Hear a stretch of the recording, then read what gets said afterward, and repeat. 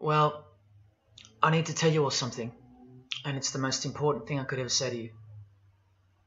In a little while, you'll know for certain that I'm putting my very life on the line and the safety of my family by sharing this with you. So I hope that buys me at least a few minutes of your precious time. If this video is taken down, it wasn't taken down by me, alright?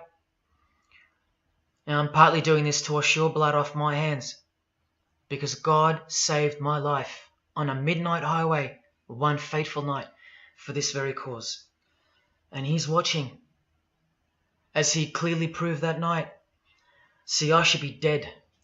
My sleeping driver was hurling us toward a concrete wall at 100 kilometers an hour when an angel of God was sent to wake me up from a deep sleep with just a whisper, and just in time. And for what? Not so I could win X Factor or buy that dream Porsche or marry that dream girl, but for this, for these words, for this moment, so I can tell you something, so I can warn you about something. Nothing could be more important than this. So cancel that movie you wanted to watch, skip that gym session. Don't scroll down to the next post. Just stay with me. Stay with me. Now, don't worry about the quality of the video or the audio. Just focus on the content. Listen to my voice and trust your eyes. Most of you won't care for the shocking thing I'm about to expose to you, because no one cares. No one cares. Not my exes, former friends, former bandmates, work colleagues, parents, family members, strangers. No one cares. But still, I'm doing all this for one person. One single human being out there. God is calling you, and He's looking for the last ones before the storm. And if you think you know where I'm going with this, please keep watching, because the most important part of this video comes at the end. Now, everything you're about to hear is a fact, and I'll prove it to you. I will leave no room for doubt. And nothing can stop what's coming. So this isn't a call for an uprising, boycott, protest. No. The Titanic is sinking, and it's unstoppable. All I'm going to do is point you to the life raft. And if you want to ignore me, then fine, proceed at your own peril. God knows I've tried. If you want to mock me, then at least share the video.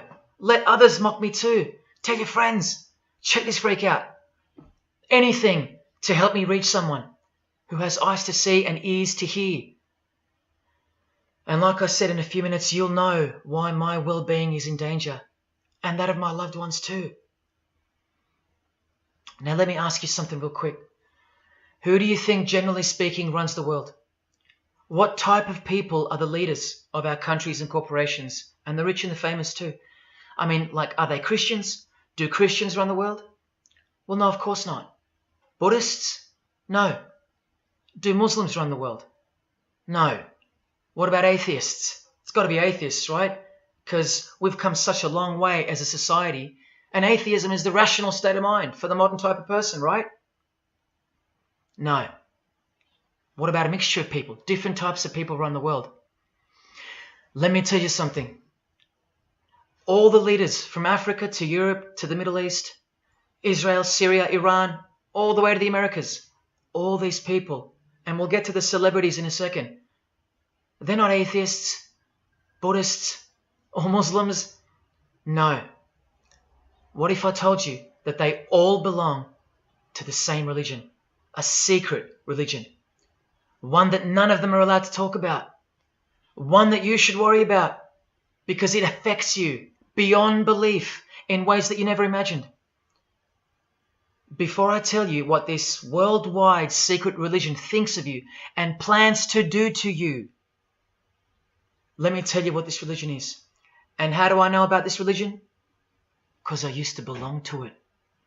And today I'm renouncing it publicly, breaking my oath of silence, which they imposed upon me and every single other member during ceremonies under the penalty of death. That's why my life is in danger. Every person you're about to see has taken the same oath as I did, over and over, no matter where on earth they're from, including Scott Morrison, your Prime Minister and mine. But see, I was plucked from it, saved from its camouflaged clamps, from its extravagant deception and its spiritual corpse, by none other than God Almighty. No one else is going to tell you this. Not your favorite singer or politician, who more than likely also belong to this hidden religion.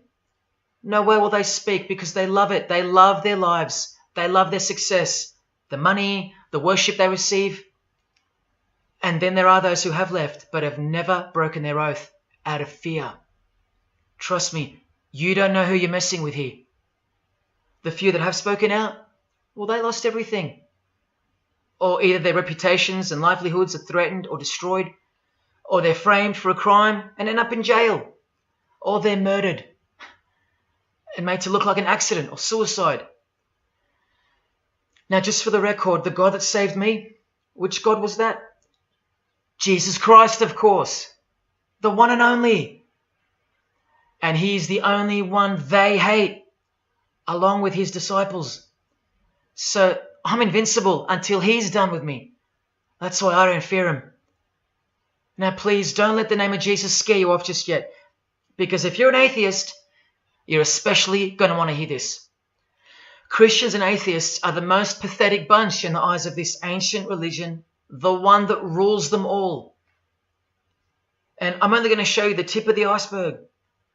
And just like an iceberg, the full body of this secret religion continues down past the line of sight, beneath the ocean.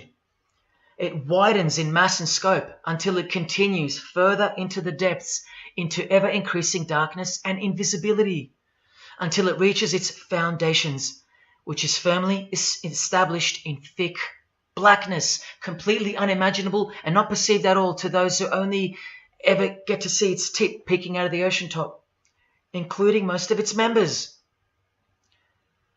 At least 75%, 80%. And unless you're a member of this religion and this secret society, as they call it, you won't be granted access to the world stage or of a position of influence.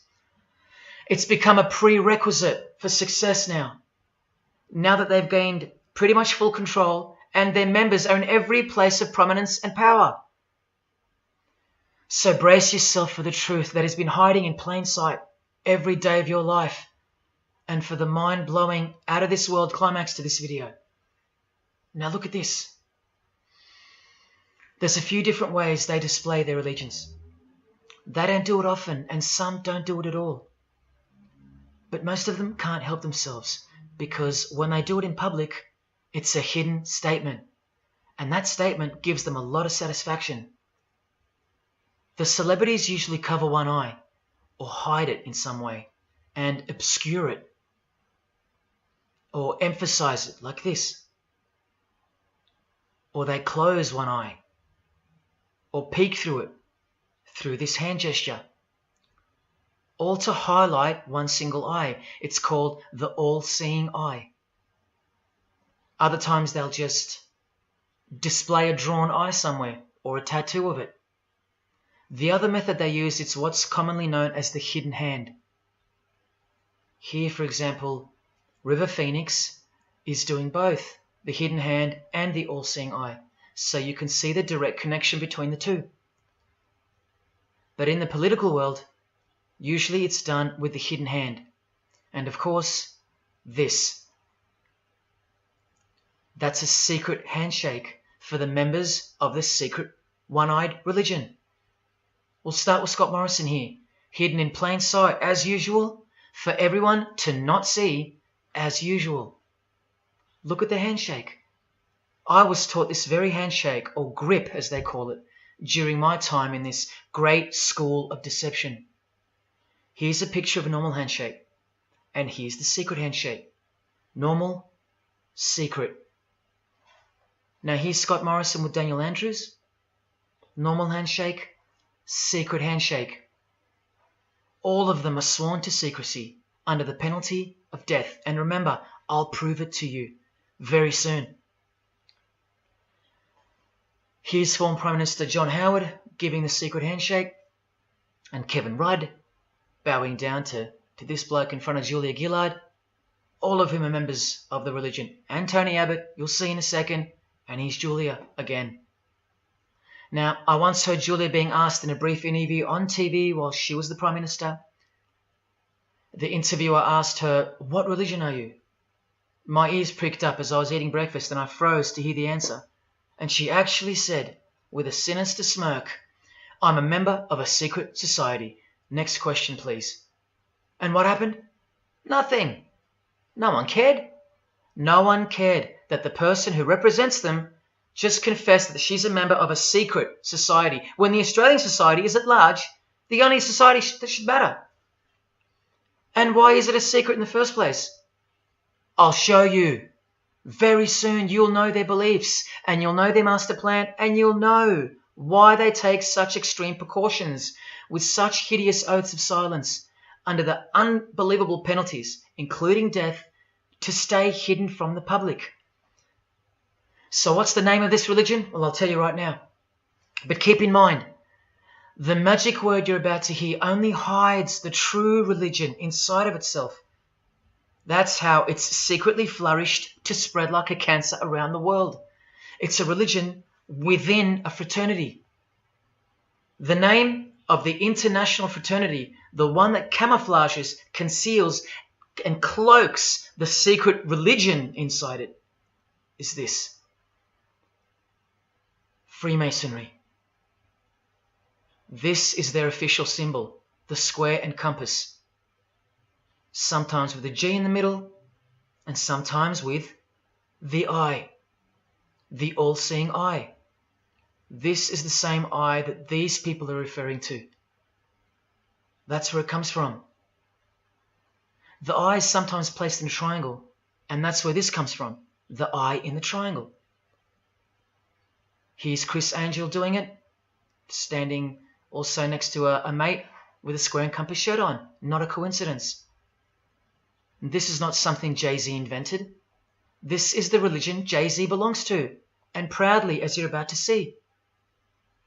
The Freemasons also placed the eye at the top of a pyramid, because the Egyptian pyramid is integral to their secret system. Here it is on Chris Angel's shirt and Madonna's jacket. That's a Masonic symbol. The Freemasons are sometimes called the Masons for short. It'll all come together and make sense really soon. Here it is hidden in plain sight at the Australian MTV Awards. And this is the MTV headquarters, by the way. Trust me, there's no doubting this. Here's the same eye in a pyramid on a Crowded House logo. Yes, initiated Freemasons. Here's the eye on the Harbour Bridge for a New Year's Eve gig. And I wonder what that eye could be referring to. So what's the connection? The religion is the connection, the secret religion. And you'll see. Prepare yourself for an incredible revelation and the amazing climax that comes at the end of this video. Now this is where the Freemasons are counting on you to lose interest, or roll your eyes and move on. Because in their beliefs, the uninitiated, meaning you, are ignorant and stupid compared to them. You're technically called the vulgar and the profane. Please prove them wrong. Prove them wrong. And stay with me just a little longer. Now the secret identity of this one eye lies in the heart of this religion that lives, breathes, feeds and grows deep inside of Freemasonry. And Freemasonry camouflages it very successfully. So it goes undetected and undisturbed until it ultimately fulfills a thing called the Great Work. That's what they call it. And they will succeed very shortly. Nothing can stop it now. And I think some of you can sense that something's coming. And who do we trust more than anyone in the world right now? This bloke. And there he is, giving the sign of the hidden hand in front of the whole world. The hidden hand sign is technically called the sign of the Master of the Second Veil in Freemasonry. Veil, get it? Meaning hidden. Now, am I saying that this thing that's happening in the world isn't real? No. I'm saying this. Spoken like a true Freemason. And you remember this guy? A safe place and a dangerous place. We must treat this new world order, this new world of COVID, we must treat this new world of COVID even in our own homes. So what is this New World Order that he accidentally mentioned? It's common language in Freemasonry, and it has been for a long time. For at least this long. Since the US $1 bill. Hidden in plain sight, complete with the pyramid in the eye. It's the ultimate goal of this religion. And I'll show you what the great work is, at any cost. And Australia, like every other country, is now up to its neck in this pyramidal, one-eyed, occult religion. You think there's nothing hidden on our own money? What about this shadow of a bloke? Who's he hiding in the background? Well, these numbers right here will tell you. And I'll show you that too. Did you know there's a giant pyramid in Australia? You want to see it? Sitting right at the centre of Australian power? Look closely, because you'll miss it. Because that's the way they designed it. There it is. Hang on. Do you see it yet? And what about now? That is the frame of an Egyptian pyramid, which we can now firmly call a Masonic pyramid, complete with a missing capstone. And if you're still in doubt that you're looking at a pyramid, there you go. A perfect to-scale pyramid hiding out of sight inside the giant frame that surrounds it. This is going to be so unbelievable to you that you probably won't believe it. Or if you're that far gone, if you really have lost touch with your own soul, you won't care. And you'll miss the opportunity to have your own eyes open first to the worst news and then to the best news you could ever wish for on this godforsaken planet in which you're destined to lose everything you have and everything you love until eventually you lose yourself. We have to establish what this religion that's hiding inside of Freemasonry actually is, and we will. And it's shocking, but it's reality. The symbol of the Freemasons itself is not what it seems. It's a squaring compass on the surface, but it conceals something that'll become obvious when I show you. But before we uncloak Freemasonry to see its true nature, its ugly face and its shameful nakedness, because I gave you my word that I'm going to prove it to you. This is the oath they have to take. This is the oath that I took. And your favorite actors and singers, just about all your heroes, just about, even some of your relatives, who probably have no idea what Freemasonry is or was, and why they took such gruesome oaths. So for those who are going to say, my grandfather was a Freemason and he was a great bloke, or don't the Freemasons run that retirement home? Just wait. Because I'm talking to Freemasons here as well. And don't you worry, they're going to come out of the woodworks. But they're all under the oath of secrecy. Don't forget that, no matter who they are. Adele, Neil Finn, Chris Angel, or Scott Morrison. The oath comes first. And here it is. This is taken from an official Masonic publication, not intended for the public. This is Duncan's Ritual of Freemasonry. In brief, I, of my own free will and accord, do hereby promise and swear that I will never reveal any of the secrets, arts, parts, point or points of the Master Mason's degree to any person or persons whomsoever.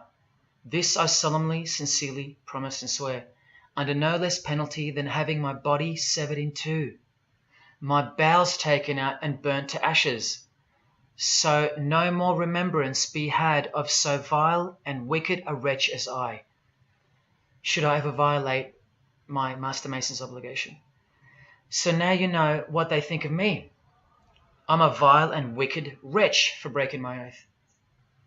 So how can anyone ever trust a Freemason when he speaks about Freemasonry? Unless you're speaking to a rare breed like me. Never reveal any parts, not even a single point, to anyone.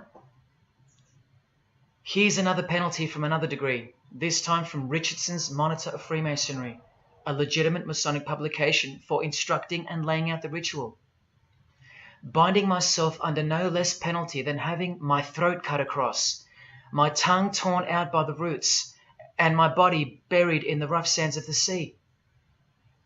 These are the penalties they swear to. And yes, the lodge has penal authority to execute.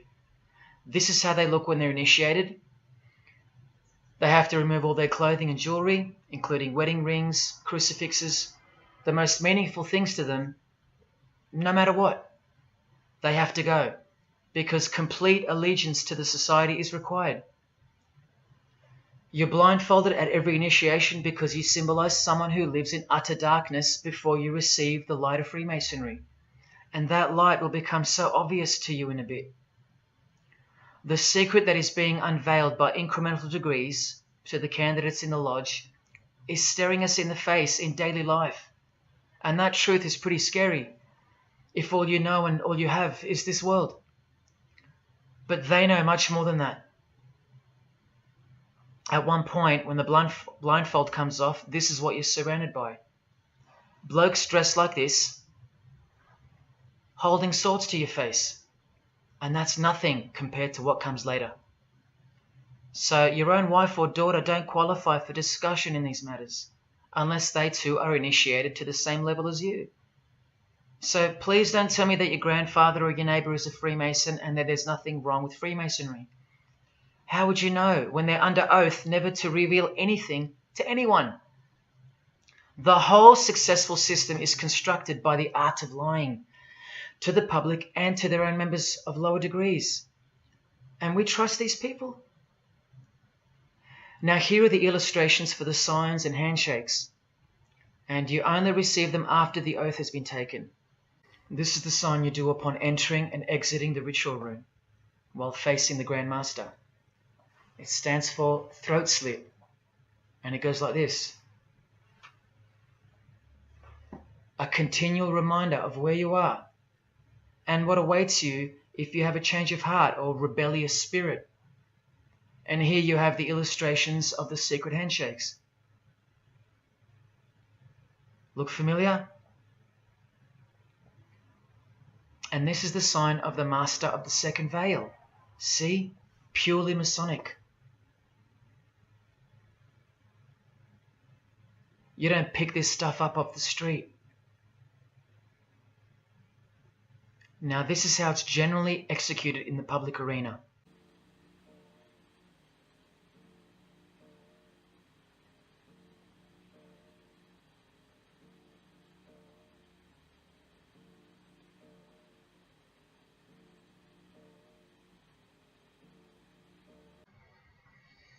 Sneaky, sneaky, huh? So when you see this, or this, you know for certain where it comes from and who they belong to. Look at Kramer on the front page of the privately circulated Freemason magazine, officially a Mason, like fellow brother Tony Abbott, and he's doing this. That's a direct link to the mysterious all-seeing eye of Freemasonry. There it is on the walls of the inside of a lodge room. So there's no reason to doubt that those who do this belong to this. This is another sign they do quite prominently. It's the sign of silence. This is from Richardson's Monitor of Freemasonry again, a finger over the lips. Now these signs are slightly morphed over time, so covering the mouth in a variety of ways is the expression of being bound to secrecy and silence. Silence or death, as Little Wayne here is portraying. Here's the oath of a second-degree Freemason on page 21 of Richardson's Monitor of Freemasonry. Binding myself under no less penalty than having my left breast torn open and my heart and vitals taken out, thrown over my left shoulder, should I wilfully transgress any part of this my solemn oath. In this degree, the penalty is to have your whole body dissected, bowels removed and heart cut into pieces and thrown into a field, where you are eaten by animals, all to protect the secret religion of the rich, powerful and famous. In the Knights Templar degree, the penalty is to have your head cut off. Listen to this penalty. And this one has happened throughout history more than any other, because it works so well without having to resort to death or the threat of death, and it's easier to execute. Now this applies to all areas of industry. It's done through the ruining of your reputation by fellow Freemasons, pointing him out to the world as an unworthy vagabond, by opposing his interests, making life very hard for you, by deranging his business, by transferring his character wherever he may go, and by exposing him to the contempt of the whole fraternity, the secret society, and the world. Wow. How many people do you think they've threatened, ruined, framed, cheated, and utterly destroyed to protect their secret religion? And in case you think the Masonic Lodge hasn't got the authority over the initiates, especially the ones in the high degrees, this is from the Encyclopedia of Freemasonry. Under mandate, the orders and decrees of the Grand Master or of a Grand Lodge are called mandates, and implicit obedience to them is a Masonic obligation. And in Sickles' Monitor of Freemasonry, you plainly see they have a right to kill. A lodge has a right to exercise penal authority over its members. Exercise the penalties. So don't let a Mason tell you, oh no, that's just symbolic, the oath. Their laws are above the law of the land, and the proof are the oaths themselves. Because in normal society, you can't ask someone to accept having their throat slit as a penalty in order to be a member of any club or workplace. Unheard of. But not in Freemasonry, not in the secret society world. I told you, you don't know who you're dealing with and what's coming for us all. Here's what they think of the public. Here in speaking to the candidate, it's stated, but have a care not to defile the sanctuary by a spirit of curiosity, meaning don't try to join us just for fun. And take care not to increase the number of the vulgar and profane, meaning don't invite too many outsiders to join because they're vulgar and they're profane.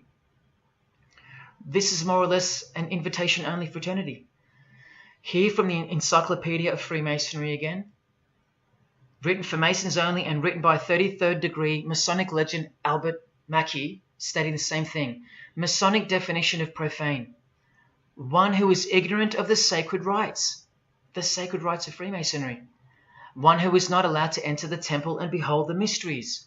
And here, being uninitiated. That's the world at large. And here from this old ritual book written by the same legendary author, in the 33rd degree initiation, the Mason drinks wine from a human skull, which has been the cause for a few to leave Masonry, because they wonder, whose skull is this? In the 30th degree, part of the ritual involves stabbing skulls. Illustrated right here.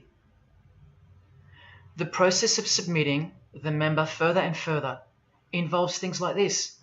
See, the candidate who's seeking admission into the next degree to receive more light has to be humiliated and intimidated. This guy here has his foot on the candidate's head. This is what our celebrities and politicians and the most prominent members of our society have done and continue to do. No one is exempt from this. And this is the intimidating and frightening path that you must take that binds you to the secret society before you are revealed the true beliefs of the religion. So can you see the risks I'm taking? You have to stay till the end. Don't let me down. Don't let yourself down or your fellow man. Believe me, it'll be worth it. Now here's one of the 3 greatest Freemasons of all time, who actually helped construct the 33 degrees or rituals of modern Freemasonry, Albert Pike. A hideous man with a deeply complicated mind, and one who will soon help you to see who they really are. This is how important he is to Freemasonry. He's buried here, in the House of the Temple, a Washington Masonic Lodge, just around the corner from the White House.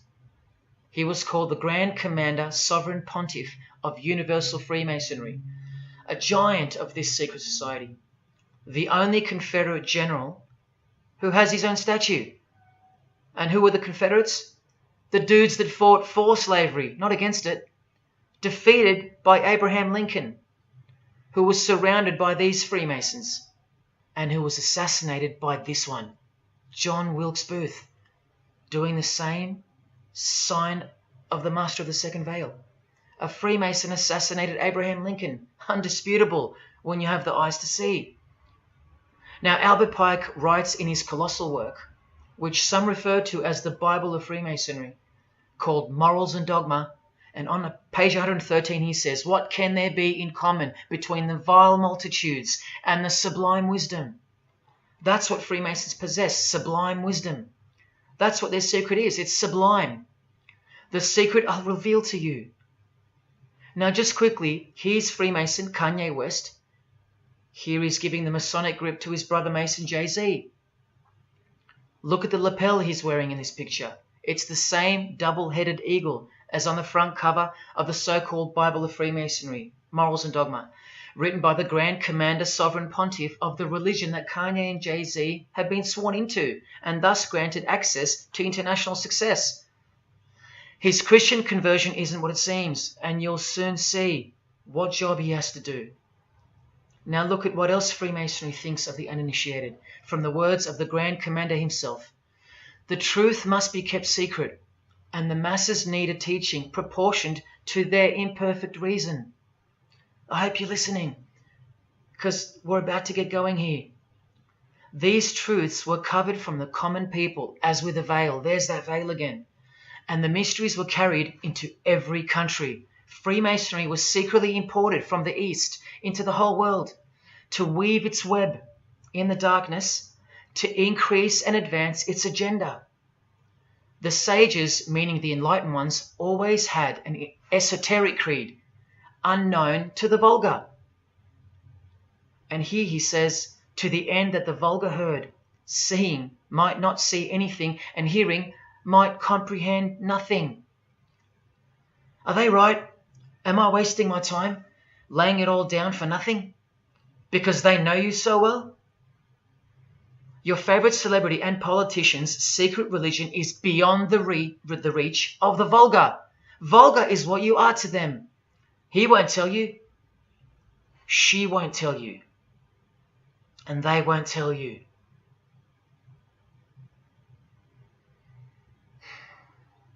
Because the other obscene penalties from the rituals of Freemasonry include having your ear and hand chopped off, or both hands, being hung in your own home, and my personal favourite, having the top of your skull cut off so your brain is cooked in the sun. Now, can you imagine what they're hiding? And then the ritual monitor goes on to illustrate the same secret handshakes and signs. Hidden hand, sign of silence. These people mocking us, sometimes to our face with their symbolism, while we respect them, admire them, and sometimes even love them and idolize them. All of them partaking in the same initiation rituals, to belong to the secret society, a prerequisite for success, to belong to the religion that gives you everything you want, everything your heart desires. While the Gospels teach accurately that the heart is wicked. Now here is a practical example of how Freemasonry comes first, even above the title of president. Here's a portrait of George Washington doing the sign of the Master of the Second Veil, and here, Freemason, before and above president. And if you think that's just by chance that they put the word Freemason above president, then here, read this genuine quote from Harry Truman. This should tell you how deep the consequences of Masonic initiation go and what lies deep within. It's Freemasonry above everything else. There's the Queen showing her allegiance over and over. And here's the Queen leaving a very special hospital with a very special nurse. And this was the Queen's father, fully dressed in his Masonic regalia, and that God-forsaken apron they wear, which also hides something, just like the square and compass. In fact, what the apron hides is what the square and compass really represents. And it's staring you right in the face. Can you see it yet? Prince Charles, handshake, hidden hand. Prince Harry, Prince William. And here is the Grand Master of English Freemasonry, Prince Edward, also in full gear. What a lovely looking chap. And now he's giving the Masonic grip in front of this stone that was placed there to memorialize his visit to Cape Town Lodge. And what about this guy? Prince Philip, husband of the Queen. Do you remember him saying this? Yeah, and here's the article in case you think he didn't. Initiated member. Do you slowly see what the Masonic mindset is? We are beneath them. And the craziest thing is, if they can turn you into what they think of you, then you deserve what's coming. It's a natural law. It's the law of nature. And I'll soon show you their real Bible, for lack of a better term, which justifies it all, and the one which guides their morals. And it makes a lot of sense, because the power of the deceptive phenomenon of Freemasonry lies in the fact that it contains real truth, intertwined with untruth. Now, this actual book that guides their morals and plans, it isn't written by hand, and it's been around longer than the Bible. So they think it's purer, sublime as they call it. And it's the foundation on which the religion is built upon. And that Bible, so-called, that unwritten Bible, is the key to unlocking its secrets. I'm going to hand you that key. And it's all going to come together like a flood. So they're going to own it all by their own words and actions. And they're going to introduce us to a new system of life, but only after a number of shocking events take place, which I'm so close to telling you about.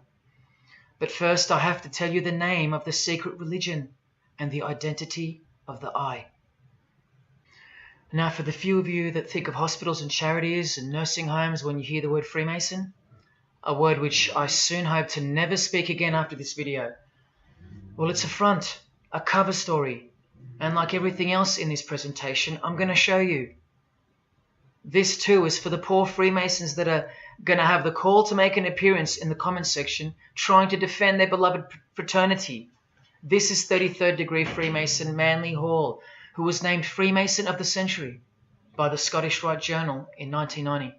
And you'd be surprised how many Masons haven't heard of him, because they don't bother entering the Masonic library and searching out the mysteries themselves. These same Masons think they know something, and they parade themselves on websites and social media, calling people like me, oh, he's just an anti-Mason, anti-Mason. Blind fools at best, deceivers at worst.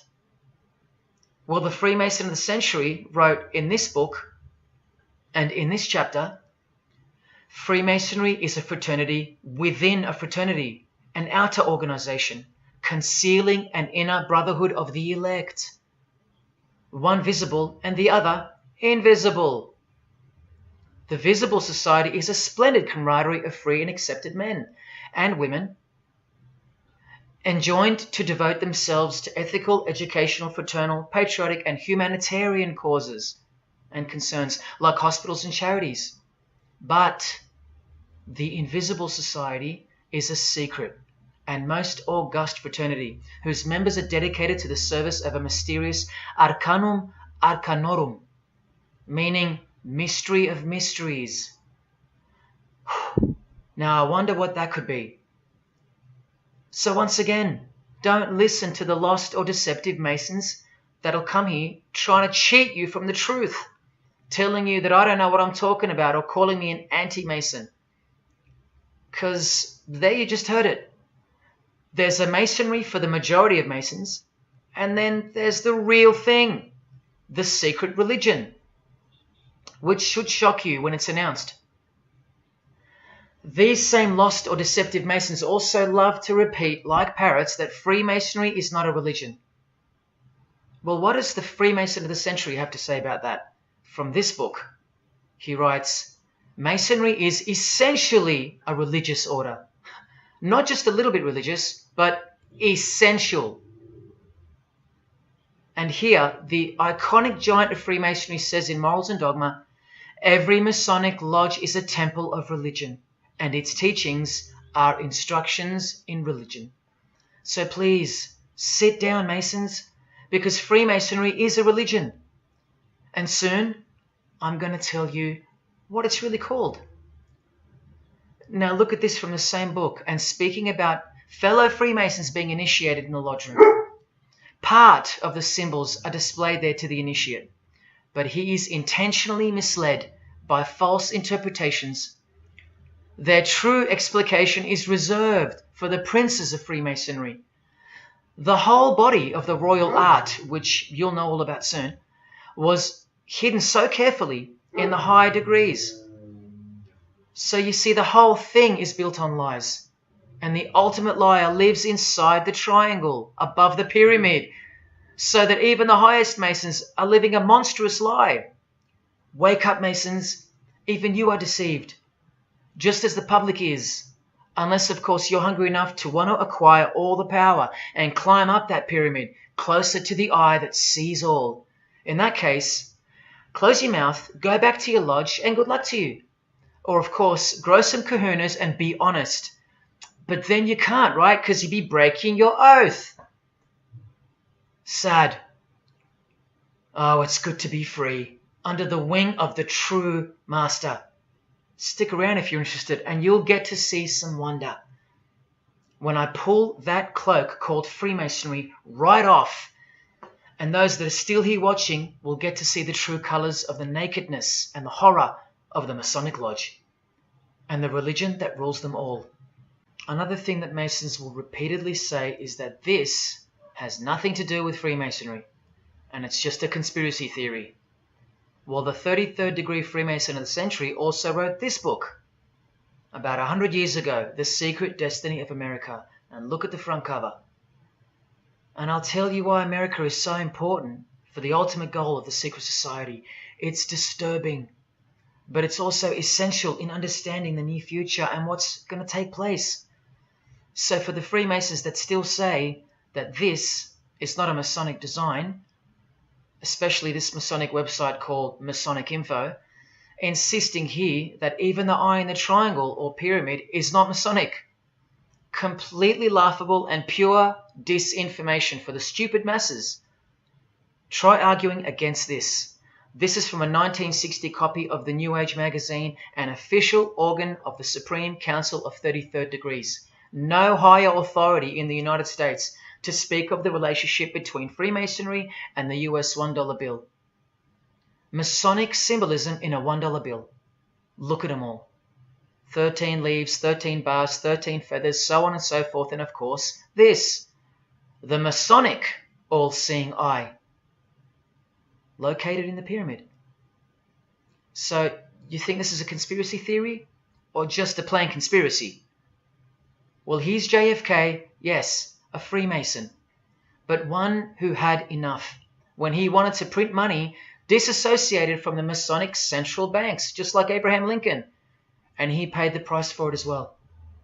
Listen to the speech we never hear about in school, more proof that they control the education system here and everywhere. Please, just have a quick listen to this.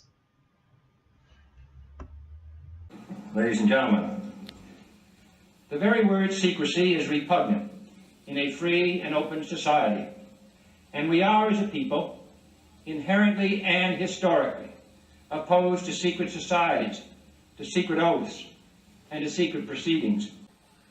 For we are opposed around the world by a monolithic and ruthless conspiracy that relies primarily on covert means. I am asking your help in the tremendous task of informing and alerting the American people.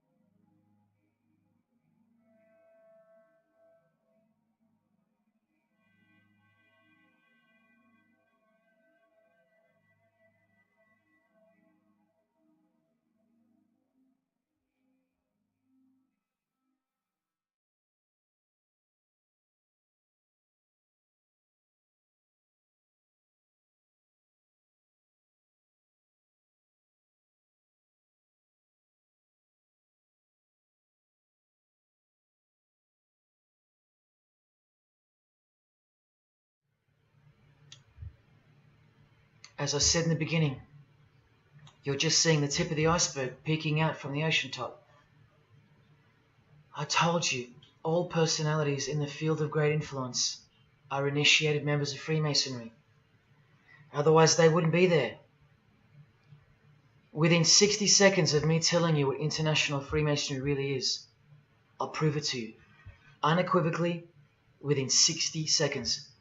And then I'm going to drive it home, and then I'm going to show you what they're planning with this new age they're implementing, and then the conclusion, which is by far the most important part of this presentation. So when you hear me tell you the truth in just a moment, don't switch off in disbelief because you can't believe that your favorite idol or whoever could possibly be involved, like you know them or something. You don't know these people.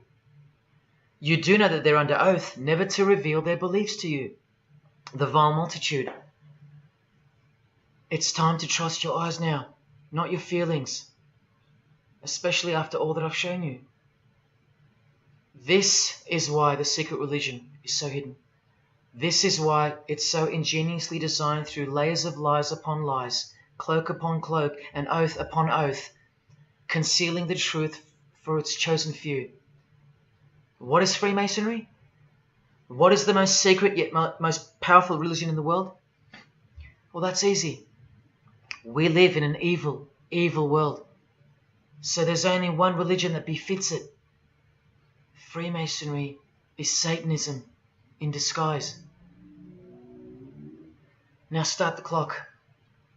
From Morals and Dogma, prepared for the Supreme Council for 33rd degree. That's the highest degree in Freemasonry, and written by the undisputed heavyweight champion of modern Freemasonry, Albert Pike. On page 321, he boldly states, Lucifer, the light bearer. Strange and mysterious name to give to the spirit of darkness. Lucifer, son of the morning. Is it he who bears the light? Doubt it not. Did you hear that? Lucifer is God, and do not doubt it. Come on now, stay with me. Here from the Encyclopedia of Freemasonry, written by 33rd degree Freemason, a beloved member of the craft, Albert Mackey. He tells us whose name represents the good principle in Freemasonry's secret worldview. Writing under the Masonic meaning of the word pentagram, he says that the pentagram, depending on its position, represents good or evil. See how he puts the positive aspect in the first position? Good first, evil second. Good or evil, light or darkness, victory or death, initiation or profanation, Lucifer or Vesper. Lucifer is good. Lucifer is light. Lucifer is victory. And Lucifer is true initiation. See, if you're not initiated, you're profane. If you haven't figured out that God is Lucifer, you're vulgar and profane. You're stupid, in their own words. That's the beginning of their big secret. God is the devil, and we're already in hell right now. Now from the Freemason of the Century, Manly Hall, and this will make it 3 out of 3 legends of Freemasonry stating the same thing. In The Lost Keys of Freemasonry on page 76, when the Mason learns that the key to the warrior on the block is the proper application of the dynamo of living power, he has learned the mystery of his craft. The seething, surging energies of Lucifer are in his hands. Do you see? The world's hidden religion, with its universal one-eye symbolism, who was revealed slowly and by degrees only to its dedicated members, is Satanism, or Luciferianism as they prefer to call it. Now all the oaths make sense, don't they? Now all the rituals make sense. Now all the penalties make sense. And their secret signs and symbols and handshakes all make sense. While the bulk of Freemasons make the external image of the fraternity and know nothing of who rules over them and who or what they're protecting. But which craft do you think the Freemason of the Century is talking about here? Which craft? Which craft? Which craft?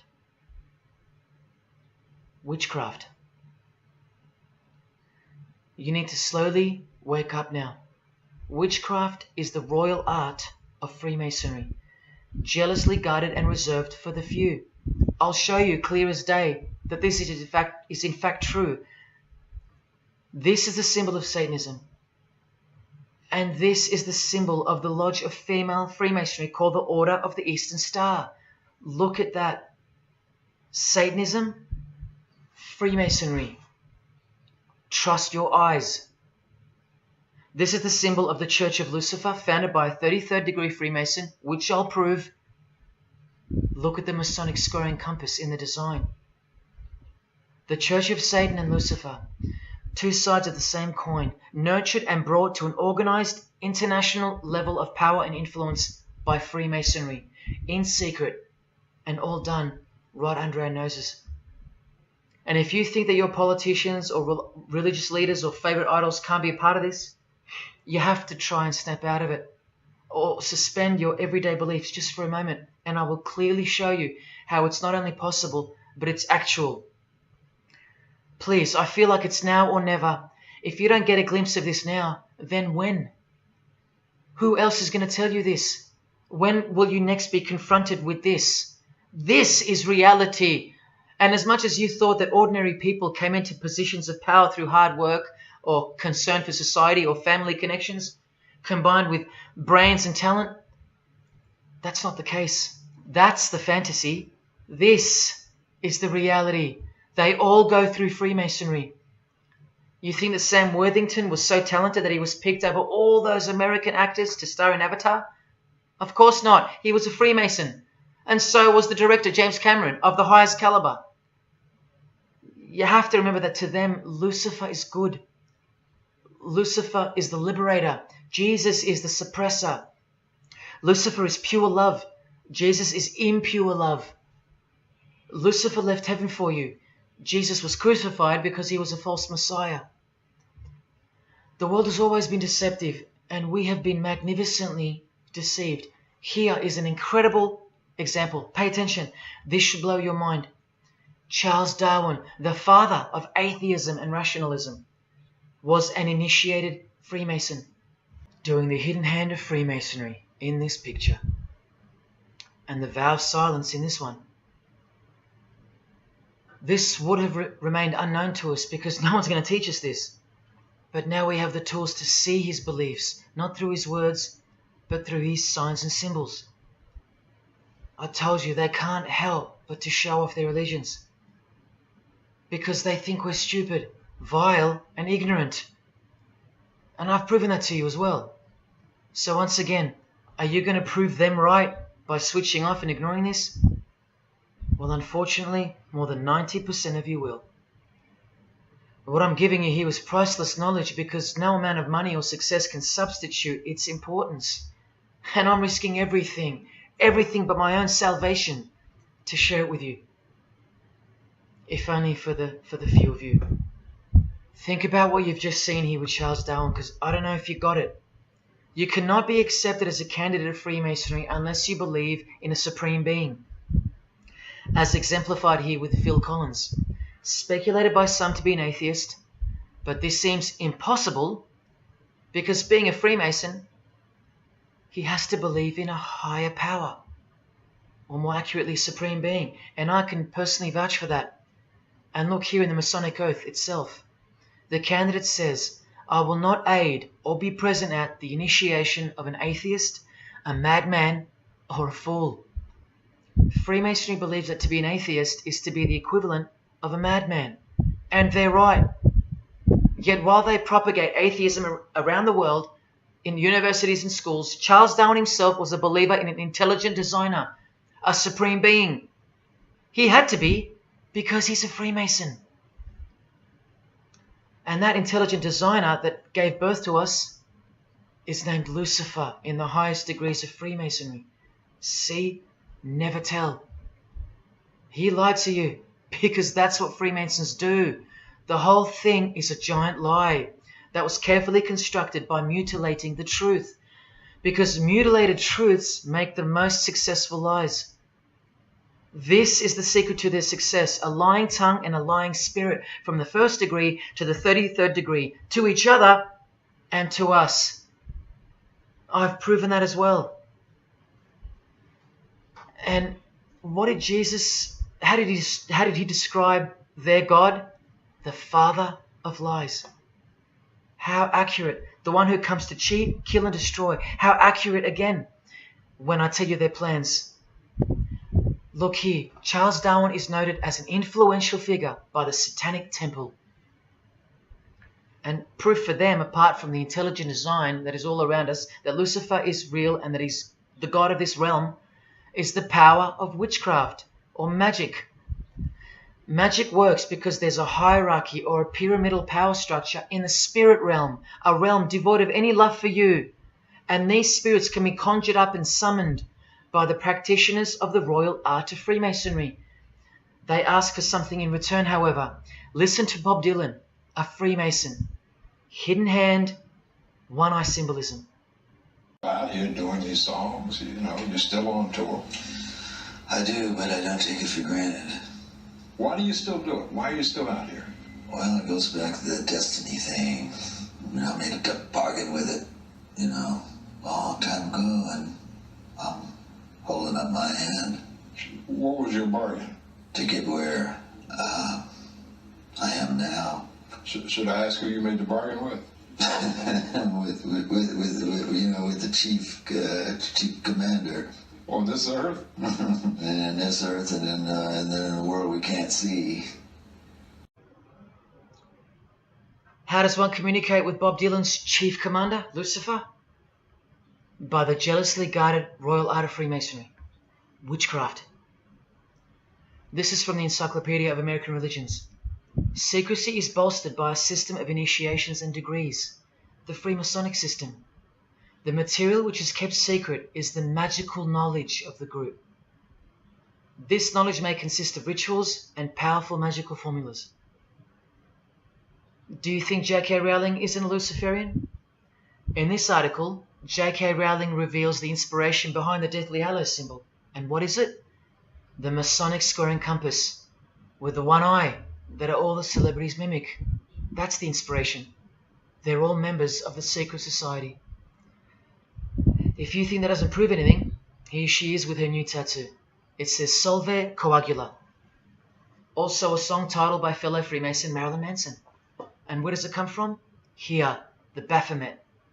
The image of Lucifer as conceptualized by another Freemason, Eliphas Levi, in his book, The Doctrine of Transcendental Magic.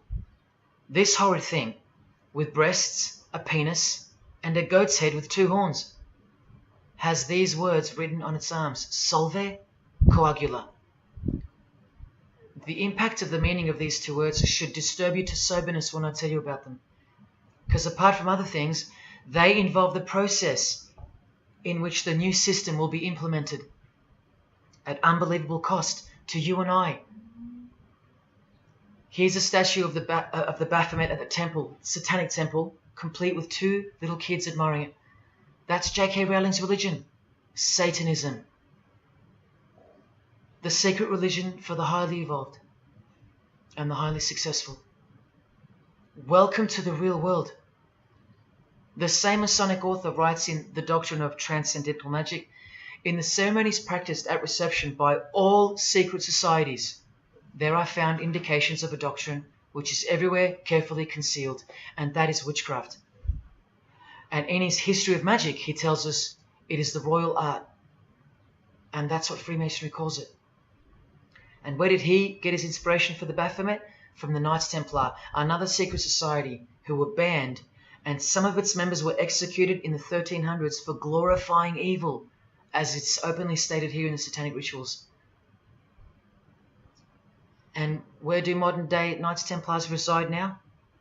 Within high degree of Freemasonry, right here. Again from the encyclopedia, and listen to this. The continuing impact of speculative Freemasonry, which means modern day Freemasonry, provided fertile soil in which new magical orders could grow. Magical orders, meaning other branches of secret societies, of which Freemasonry is the umbrella. Because Freemasonry is the king of secret societies. Just like JFK tried to tell us, it's the prestigious channel that one must go through. And it is the reason that the oldest religion in the world has made a colossal comeback and is now on the brink of success. Which, as I said, nothing can stop now.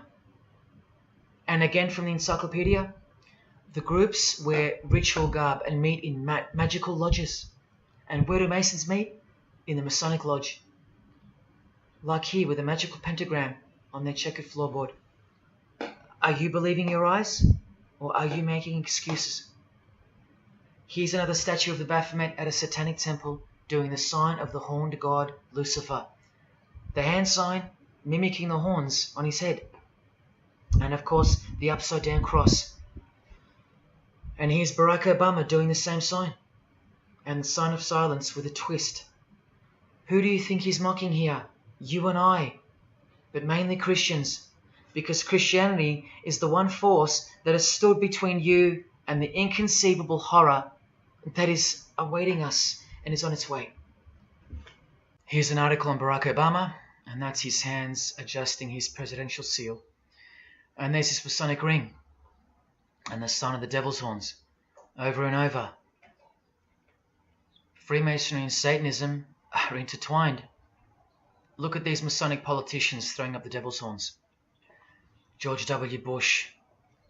Look how sneaky and sinister the look on his face is here. And the manner in which he's delivering the sign. In front of the whole world. Is he a fan of rock music? Is he saying I love you in sign language for the deaf, like some people like to say? This is his fraternal order called Skull and Bones, also known as the Order of Death, where you lie naked in a coffin with what's called a temple prostitute during initiation. Clearly a Masonic order, with this guy displaying the hidden hand of Freemasonry. In Stanley Kubrick's last movie before his death, he's telling you that all prominent members of industry, including politics, as the movie goes on to show, are members of a satanic secret society. In it, he shows the members engage in an orgy and feast after the ceremony of dedication to their horned god. To identify which secret society he's referring to, he leaves the clues in the artwork. Not once, not twice, but 3 times. The One-Eyed Religion. And who do you think the title of the movie is dedicated to? None other than the stupid, ignorant, and uninitiated masses watching the movie. And you know it now. He knew that when we'd leave the cinema, we'd be commenting on the performance of Tom Cruise, or giggling about the orgy scene, or just being disappointed because the movie went too long, or some other meaningless critique, with eyes wide shut. Look at the cover of his other movie, A Clockwork Orange. The eye on top of the pyramid. And on his shirt, the word devil in Italian. Let me take it up a notch, in case this isn't registering. Listen to the founder of the Satanic Church, Anton LaVey, tell us in his book, The Satanic Rituals, which is a companion to the Satanic Bible, Masonic orders have contained the most influential men in many governments, and virtually every occult order has many Masonic roots. This is back in 1972 he said this. Now 40 years later it should read all governments, not many. And why is the founder of the Church of Satan talking about Freemasonry, the most respectable and charitable fraternity in the world, that no one seems to talk about and that we never hear about in school? This is why. Because the Satanic Ritual is a blend of Gnostic, Kabbalistic, Hermetic, and Masonic elements. That's crazy, because Freemasonry is a blend of Gnostic, Kabbalistic, and Hermetic elements too. Any Masonic writer will confirm that. But how can that be? Because Freemasonry is Satanism in disguise. On page 106, every rite of the Black Order employed Masonic principles. Every rite of these Black Orders, one of which was called Freunden von Lucifer, which translates to Friends of Lucifer. And guess what? There are numerous manifestations of Satanism in Masonic ritual, including the goat, the coffin, and the death's head. Please awaken, O sleeper, and let the glorious light of the truth dawn upon your sleepy eyes. How did Freemasonry get away with this? Just like Jesus, the greatest enemy of theirs, said they would, by dressing the wolves as sheep. A satanic underground carefully cloaked in Christian trappings. That's how Freemasonry got away with it. We can't find out about it because they run the media and the education system clearly. John F. Kennedy was brutally assassinated after he attempted to inform us that we are opposed around the world by a monolithic conspiracy. Did he know that Lucifer was the god of Freemasonry? I don't know.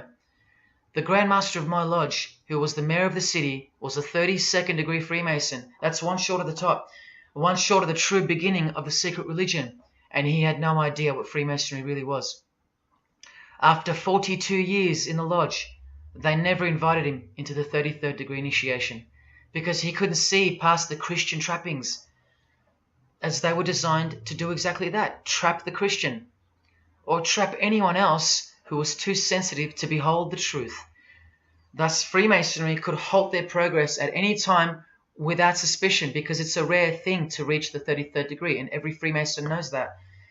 So that there are no rude awakenings that take place with those that aren't ready to embrace Lucifer as the true god of Freemasonry and the world.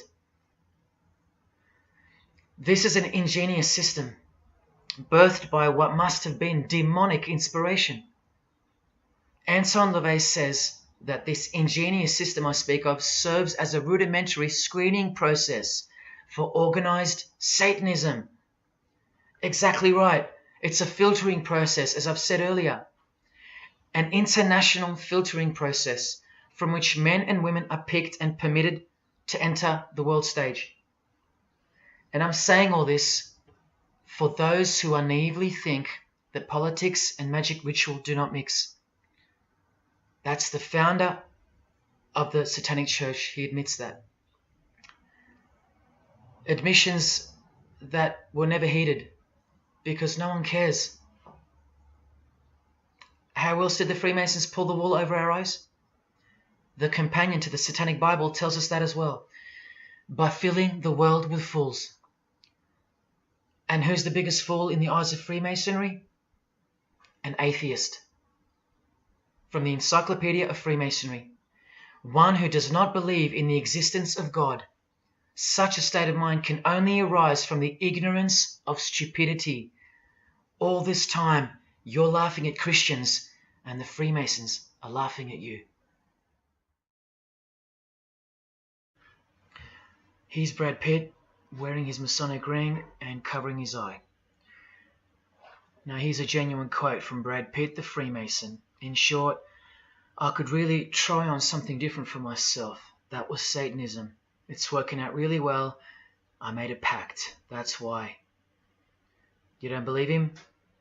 Bob Dylan does. And the hand sign they all do. Allow me to show you what it symbolizes. And now that you know what you know, it should make sense to you. It stands for 666. Yes, indeed. Satan's number, foretold by Jesus Christ. Now just hang on, let me prove it to you. Here it is for all to see on this shirt design, worn by Guns N' Roses guitarist Slash. See the I in the middle of the 6? Repeated 3 times. That's 666. In this one, the design in the shirt is clearly demonstrated by the person wearing it. Another example, the hand sign with 3 6s on the shirt. Here's a movie poster, the hand sign and the 6 on his lapel. Connect the dots. Here's Don Cheadle, the hand sign, and here he covers one eye with the dice. What's the number on the dice that he holds toward the camera? 6. There's literally 3 6s that manifest in the hand sign itself, like this. That's why they do it. Here's Drake with the most obvious example, holding up the hand sign with the all-seeing eye of Lucifer on his bicep. And here, blatantly connecting the 6 to the hand sign on the artwork to one of his songs. The hand sign over one eye, obviously signifying a 6. This is proof. The number is mystical and it's grounded in reality, and it's related to sex rituals within witchcraft. You'll see, I'll show you.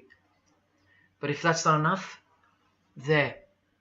Drake is clearly intending that hand sign to be a way of communicating the number 666. A hater of Christianity and Jesus Christ. But I wonder why. He has everything he desires. Christians aren't suppressing him. He doesn't hate Buddha or Muhammad. None of them do. No. Jesus is who they hate.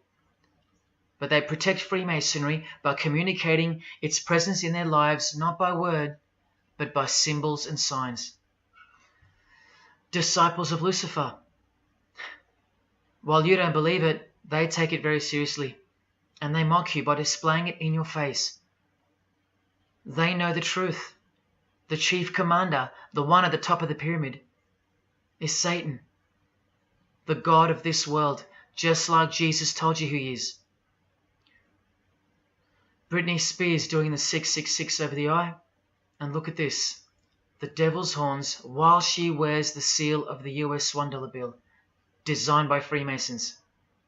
You know why now. You just have to stop denying it. Freemasonry is Satanism in disguise. This is how they tell you.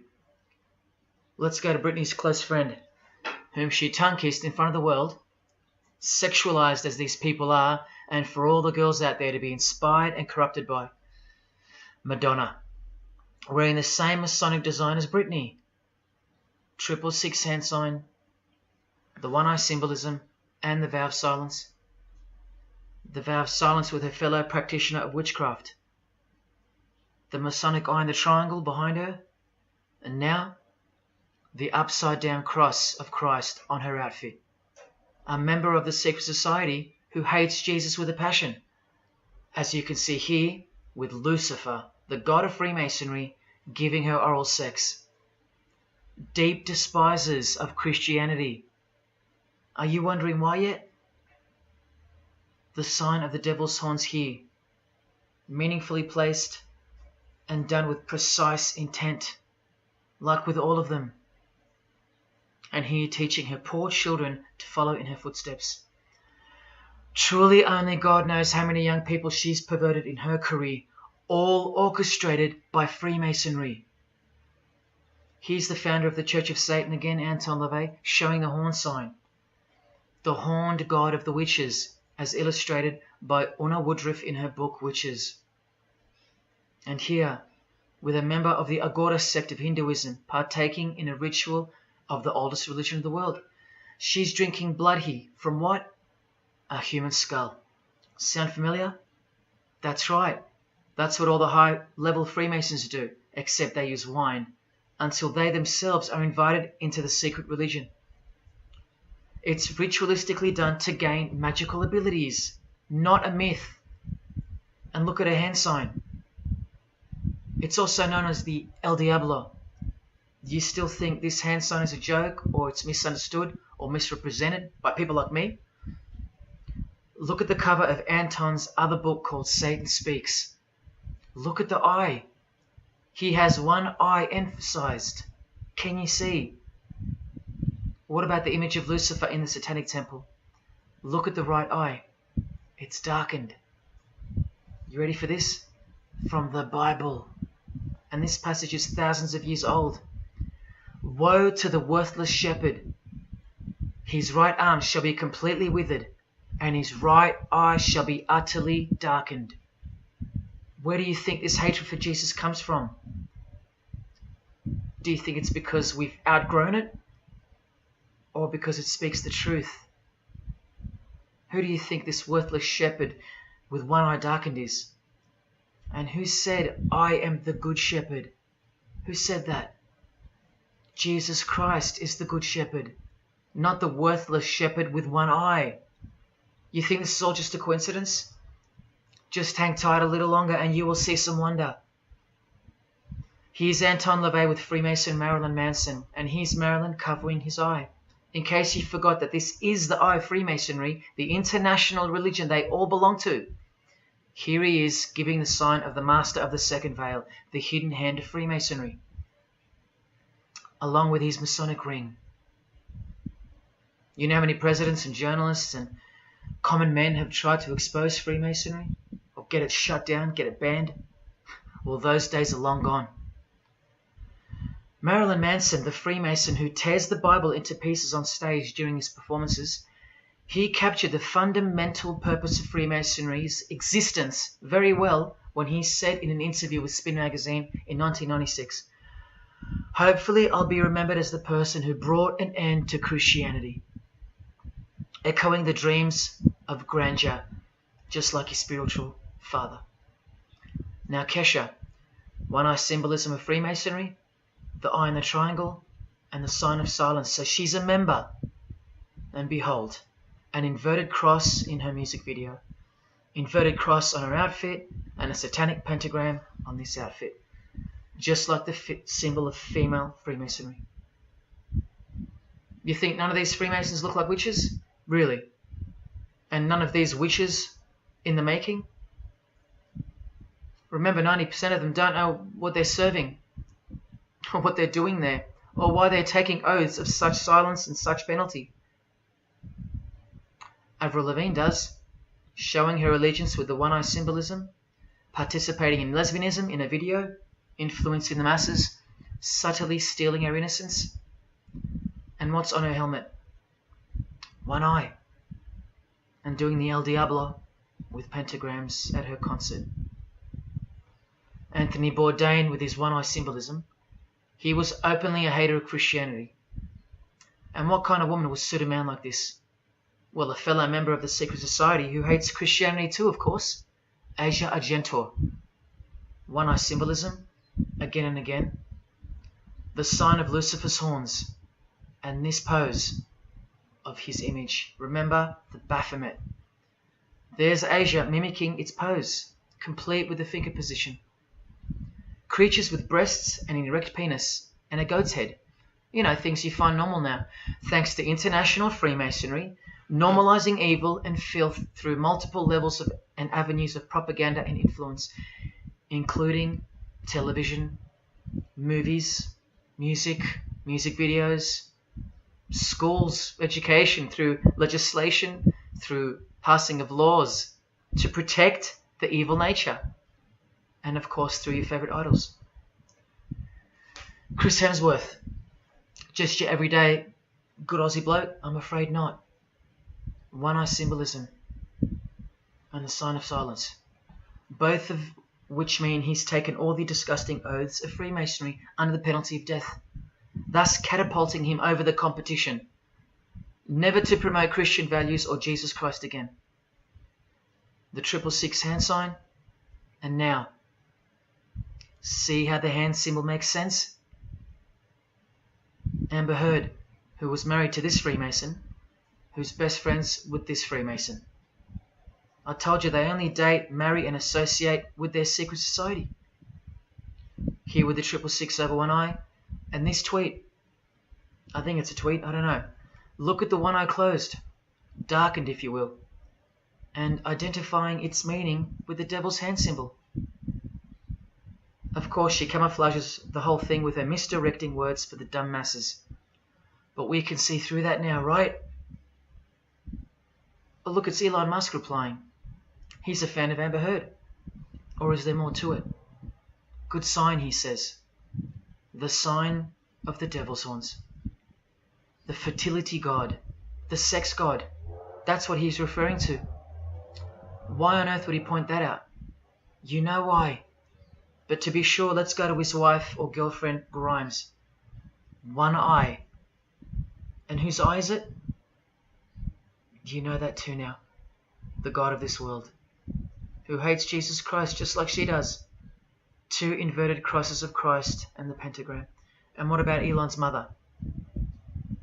Of course, all members of the secret society. Most of us who never even knew it existed. Blink-182, initiated member with some of his secret brothers from the lodge. Vow of silence. Sign of the devil. Cyndi Lauper, all-seeing eye. Vow of silence. the sign of the god of this world. Christian Bale, who thanked Satan at an award show, doing the sign of the master of the second veil, the hidden hand of Freemasonry. Ashley Tisdale, all-seeing eye, social media post, and hanging out with her boyfriend, who proudly wears the satanic cross. You think they belong to the same religion? Of course they do. Bonnie Wright, one eye and the satanic horns. John Cleese, I include him here because he's a well-known hater and mocker of Jesus Christ and Christianity. He got rich off it, and he's a proud Freemason, showing his allegiance. Motley Crue, Nikki Sixx, Tommy Lee, Vince Neil holding a cross upside down, and their album cover. Secretly Freemasons under oath while promoting Satanism in the open, doing their job and influencing the masses to hate Jesus and Christianity and to live a life of sin through seduction of their music. Secret Society member Jimi Hendrix hiding one eye and telling you about the secret powers of music. Nirvana, Kurt, bass player Chris, Dave Grohl, Dave and Jack Black making the sign of the pentagram, a geometric tool used in the magical curriculum, and Dave wearing his upside down cross. Hard to listen to all those beautiful songs he's written now. Courtney Love and her daughter glorifying the symbol of Satan, and Nirvana discovering something on a road trip while covering some numbers up. Proud Satanists, all secret Freemasons. Here's Quentin Tarantino. Now that we know what we know, can you see through this picture to reach its true meaning? The all-seeing eye, whose identity is revealed by the hand gesture, which is 666, with the vow of silence and throwing up the devil's horns, which I hope you can finally see means something. Share. Can this get any more obvious now? The sign of the vow of silence being made with the sign of the devil, telling you that the secret which isn't to be spoken of is Lucifer, right there in front of you. Speaking through signs and symbols, like Confucius said, signs and symbols rule the world, not words nor laws. Cardi B, I just want you to see a few connections between the one-eye symbolism, the 666 hand sign, and the horned God symbol. Eddie Izzard, all-seeing eye, hidden hand, and mimicking the horns of the Masonic God. Oh, but men love the darkness rather than light, as the scriptures put it so solemnly. Look at how precise that statement is. With high-ranking Freemasons loving the darkness so much that they define the darkness itself as light. Watch. In MasonicWorld.com, an article by Worshipful Master John Alexander, who has journeyed from the lower degrees to the high and sublime degrees. This is the religion of our leaders and celebrities, so listen. He writes, every ritual from the high and sublime degrees that I've ever read contains the statement, I beg you to observe that the light of a Master Mason is darkness visible. I put it to you, brethren, that this is the most accurate description of Masonic light that you will ever find. Think about what you just heard, because this is what they learn. Masonic light is darkness. And this is before they enter the real religion of Freemasonry, Satanism. That's why in the high degrees the ritual states to the candidate, I beg of you to observe, meaning to ponder, to contemplate what they mean by the statement. My 32nd degree Grand Master, he never understood. And they don't push you, remember? It's all a screening process to weed out the weaklings who can't handle the truth. The truth that this is how the all-seeing eye sees things. Evil is good and good is evil. Look at what he says immediately afterwards. In keeping with our normal Masonic practice of burying our important truths deeply, the ritual sets out to immediately disguise this truth. Usually people bury their lies, but Masons bury their truths. Because their truth is that God is the devil and that we are in hell.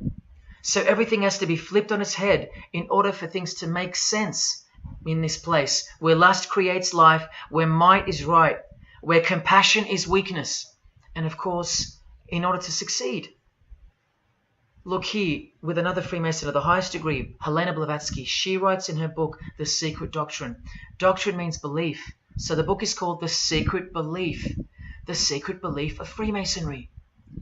She says, the sons of God, of whom Satan was one, all those spiritual beings were called angels of darkness, because that darkness is absolute light. Do you see how far they go to protect and glorify the darkness? Because men love darkness rather than light. If these were just randoms next door or some minor cult, I wouldn't be telling you about them, and I really wouldn't care this much. But these are not randoms. These are our heroes. These are those who have crept into the power structure very slowly since 1717, when the first Masonic Grand Lodge was organized, to overthrow Christianity and the world. These are those who we admire, trust. And these are those who have perverted our culture with one hand, the hidden hand, while upholding it with the other hand. So you can never call them out, because they run charities, nursing homes, and children's hospitals in the open, while they propagate smut, violence, debt, and of course atheism in secret. While a plethora of everyday distractions are endlessly supplied to us through entertainment and news, plowing through our lives. That's political Freemasonry, politicizing everything, including entertainment, supplying you with their heroes and their idols. And now that 95% of the world have been spiritually disarmed by thinking, oh, the world is a good place and Jesus is a myth, they've rigged our infrastructure and they're about to bring it down so they can build up their new world from the ashes. A completely new system of life on this planet is coming. I promise you that. In a book called Satan's Master Plan, LaVey affirms his commitment to destroy Christianity. Now check out Anton LaVey, once again in perfect parallel with Freemasonry, stating in the Satanic Bible, waiting at the darkness visible for that bright and morning star. Bright and morning star being a reference to Lucifer. The exact same expression as the Freemason and worshipful master John Alexander that we just heard describing Masonic light. Darkness visible. Identical language. Because Freemasonry is Satanism in disguise. This is what the initiated queen of Freemasonry, Helena Blavatsky, says of the bulk of Freemasons in her book. The knowledge of their members about the full signification of their symbols is nil. And that's of course true to the Freemasons listening. How do I know she's a Freemason? Because her diploma was reproduced on page 66 in Freemasonry Universal, Volume 5, Part 2, in the Autumn Equinox, 1929. And also because she's displaying the Masonic penalty sign, like all these Freemasons.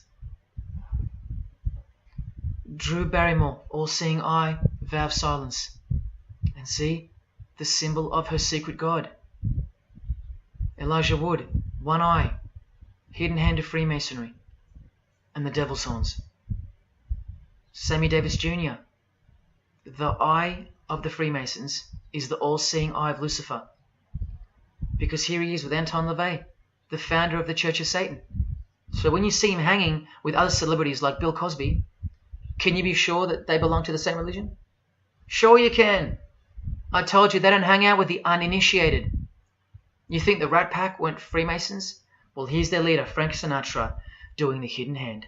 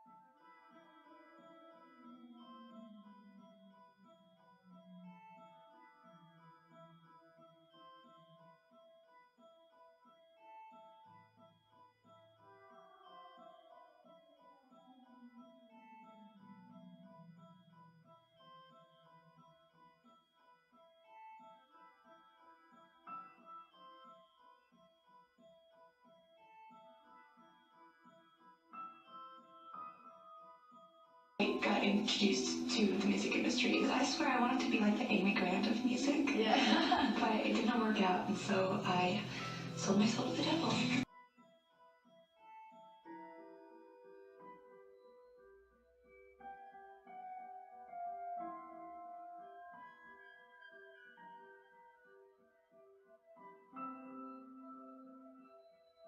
On that, have you considered maybe doing more acting? I only had a few lines. It was fantastic, but I can't really tell you anything else. But it was. Sure you can. I know I can't. It's very secretive. It's a very secret society.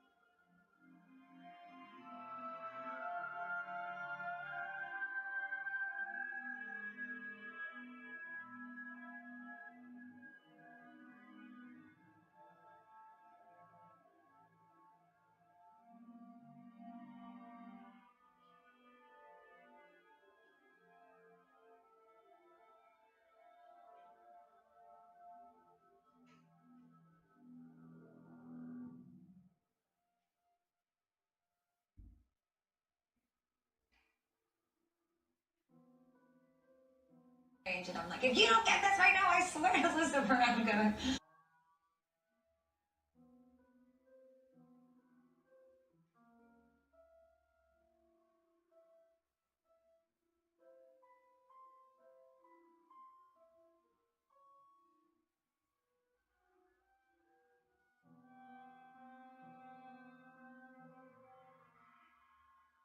poker facing with your sexuality. When I was making love to my old boyfriend, I used to think about women sometimes. Oh, good Lord. I'm sure he was delighted when you told him. Oh, good Lord. I'm sure he was delighted.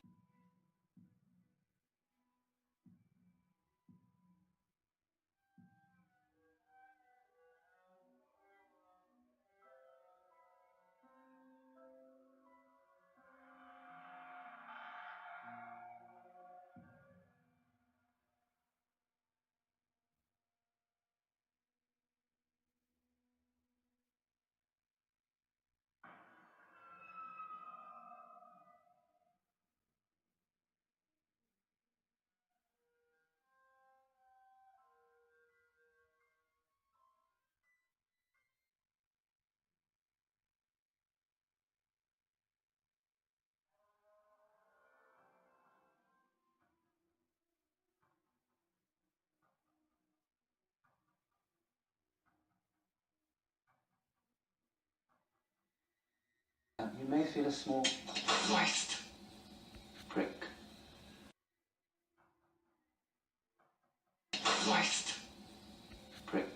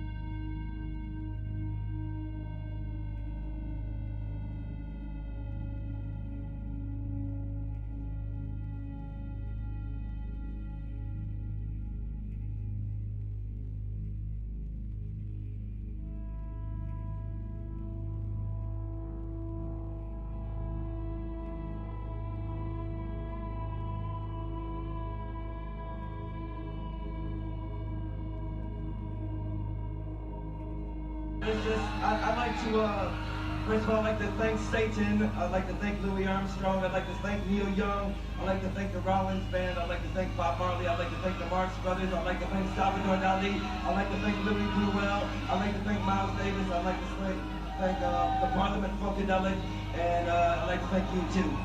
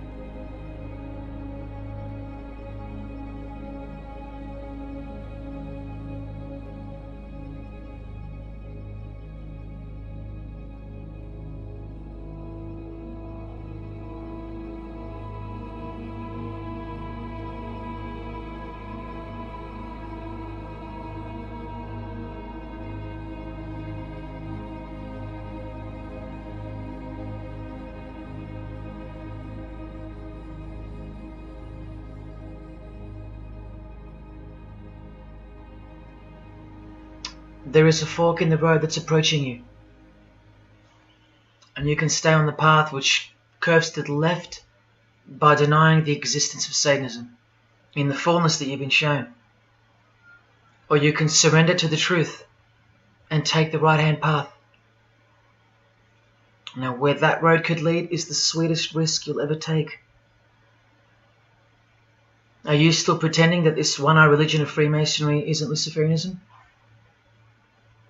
See, this here is the biggest obstacle you'll ever face. The very thing that could lead you to the prize is the very thing that will keep you from it. The reality of international Satanism. In the shadow of Christianity, Satanism has always been there.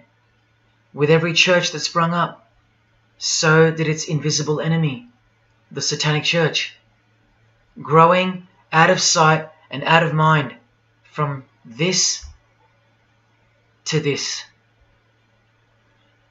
And Christianity has long been deprived of its power, as clearly demonstrable by the absolute lack of preaching against the institution of Freemasonry.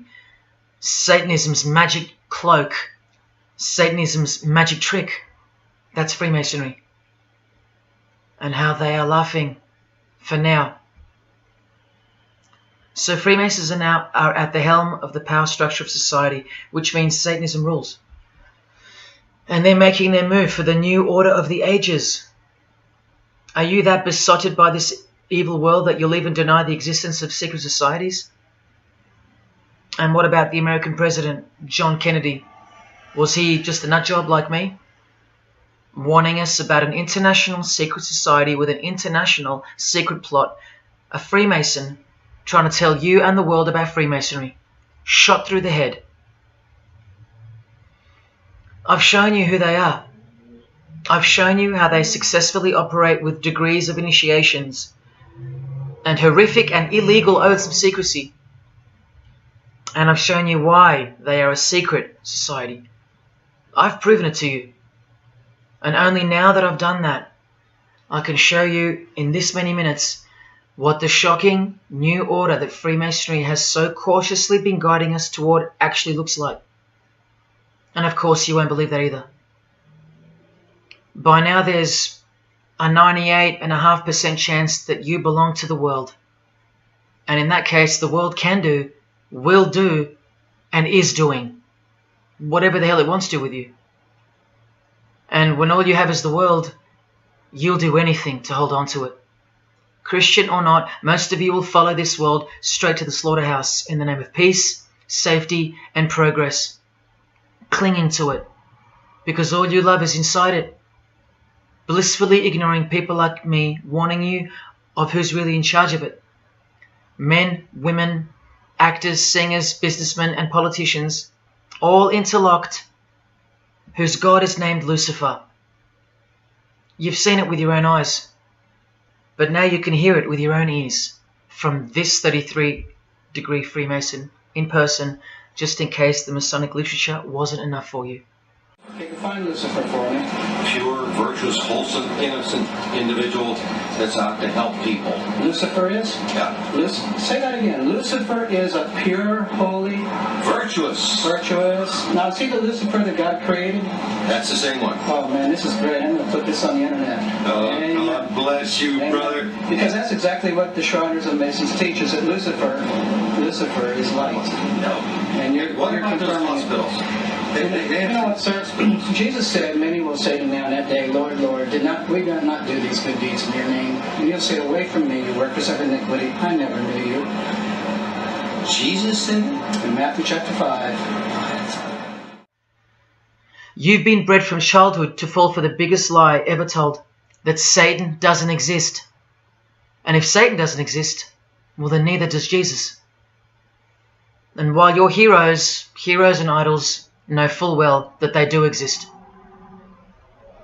And when I say you've been bred from childhood, I mean just that. Walter Disney was a high-ranking Freemason. Here's a Masonic stamp dedicated to him, and his very exclusive Club 33, which stands for the 33 degrees of Freemasonry. And who's the god of the 33rd degree Freemason, Walt Disney? Or Walter hides the answer in plain sight, because that's what Freemasons do. Firstly, the God of Mr. Disney is wicked. See how they veil evil with a cloak of innocence? What does the word veil itself conceal? Secondly, Walter's God is horny, symbolized by the horned god of the witches. And we all know Walt Disney loves magic, which is witchcraft. So the depictions of sex are hidden in plain sight as well. Remember, lust produces life, not love. So lust is purity, lust is love, for the high degree Freemason. And thirdly, he hides the number of his God's name in the open as well. No, that's not a 666 you're seeing interwoven in the design. That would be ridiculous, wouldn't it? Not even when they separate the sixes from the name, all three of them, and place them together for you like this, in plain sight. No, not even then will people see. Do you think things are any better 50 years later? Here's the Eye of Lucifer in the Nickelodeon channel, and his lightning flash. Remember what they actually believe about Satan. From Freemason Helena Blavatsky's book, The Secret Doctrine, meaning the secret belief. Who is Satan? He is the angel who was proud enough to believe himself God, brave enough to buy his independence at the price of eternal suffering and torture, beautiful enough to have adored himself in full divine light, strong enough to still reign in darkness amidst agony. Helena Blavatsky is suggested as recommended reading by the Encyclopedia of Freemasonry right here. And the Grand Pontiff of Universal Freemasonry, speaking of Lucifer, Satan and the Devil on page 407, writes that to the initiate, the devil is the instrument of liberty or free will. That's who Lucifer is to them, okay? To show you how little you know of who you're dealing with and the extent of this religion's influence and power, not to mention their plans, let me jump ahead for a minute. Watch this. This is Lucius Trust. The Lucius Trust is a non-for-profit service organization incorporated in the United States in 1922, and their objective from Lucius Trust website, dedicated to the establishment of a new and better way of life for everyone in the world based on the fulfillment of the divine plan for humanity. The divine plan. A new way of life, like a new world system, like a new order. Now, you want to see who they work for? The Lucius Trust has consultative status with the Economic and Social Council of the United Nations. The United Nations, the UN. They consult the United Nations of the world. They advise the United Nations of the world. Now look at this. The Lucius Trust's publishing company was founded in the early 1920s as Lucifer Publishing Company. The Lucius Trust says that the name was probably chosen to honor Lucifer. What on earth does a modern-day consultant to the most powerful and progressive force engaged in uniting all nations under one banner, the UN, have to do with the fallen angel of the Holy Bible? The one that Jesus Christ told us would manifest on earth as a world ruler, to deceive the whole world into a new world system. Yes, that angel. Why on earth would they honor that angel? Well, that's easy. They were founded by Freemasons. Incorporated into the United States by Alice Bailey and her husband Foster. Well, here's a book written by Foster the Freemason, The Spirit of Freemasonry, published by Lucius Press, also known as Lucifer Publishing. And one last thing, if you dig a little, you'll find an article on their website, The Esoteric Meaning of Lucifer, on a modern company website with consultative powers to the United Nations of all things. Wow, I really hope you're seeing this. In the article, it states that the Baileys had enormous respect for H.P. Blavatsky, who stated in her renowned occult book, The Secret Doctrine, on page 245, in a chapter called Holy Satan. It is Satan who is the God of our planet and the only God. Then the article goes on to say that the Baileys sought to elicit a deeper understanding of the sacrifice made by Lucifer. Everything has been reversed. Evil is good, Jesus is the enemy, and Lucifer sacrificed himself for you, not Jesus Christ, the one who washed the feet of his disciples and the only one they fear. Modern progressive atheists do not influence world events, people. Satanists do. Remember the goal of the Lucis Trust? The fulfillment of the divine plan for humanity. Yeah, the divine plan exposed by Jesus Christ in the Gospels. Hence their war on the Bible and the abolition of it from the school system and even from modern Christian churches who dare not preach from the book of Revelation. Your most highly evolved and contemporary leaders of society secretly believe that in the theosophical perspective, the descent of these solar angels was not a fall into sin or disgrace, but rather an act of great sacrifice. They believe in the fallen angels and their revolt against God as revealed in the Bible, led by the devil, the chief commander of Freemason Bob Dylan, remember? These people make contact with these fallen angels, with the royal art of Freemasonry called witchcraft. Please stick around, let me show you that. How many solar angels does the Bible say followed Lucifer out of this heavenly realm?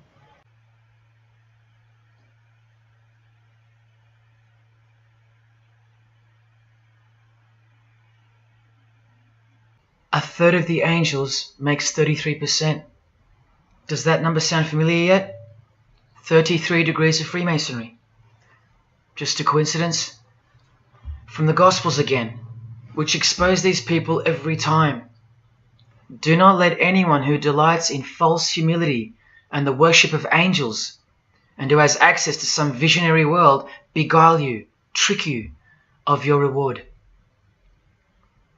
You still don't believe that the false humility of the charitable fraternity of the Freemasons is behind it all? Well, Blavatsky also published a magazine called Lucifer with a woman named Annie Besant. And here's a letter written by Annie herself with the official Masonic letterhead. And here Annie signs off as a 33rd degree Freemason. Printed also in the left-hand corner, Annie Besant, 33rd degree, and a member of the Supreme Council. Undeniable and undisputable. Please don't make me prove it to you over and over.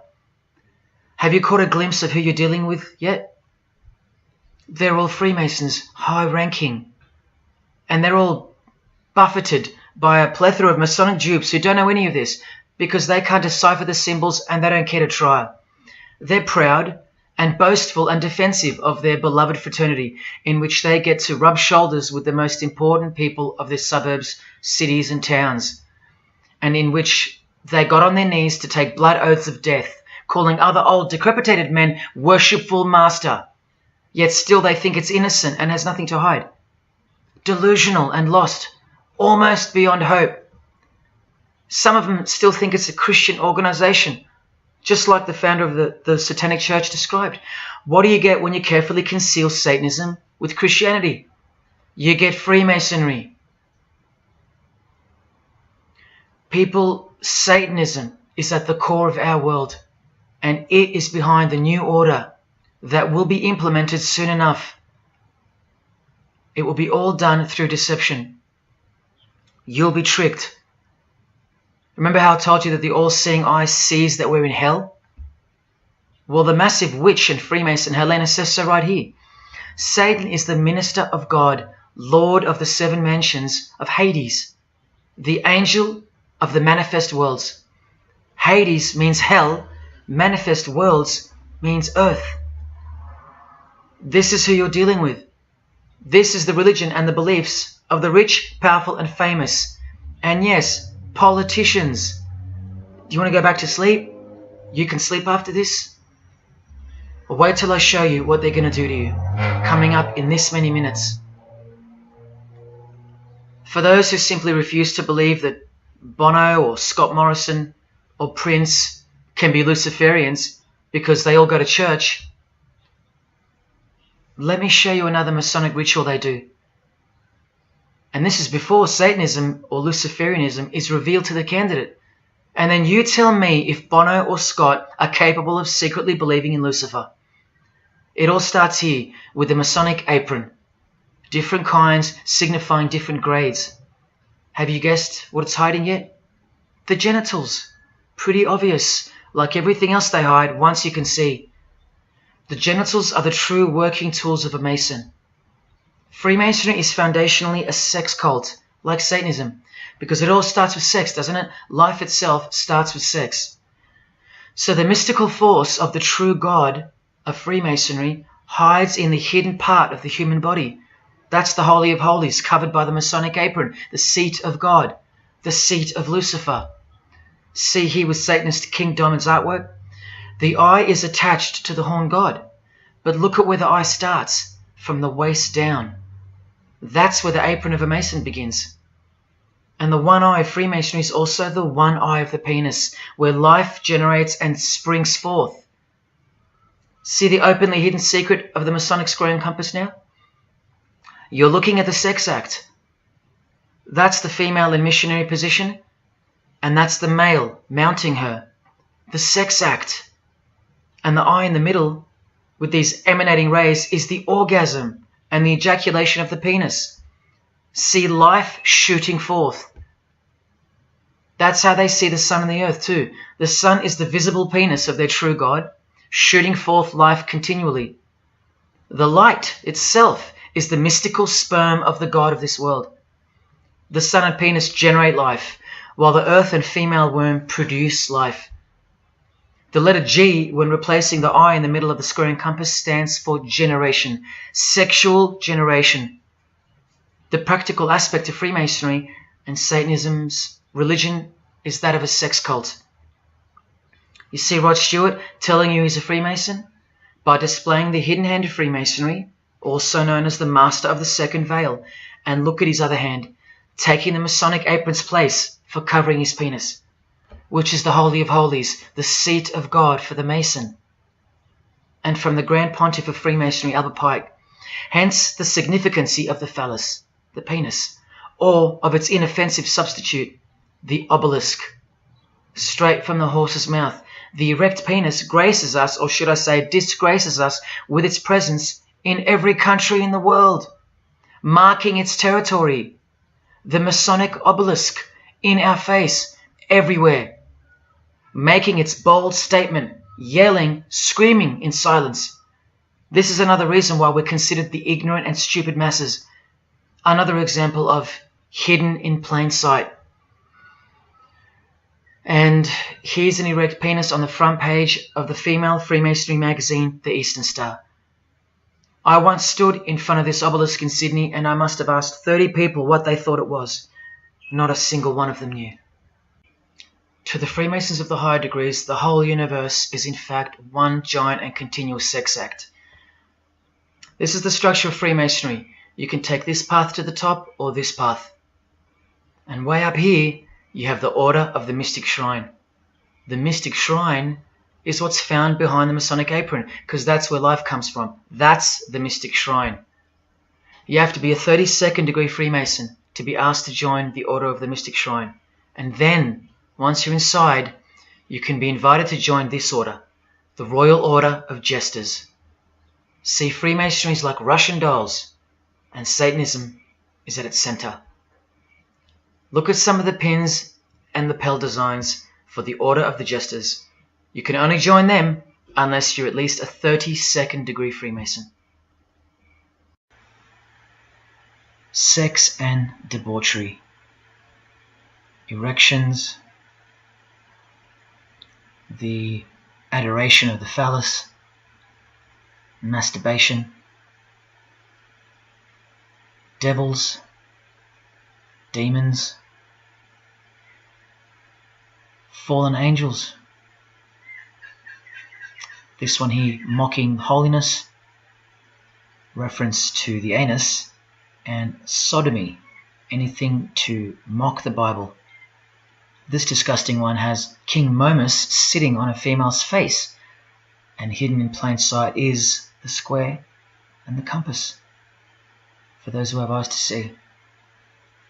Bestiality, yes indeed. this bagpipe player has an erection and the sheep is running away scared. Self-explanatory. This character has an emphasized eye, if you can see that, and the skull has an emphasized eye also. The wink and the one eye of the Indian. And the secrecy, the symbols of secrecy. On the far right here, the monkey covers his groin area, symbolizing the Masonic apron, and the black and white dogs, well, they symbolize the checkered floorboard of the Masonic Lodge, which is sexualized male and female principles, the horned god, where evil and good don't exist.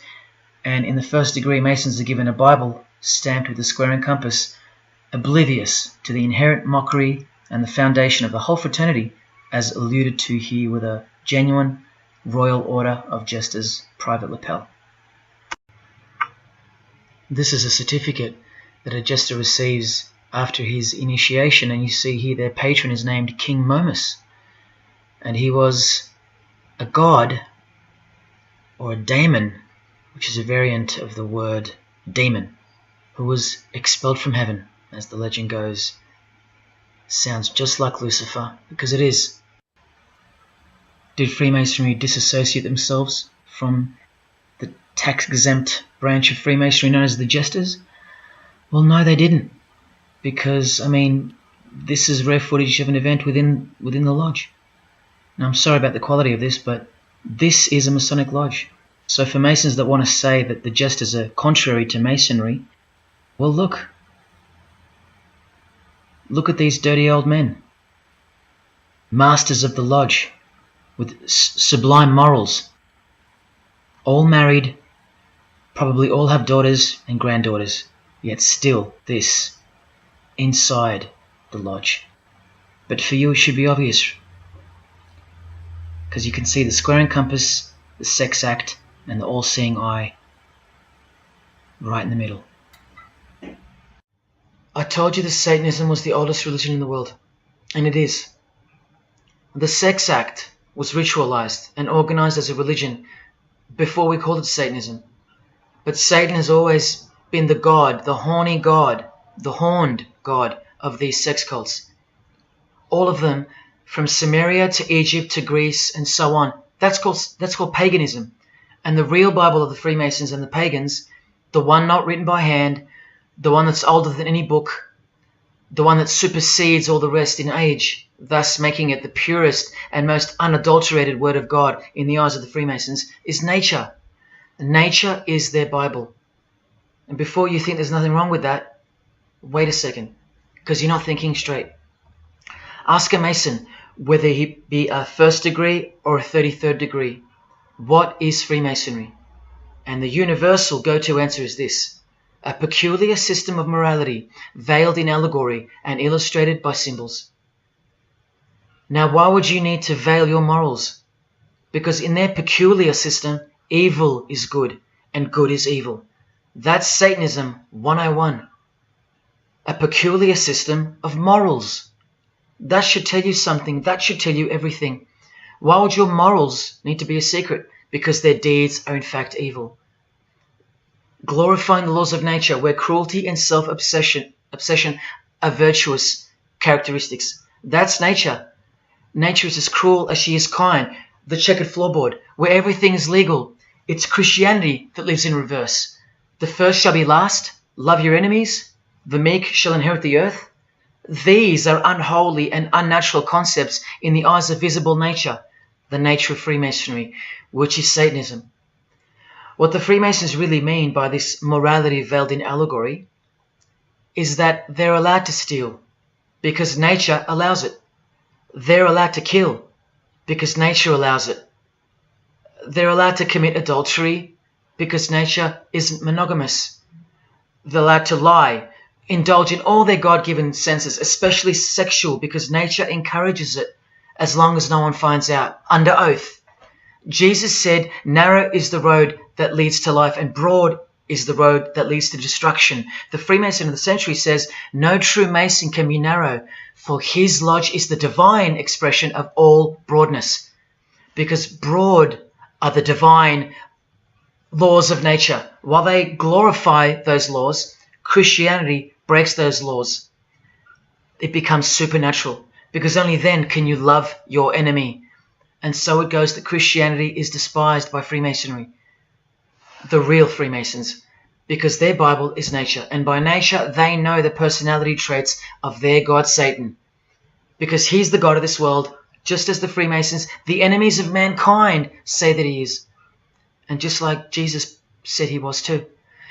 So they believe that Jesus is evil because he denies human nature and burdens us with the knowledge of sin.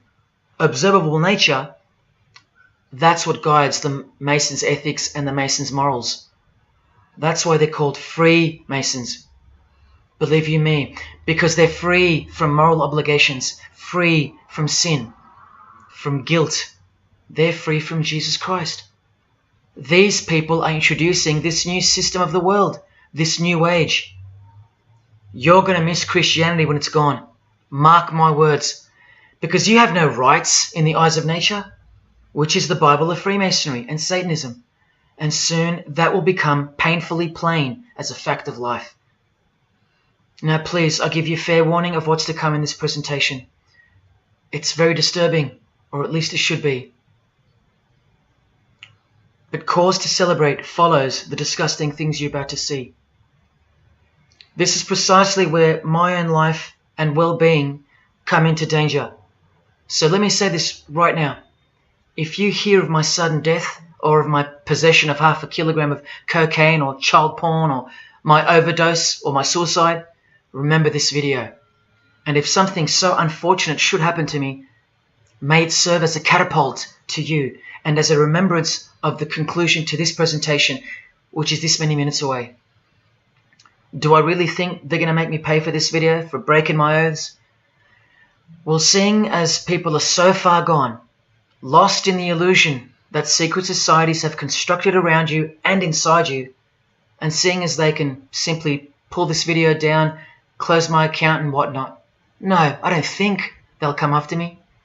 But if they do, let me say this to the Grand Lodge that orders my demise right now. Jesus wins. So in saying all that, here we go.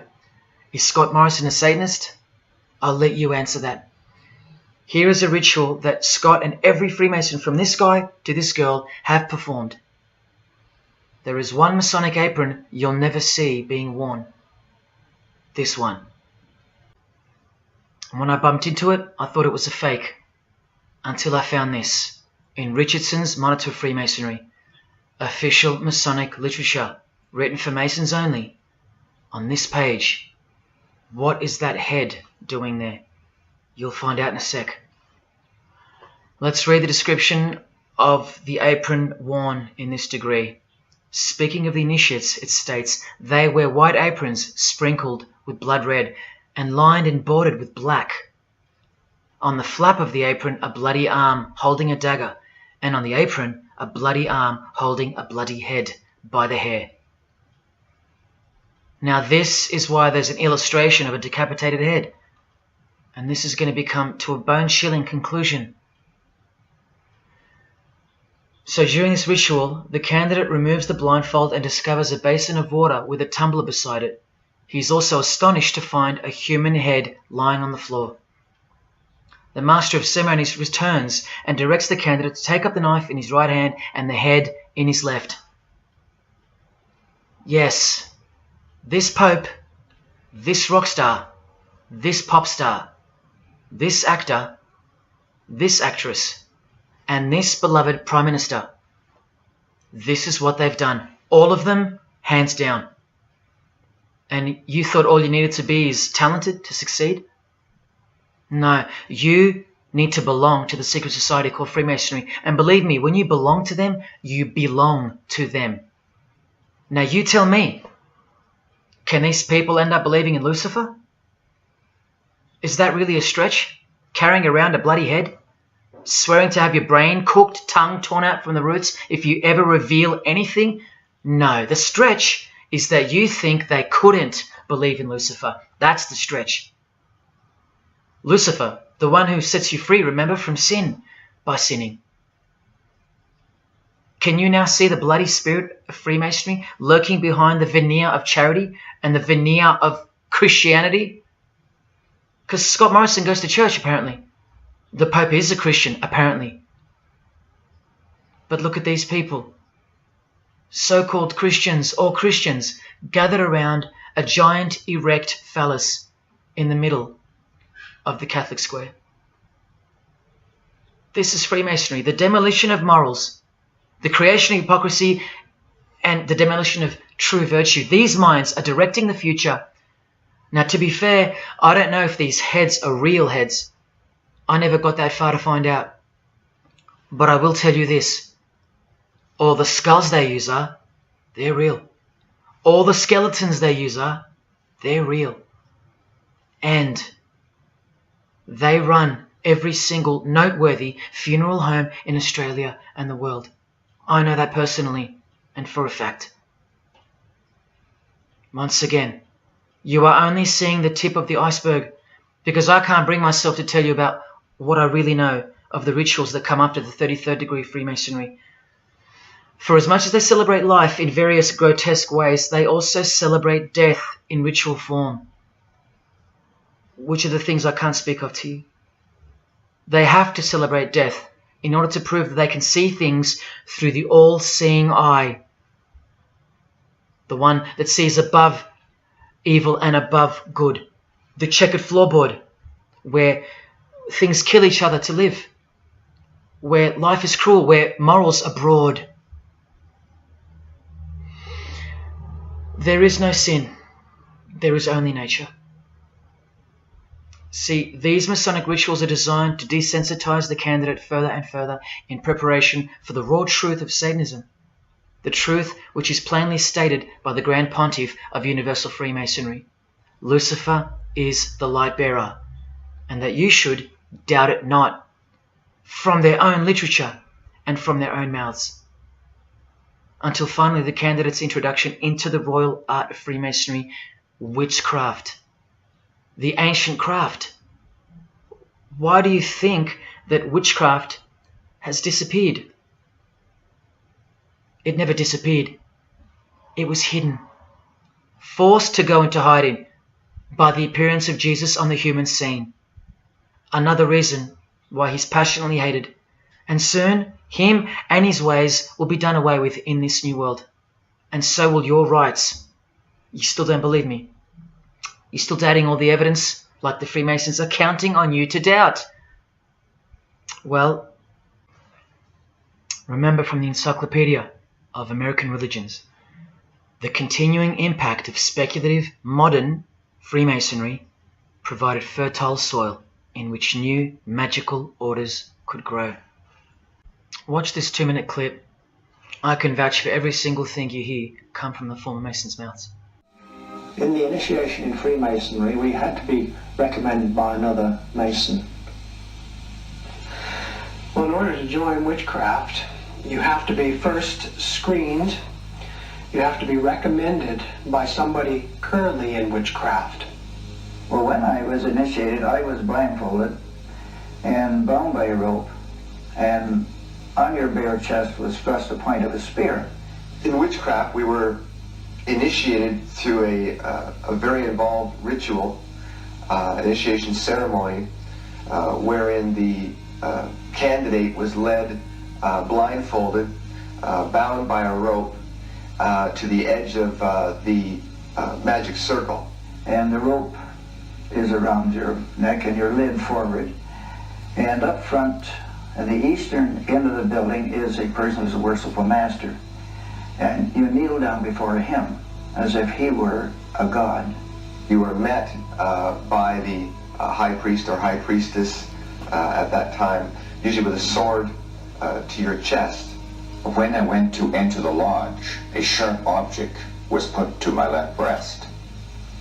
And I was warned that should I reveal any of the secrets of Freemasonry, to know what to expect. When you're presented before the high priest, a sword is held against your chest, and you actually take a blood oath, promising to remain faithful to the secrets of witchcraft. Well, when you are in the room, this blindfold is taken away from you, and this is a time when they say that you're coming from darkness into light. During the initiation ceremony, the initiate is led by the lieutenant of the high priest and is challenged at the edge of the circle by someone saying, "Who goes there?" And the answer is, "One from the world of darkness." In Masonry, the prayers are ended with "So mote it be." Oh, and one of the other aspects of, or distinctives of the craft was that we would always end any spell or ritual where we released the power, this is where the power was released, with the word "So mote it be." By now this should sound like a stupid question, but why do you think that the initiation ceremonies into witchcraft are almost identical to that of Freemasonry? I'm not even going to answer that. Come on, people, wake up with me. Here's Kylie Minogue, a Freemason, okay? Hidden hand of Freemasonry and the one-eye symbolism of the god of her religion. Now here she is giving the vow of silence, but what the masses fail to see is what's written on the book she's holding. Witchcraft, the royal art of Freemasonry. This is what her vow of silence is referring to in the picture. Yes, Kylie Minogue is a witch. And if you're still that deluded by the magic wand that is television, entertainment, movies, media and whatnot, then you'll no doubt fail to use the incredible eyes that God gave you, from which to see the real world with, the evil world, where Satanists are at the helm. The ban on witchcraft was only officially lifted in England in the 50s, after more than 1,500 years. So that tells you who's in control now. And when I give you a glimpse into witchcraft in a minute, you'll see why it's evil and why it should be anything but legal, even when using it for so-called good, because the well they draw from is poisoned. But thanks to propaganda, the craft of the witch has been absorbed into the realm of fantasy. Justin Timberlake here is also referring to magic in this cover art, with the all-seeing eye looking through the number of their god. Magic. Magic is a much smoother and more acceptable word than witchcraft, that other word. That word still retains its ferociousness, its true character, but that word has been sterilized. That word isn't real to you anymore. You can't feel it for what it really is. Or if you do, your mind has isolated it, confined it to some small groups of unimportance scattered here and there over this diverse world. And so it's nothing to be feared or concerned about. But that's the furthest thing from the truth. Now, some witches want to say that witchcraft isn't Satanism. That's either more delusion or misdirection, as confirmed here by Anton LaVey in the Companion to the Satanic Bible, when speaking of the followers of the Witchcraft Not Satanism school. He writes very accurately that they cannot afford to admit to an affinity with anything that bears the name Satan. He knows where the power of witchcraft comes from. Now, does that mean that Justin Timberlake is a Satanist because of his symbolism and the use of his word alluding to witchcraft in his artwork? Well, yes, actually, that's correct. He is. Here's a quote from one of his songs. You want to see who else is in good company with these famous idols? Suzanne Atkins. Same sign, same religion, Satanism.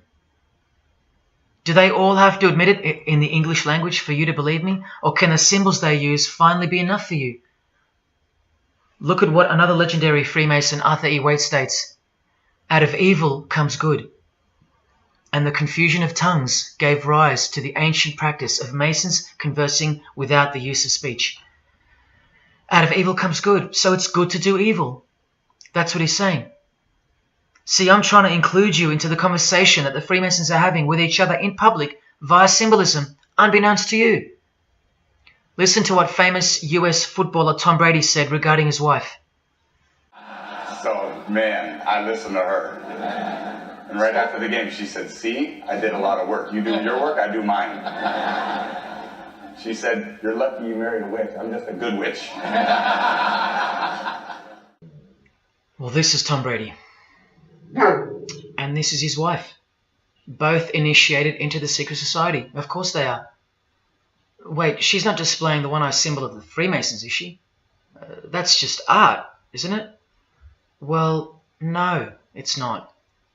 She's a witch, and her husband just told you she was. Here's Steve Miller's front cover to the famous song Abracadabra, and he covers his eye because he's a member of the one-eyed religion, and abracadabra is a legitimate word used in witchcraft. Here it is in the 100-year-old Encyclopedia of Freemasonry. Why would the word abracadabra be in the Encyclopedia of Freemasonry, the fraternity that runs charities, hospitals, nursing homes, and that secretly supply us with popes, presidents, prime ministers, kings and queens, and the bulk of our entertainers? Why? You know, I really think it's time to show you what the Satanists dressed as Freemasons are going to do to you and the world to finally establish their new world, their utopia. And this is going to be the segue into that. This is my last practical example of Freemasonry's satanic roots. And then I'll close this presentation with the most shocking thing you'll see or hear. You probably won't care, but to the precious few who remain, I will send you off with the greatest and most beautiful shock of all.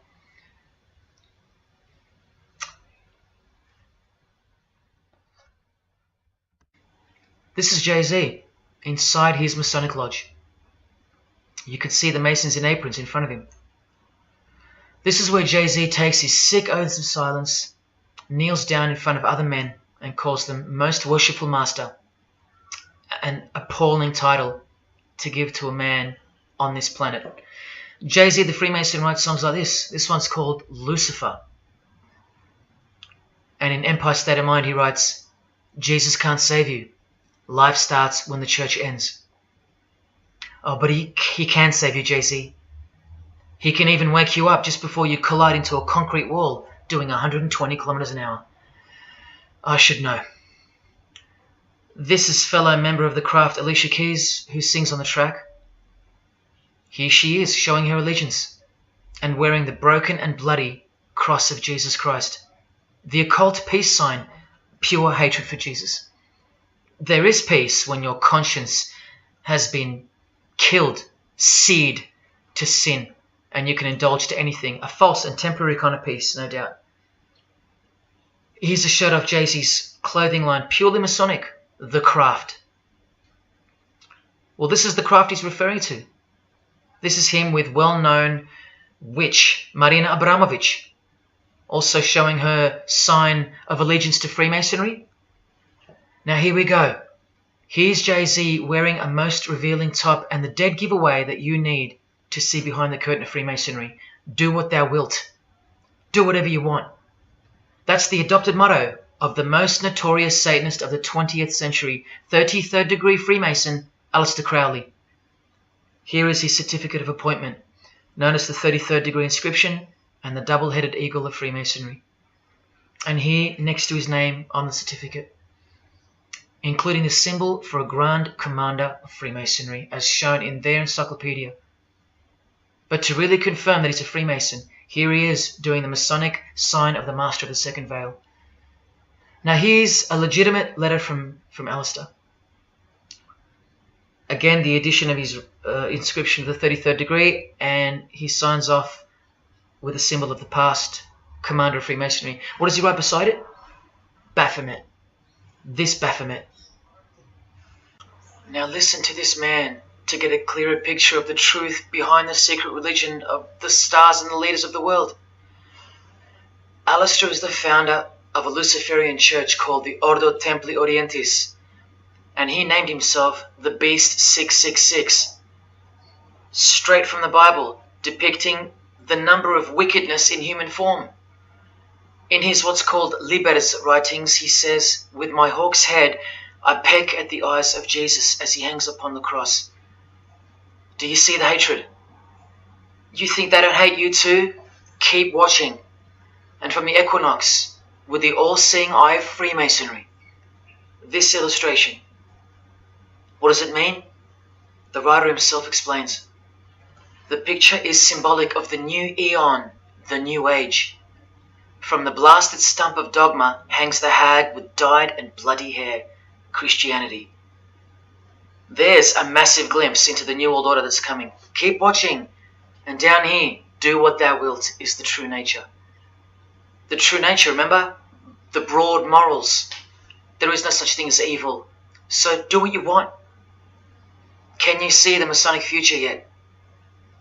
Can you see the hidden hatred that pulses through its veins?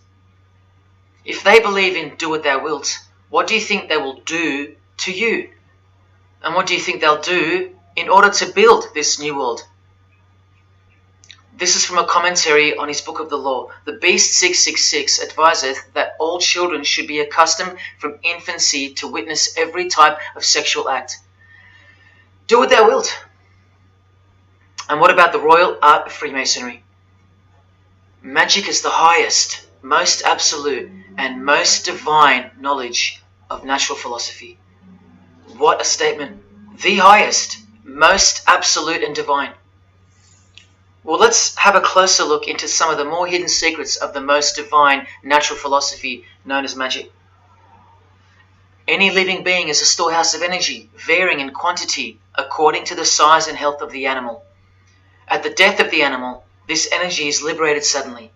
The animal, therefore, should be killed within the circle, within the magic circle, so that energy that's released can be captured and directed to serve the will of the witch, male or female. This is a science, a hidden science. But now hear this, coming from a 33rd degree Freemason, and don't you forget that. For the highest spiritual working, one must accordingly choose that victim which contains the greatest and purest force, a male child of perfect innocence and high intelligence is the most suitable sacrifice. Can you see? This is who Jay-Z is quoting on his top. This is who this Jonas brother holds in high esteem. This is who the Beatles have on their front cover as a figure they admire. No, worse, they put at the top. This is the same picture of the front cover in a mirrored form, and after some kaleidoscoping, you'll find this. Fellow Freemason Aleister Crowley sits at the top, and down the bottom there even appears the phallus with the testicles, and up here the vesica Pisces, also known as the vagina. Does this picture make more sense now? All Freemasons, yes indeed. And by the way, that's where Jay-Z got his symbol from Satanism, as portrayed here by Satanist and Freemason Aleister Crowley and by Satanic Church founder Anton LaVey. Does anyone still think that Freemasonry isn't Satanism in disguise? Let's finally take a peek into the royal art of Freemasonry. And this is the briefest way I can show you from the complete book of magic and witchcraft.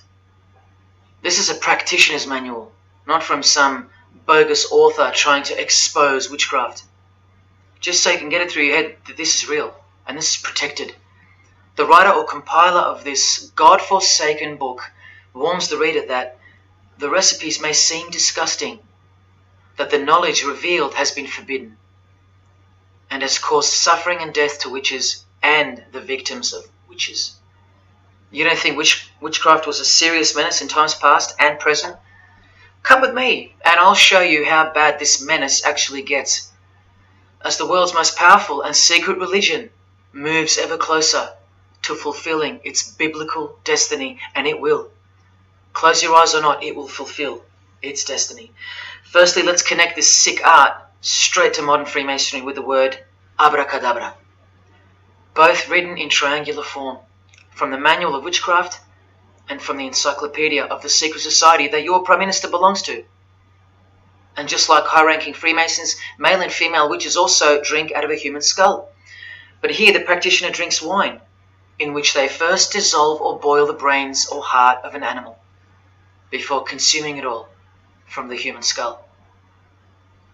In this ritual, the initiate is instructed to drink in the night at spring water, out of a skull of one that hath been slain. That's right, out of the skull of a human who's been murdered or sacrificed. Otherwise, eat a pig with a knife that slew a man.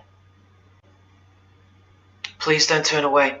Look straight ahead and open your eyes to the planet you are on, because the real monster under your bed doesn't actually go away when you close your eyes.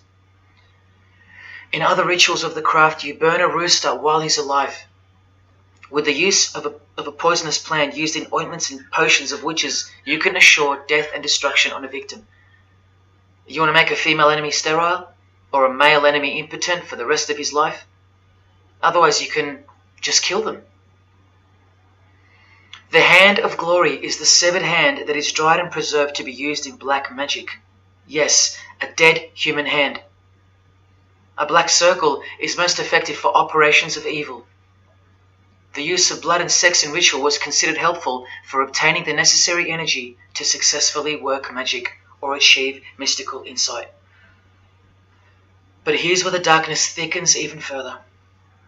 Animals such as black cats or children may be sacrificed, and participants may drink the blood of the sacrifice. And just so you know that Stanley Kubrick wasn't joking, an orgy of participants sometimes follows the mass. No remorse, just science, the science of witchcraft, the royal art. And here, what's necessary for the working is the fat of young children, dead children. How many children do you think go missing in Australia every year?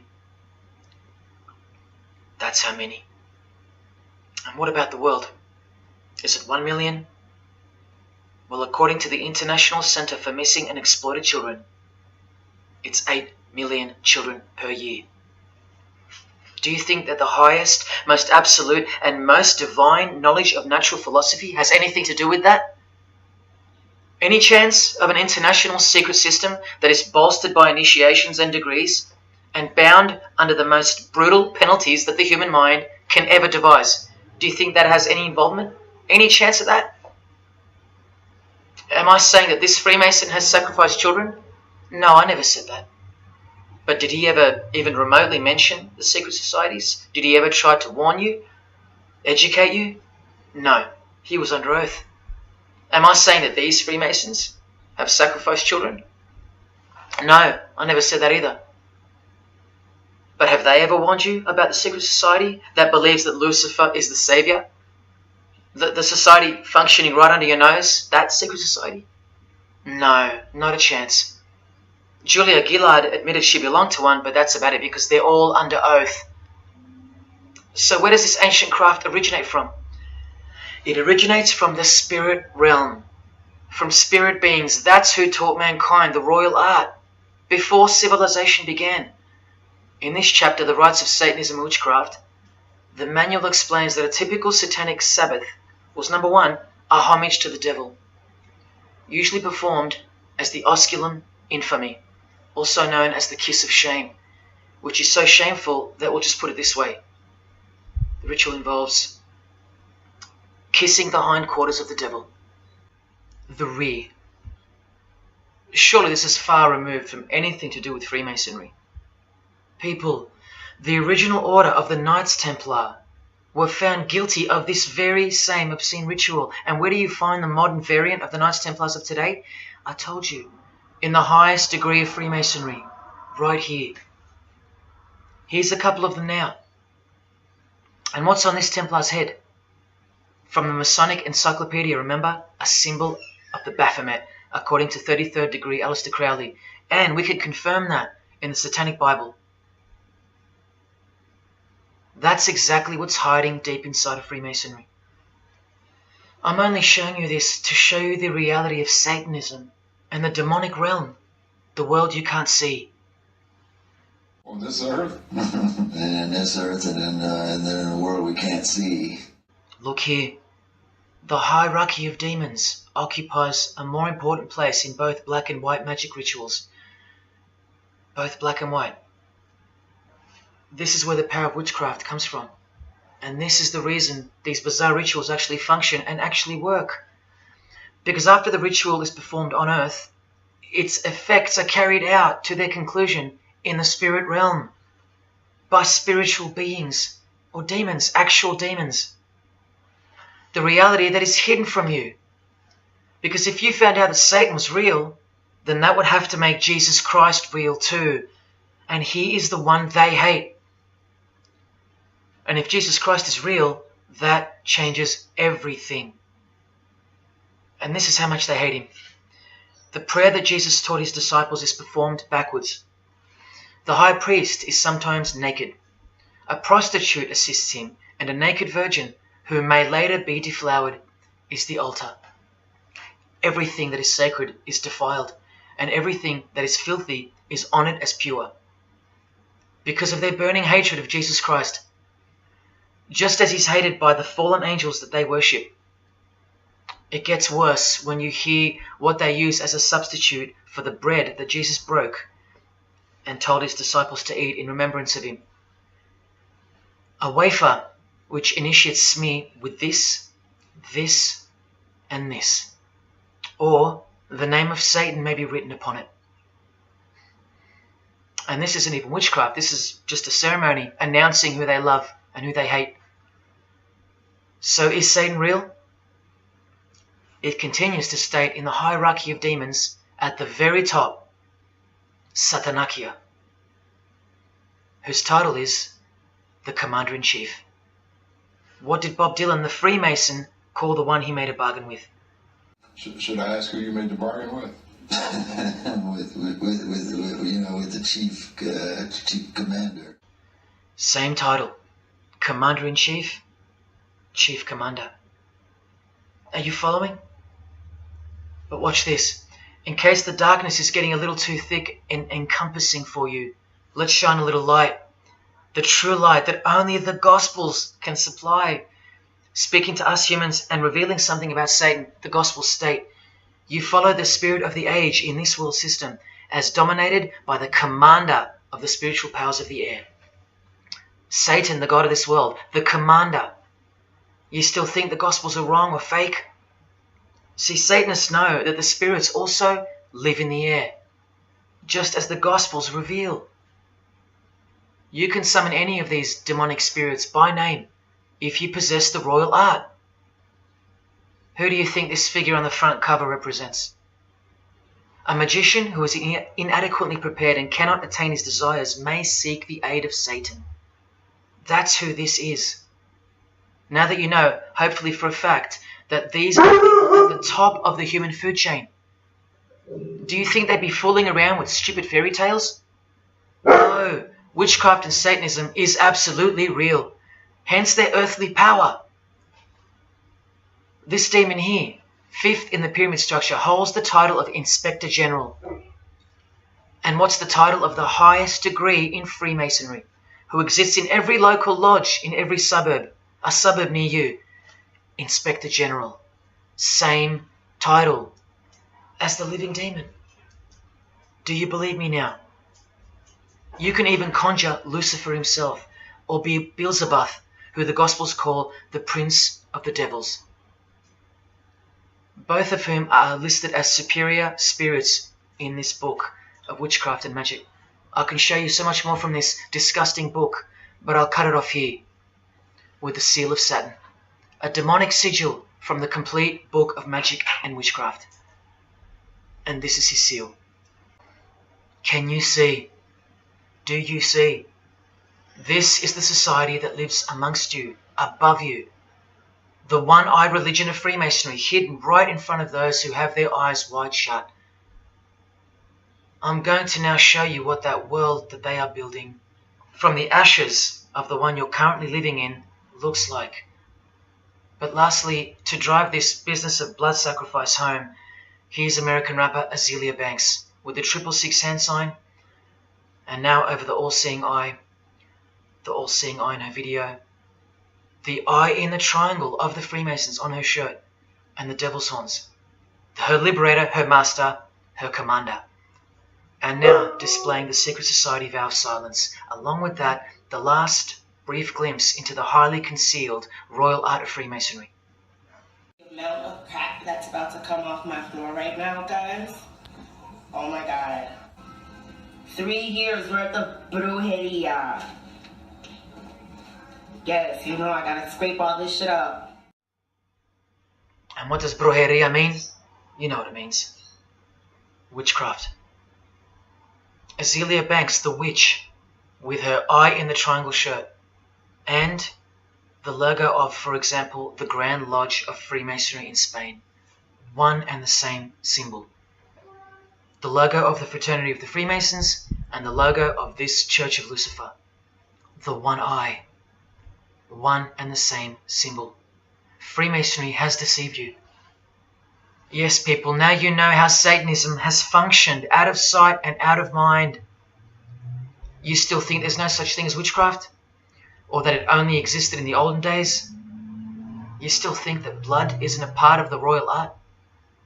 You still think that local Masonic lodges of the world are not filtering systems for Satanists and a cloak for organized Satanism with a grand master plan for the world? You think there's nothing to the blood sacrifice of Jesus Christ? After seeing all this and the Azealia Banks clip, and after realizing that there exists a hidden and guarded science of the art of blood sacrifice, you think there was no science behind Jesus' crucifixion, a deeper reality that we can't see or understand? You think Jesus didn't know what he was doing? Or are you one of those who still think he didn't exist? Tell me, how can they hate something that doesn't exist?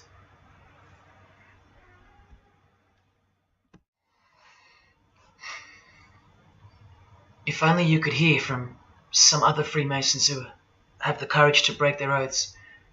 But you won't. You won't. This is probably it. But I once heard from a Freemason, an honest one, in about 2016, after I posted this picture on Facebook. He knew. He knew the truth. Just like you do now, or just like you should. And he wrote to me, and he said, by the time we are done, every church will be a brothel. Well, in case you think that that's impossible, this is a fashion show that was held in a church, a real church, and it was organized by high-ranking Freemasons, who you will see now to be Satanists. Designed to be a heart-wrenching mockery and a colossal sign of the times, this event. Just so you know, it's a Masonic production. Here's the inside of a lodge. See those twin pillars? Well, here they are. See the Masonic checkered floorboard? Well, there it is. See the Masonic square and compass? Well, there it is. And do you see the eye of Freemasonry? Yeah, there they are. The lower square in the square and compass has been disfigured so that as to not make it too obvious. But now that we've established that, here is the spirit of Freemasonry, as displayed through just a few of the models. This one wears the horns of the Baphomet, the horns of Satan, with his all-seeing eye in the background. More horns. This model wears the all-seeing eye, as does this one. And this disgusting thing with another huge all-seeing eye of Lucifer in the background. Then there's this, with a satanic pentagram on her face. And finally, this male model in a skirt with two satanic inverted crosses of Jesus Christ on his top in a church. Oh, the morbid victory of the Freemasons. Unstoppable. For now. When people like Lady Gaga cover one eye while wearing an inverted cross, and you don't see the connection of the one eye symbolism to Satanism, then your observational skills have been compromised. In the span of 2 days, I saw these ads in my local shopping centre. And that alone tells me that the satanic age is here, manifesting all around us, seemingly invisible, while you look straight ahead through the symbols. Just like the initiation process of the secret societies themselves, society at large must be incrementally introduced and seduced into further depravity and self-love. And haven't we been slowly but surely perverted over time, degree by degree, until we think that men dressing as women is beautiful and healthy, anal sex is a form of expressing love, the sick world of pornography is considered as liberating for women and men, and protected by free speech. In California, babies are allowed to be aborted after birth because it's a woman's choice. And that's not considered murder. A world where we should applaud young children like Desmond is amazing, cross-dressing while he dances for gay men at a gay bar on a podium because he's paving the way for the kids of the future. And we should get shamed, fined, and even jailed if we point out that this is sick, sinful, and dare call it evil, which is what it is. What spirit is behind Desmond is amazing? Oh yeah, an evil spirit, no doubt about it. You think Freemasonry and their peculiar morals aren't behind the decline of Christian morality and morality worldwide? It's all by design. The Masonic war on Jesus and the Christian social structure, generally undetected by human perceptions, and still people will write to me and comment on how absurd what I've said is. A cloud over the eyes of their heart. Well, I'll tell you this. There is no bigger axe that has ever been grinded than the one Freemasonry grinds. Because the appearance of Jesus Christ pretty much destroyed their religion, drove it underground, and they will have their revenge. Soon you're going to see it. We've all been initiated into the lowest levels of materialistic Satanism under the banner of secular humanism. I know blokes who think that life's great, mate. Life's terrific. Life's what you make it. Evil, Lucifer, Satan, these are just words that Christians invented to help them sleep better at night.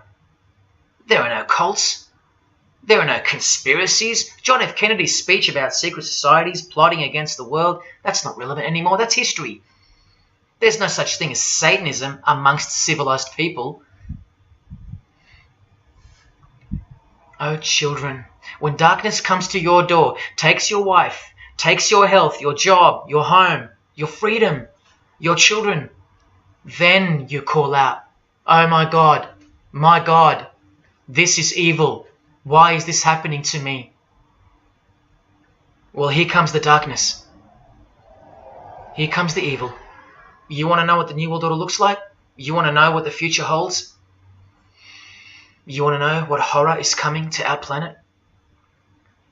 As Jesus told us, for then there will be great distress, unequaled from the beginning of the world until now, and never to be equaled again. Ladies and gentlemen, welcome to the Masonic New World Order. These are the mysterious Georgia Guidestones, also known as the American Stonehenge. They are a set of granite monoliths which were constructed in 1980 and funded by an unknown and anonymous group and commissioned by a man using the pseudonym R.C. Christian. On a ledger beside the monument is written, "Let these be guidestones to an age of reason." Here we have a reference to a new age. With this, we get a clue as to the spirit behind the structure. The Age of Reason happens to be the title of a book by Thomas Paine. Now, you can colour him any which way you want to, but whichever way, one glaring colour shines through. Thomas was a hater of Christianity. That's the second clue to the spirit behind the Georgia Guidestones. The third is the fact that the Guidestones feature as what could be seen as a replacement to the Ten Commandments of the Christian God with the new Ten Commandments of the New Age. Because I will not steal, cheat, lie, kill, and so on. They're just, well, too narrow for the New Age, for the Age of Reason. Clearly designed to be a take on the biblical commandments, being 10 in number. They are all very vague indeed.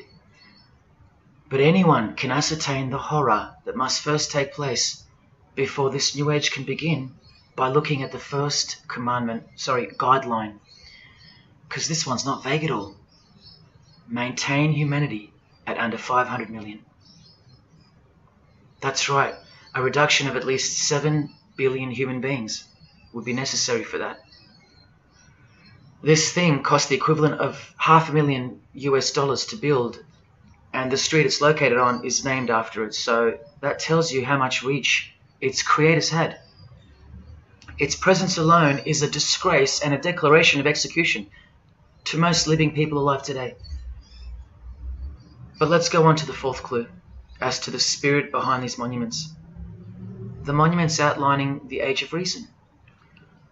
The name R.C. Christian, the so-called person who commissioned the building of these giant slabs, anyone who's versed in secret societies or is a high-ranking member themselves would instantly recognize the pseudonym as a reference to the secret society known as the Rosicrucians, which is just another secret society branch that exists under the umbrella of Freemasonry, which is an extension of all secret societies of the past and is now the mother of all of them. In this Masonic website, Worshipful Master Wynne Westcott urges the Freemasons to consider their status as Rosicrucians. The RC stands for Rosenkreuz. Christian Rosenkreuz is the mythical founder of the Rosicrucian order. And as impossible as it is for me to prove that Thomas Paine himself, the writer of Age of Reason, was a Freemason, he did also write this book, The Origin of Freemasonry. That is the spirit behind the Georgia Guidestones, the satanic spirit, and a straight off the bat view of this approaching new age. I told you, the whole system is about to change. And it's not going into the future. It's actually going back into the past. The old religion, that's what's taking everything over. And you'll walk straight into it, blind as a bat, thinking these people want to help you. They will appear as your saviors, forgetting or never being told in the first place that all this time there have been two societies in the world. The visible one, which is the one we're in, and the invisible one. Remember that the invisible one considers you profane, vile, and vulgar. Why on earth would they want to keep you around? In a book I can't mention written by them, people are referred to as useless eaters. We've become excess inventory, redundant, and past our use-by date in their eyes. Think about this. According to a prediction by information technology and research advisory firm Gartner, 1/3 of jobs will be replaced by software, robots, and smart machines by 2025. That's 4 years away. Google engineering director Ray Kurzweil anticipates that robots will have reached human-level intelligence by 2029. And by 2050, 80% of all jobs will be eliminated by automation. What on earth are you and your family good for then? What do you think the secret society will do to the vile multitude then? The utopia is coming, but it ain't your utopia. You still think that by the measure of the minds of international Satanism, you should be kept around? This excess baggage that the bulk of society has become? No, no, no. The new age is dawning. And generally speaking, you're not invited. It'll just look like you are. Remember that Charles Darwin, the Freemason, is listed as an influential figure in the Satanic Church. So mass murder and mass death are natural and necessary themes in the name of evolution, an artificially induced evolution into this. He is the same image in real life in Eilat, Israel, seemingly unrelated to the seal on the US dollar bill, right?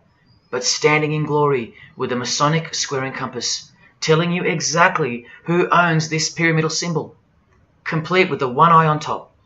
Same symbol, same designers, worshipping the same God. You should be getting goosebumps by now.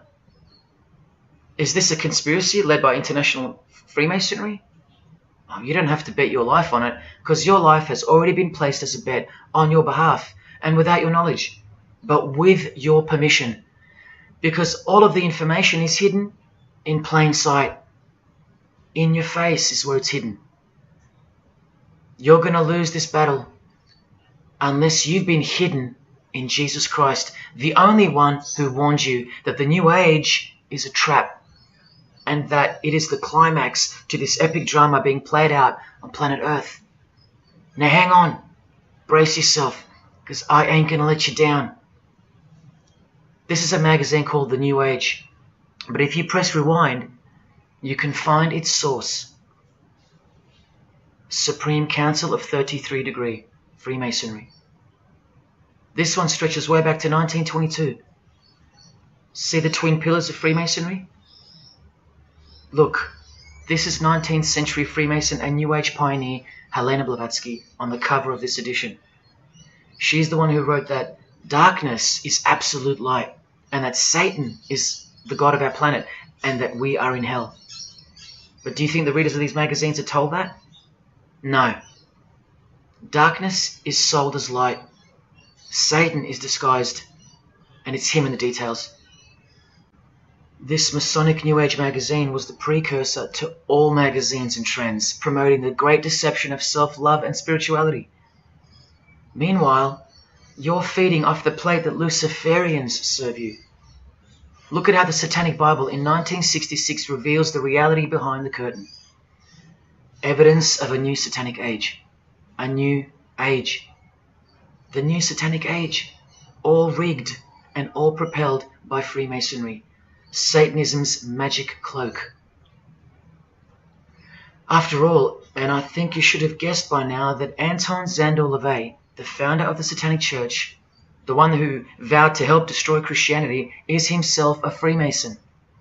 I can't prove it to you, but I know it, because of not only his obvious fondness of the fraternity of the Freemasons and the mention of it in his Satanic Bible, and its vital role in the Satanic takeover, but also because of the symbols, specifically this one, generally called the Devil's Claw or the Lion's Paw.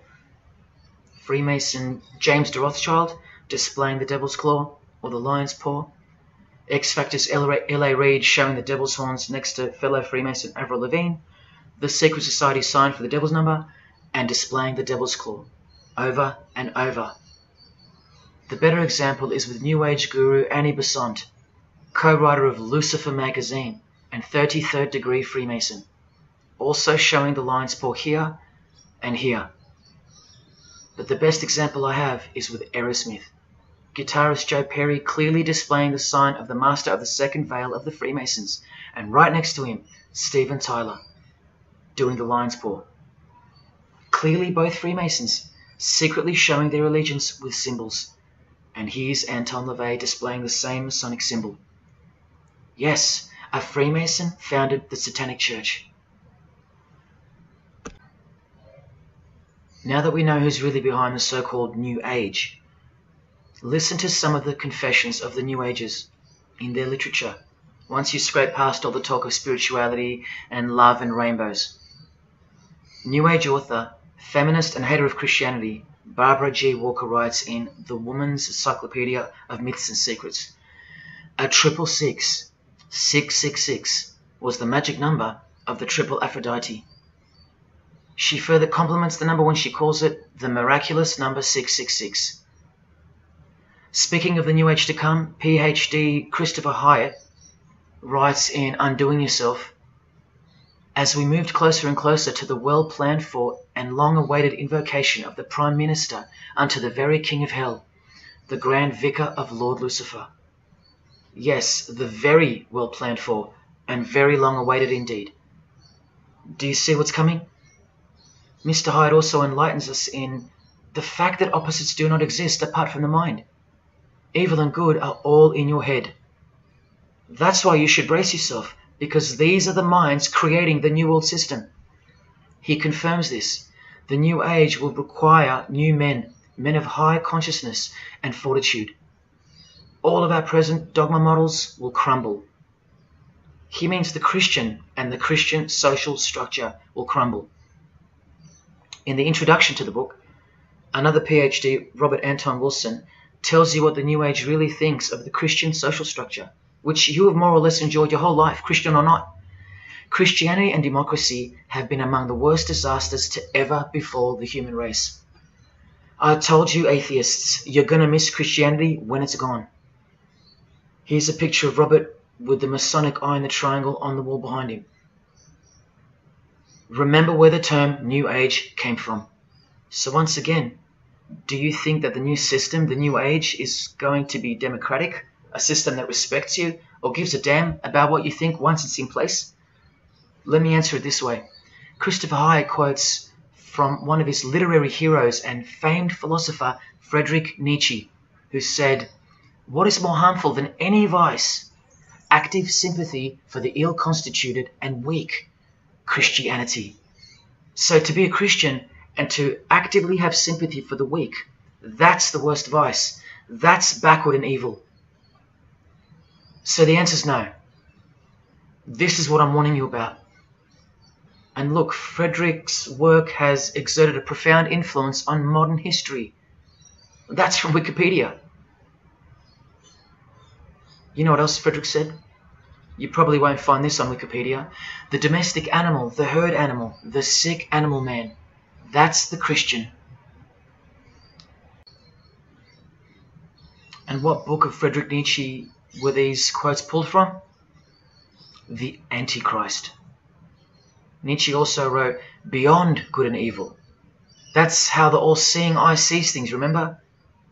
So does Christopher Hyatt mention mass murder and depopulation in his book? Sure, here you go. Those who would survive can do so only by grasping the vision of what lies ahead. The new wave that will carry them into an interesting future. Yeah, where the vicar of Lucifer is God and Prime Minister. He openly admits the identity of this man. This Antichrist that most of you still think is a fairy tale figure from a fairy tale book. Jesus calls him the man of sin whose number is 666. The actual Antichrist, beloved of the secret societies. Yes, people, the New Age is satanic, actually and literally. On the front cover of this book, in which Christopher was co-writer, you can clearly see the eye in the triangle of the Freemasons above the Baphomet. Christopher admits in another book that both satanic cults and Christian fundamentalists are closer to seeing the truth than most normal people. Yes, indeed, how true that is. In Coming World Changes, Harriet and Homer Curtis speak of a prophecy they received from a mysterious spirit titled King of the World. Now, I wonder who that could be. Think not that any country in this broad world can escape. And they also speak of the long-expected great teacher, the king of the new one-world government. The victors will remain as the seed of the new race to people the new land, for the new sixth great race. This is the race that Luciferian Lady Gaga referred to. All part of the plan. In Threshold to Tomorrow, New Age author Ruth Montgomery writes on page 206 that only those open to the reality of one world will be around to enjoy it. Sounds like another vague suggestion for mass murder. Vera Elder Stanley's book title implies much the same thing. Initiation of the world. That's right, it's coming. You think Vera hasn't been initiated into the secret one-eyed religion? What else has she authored? How about The Finding of the Third Eye, the all-seeing eye? New Age author John Randolph Price writes in The Planetary Commission, in question and answer form, how do you define the Antichrist? The answer is pretty amazing. Any individual or group who denies the divinity of man as exemplified by Jesus Christ, the highest self of each individual, which Jesus Christ never exemplified because he is God. If you deny that mere men and women are divine gods, you are unfit for the glorious New Age kingdom. And you are the definition of Antichrist. In Practical Spirituality, he prepares his readers for a population drop of 2.5 billion people before the New Age era can begin. On page 32 of New Age author Barbara Marx Hubbard's book, Happy Birthday Planet Earth, she states that people will either change or die. That's the choice, she says. Notice the New Age has a new gospel, yet all the while, the world will be neglected of the information in the real Gospels, where it warns and predicts. For if someone comes and preaches another Jesus, not the Jesus whom we preached, or another gospel, you are most beautifully tolerant of them. In the Book of Knowledge, The Keys of Enoch, the writer has a quote-unquote direct experience with two spirits, Enoch and Metatron, and they share with the writer spiritually scientific teachings regarding the new system of things soon to be fully manifest. The reason this work is considered extra special amongst its readers is because it was the first book to point out the alignment between the Great Pyramid and the constellation of Orion. The first book ever. That's basically proof that these spirits, Enoch and Metatron, are the real deal. Not only that, it was also the first book to show the direct relationship between DNA coding and the divine name. That's pretty serious, and the atheists should be really waking up by now, because this is the world's most powerful and secret religion we're talking about, nothing less. The writer was told that those who govern the earth are those who have fallen from the heavens. He calls them the masters, and even states that they were punished with penalties that were assigned to each. These are the fallen angels of the Bible, people. These are the masters of the Masonic New Age, as proven here in one of the illustrations from the book. Same symbology. This worldwide catastrophe that is coming will bring about a complete reorganization of Earth's life system. And like all high-grade initiates of the secret societies, every attempt is made to bring positivity to the number of the Vicar of Lucifer. I was given instruction to use the specific light harmonics 666, 999, and 121212.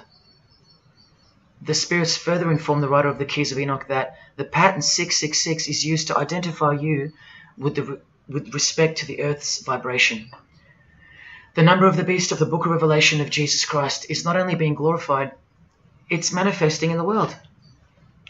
And from another illustration from the book, once again, the same image we see being used over and over with the eye on top of the pyramid.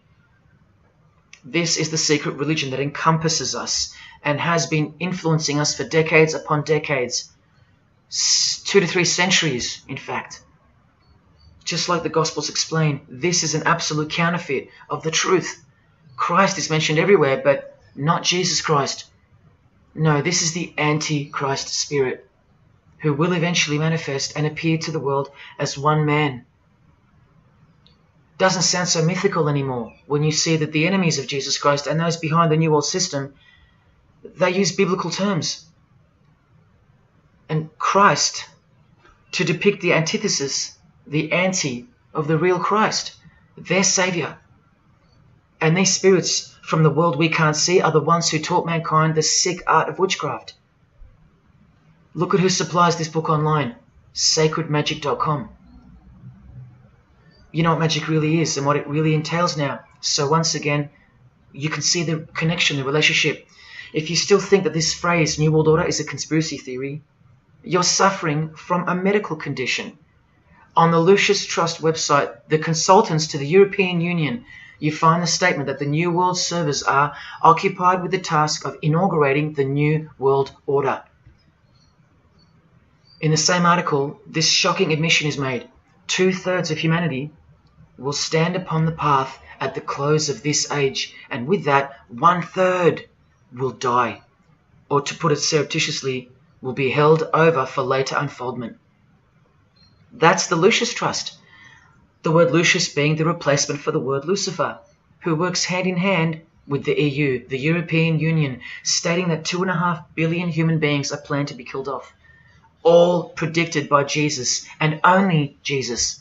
And if you still think I'm joking or misleading you about what these people are and what they plan to do, here's a book written by the founder of the Lucius Trust, the Freemason Alice Bailey, Education in the New Age, where she, educates you about mass population reduction. When a form proves inadequate or too diseased or too crippled for the expression of that purpose, it is, from the point of view of the hierarchy, no disaster when that form has to go. Death is not a disaster to be feared. The work of the destroyer is not really cruel or undesirable. Do you see? Did you hear that?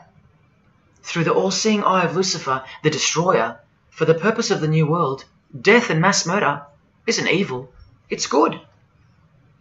And Alice Bailey in The Labours of Hercules also tries to re-educate us and protect that God-forsaken number, predicted in the Gospels to be associated with evil. The number of the physical plane activity is called the number of the beast. This idea seems to have a horrible fascination with many, but what it really means is that Virgo is the symbol of triplicity, 6 on the physical plane, 6 on the emotional plane, and 6 on the mental plane. not 666 at all. And one more time, from the consultants to the European Union, from their website Lucius Trust, to prove to you that these people are all working toward and waiting for the world leader. The coming of the Avatar and the advent of the coming one are the keynotes of the prevalent expectancy. After everything I've shown you, are you going to ignore this? Or worse, are you going to trust these people, of whom were predicted to this very condemnation 2,000 years ago? Right down to a one-world system, depopulation, and to the man who will carry the number 666, and with it implement a new system in which you won't be able to buy or sell unless you receive a mark in your hand or forehead. And what's just been announced by Business Insider? Cashless society. Due to this, by 2024. This is the manufactured trend for the world. And you better believe it's fulfilling biblical prophecy. You know that book that's been ripped out of schools and hysterically discredited? Why do you think there's a single eye displayed on all the covers of George Orwell's dystopian novel 1984? It's because the one-eye religion is the one in permanent control, where democracy and Christianity have been utterly extinguished and the remaining population live in a whole new level of permanent communism. It is well known that George Orwell himself had ties with the Fabian Society, which is a secret society complete with degrees of initiation.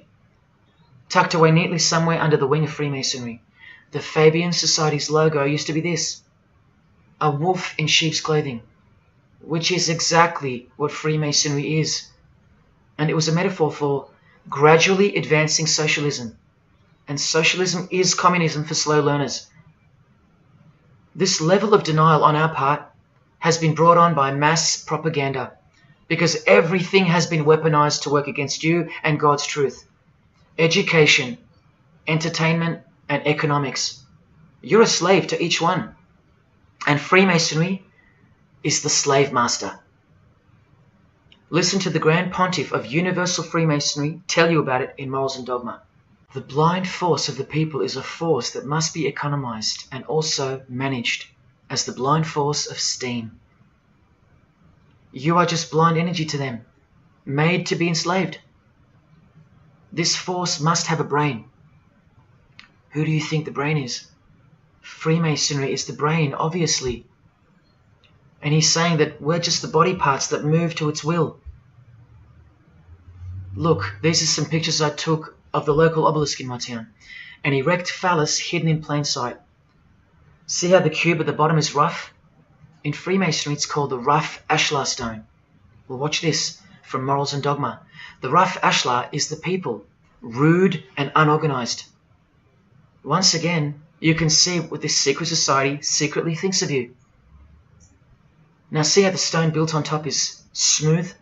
That's called the perfect ashlar. The perfect ashlar is the state, the rulers. Yeah, the one-eye sex cult of Freemasonry, which hides its master, Satanism. Now, where is this brain taking us? Remember, this guy is the general who fought against the United States forces to uphold the institution of slavery. And the Grand Pontiff of Universal Freemasonry, who calls you the vulgar herd and the ignorant multitude, and admits that, yes, unbelievably so, Lucifer is the light bearer. This is the highest authority in Freemasonry, the secret religion of all our leaders and idols. Believe it. Now listen to this. The papacy and rival monarchies, all that will become the heritage of the temple, meaning the temple of Freemasonry. The world will soon come to us for its sovereigns and pontiffs. We shall constitute the equilibrium of the universe and be rulers over the masters of the world. They're gonna own it all. And it's true, the papacy and the monarchy have fallen into their hands. All Freemasons now. This is a 150-year-old book, so you can see how far ahead they plan, while we stay ignorant. How do you suppose that they won't achieve the New World Order? The New World Order of death. Of combined and systematic movement and effort, the great revolution prepared for by the ages will begin to march. The future is all planned for by them, And the revolution prepared for by the ages is coming. And it'll look like a natural occurring event, just as current events seem natural. Lastly, from his other book, Legenda, and reading from the ancient and accepted Scottish rite of Freemasonry, Albert writes, "And thus the warfare against the powers of evil, meaning Christianity, that crushed the order of the temple in the 1300s, goes steadily on, and freedom marches ever onward toward the conquest of the world." The conquest of the world, guys. And this is their method. Ingenious as it is, the double-headed eagle, the left and right paradigm. Whether you are pro-abortion or life, prefer Macca's or KFC, Ford or Holden, vote Liberal or Labour, shop at Coles or Woolies, go for the Parramatta Eels or the Canterbury Bulldogs, always the two most opposing forces, the result always feeds the one belly.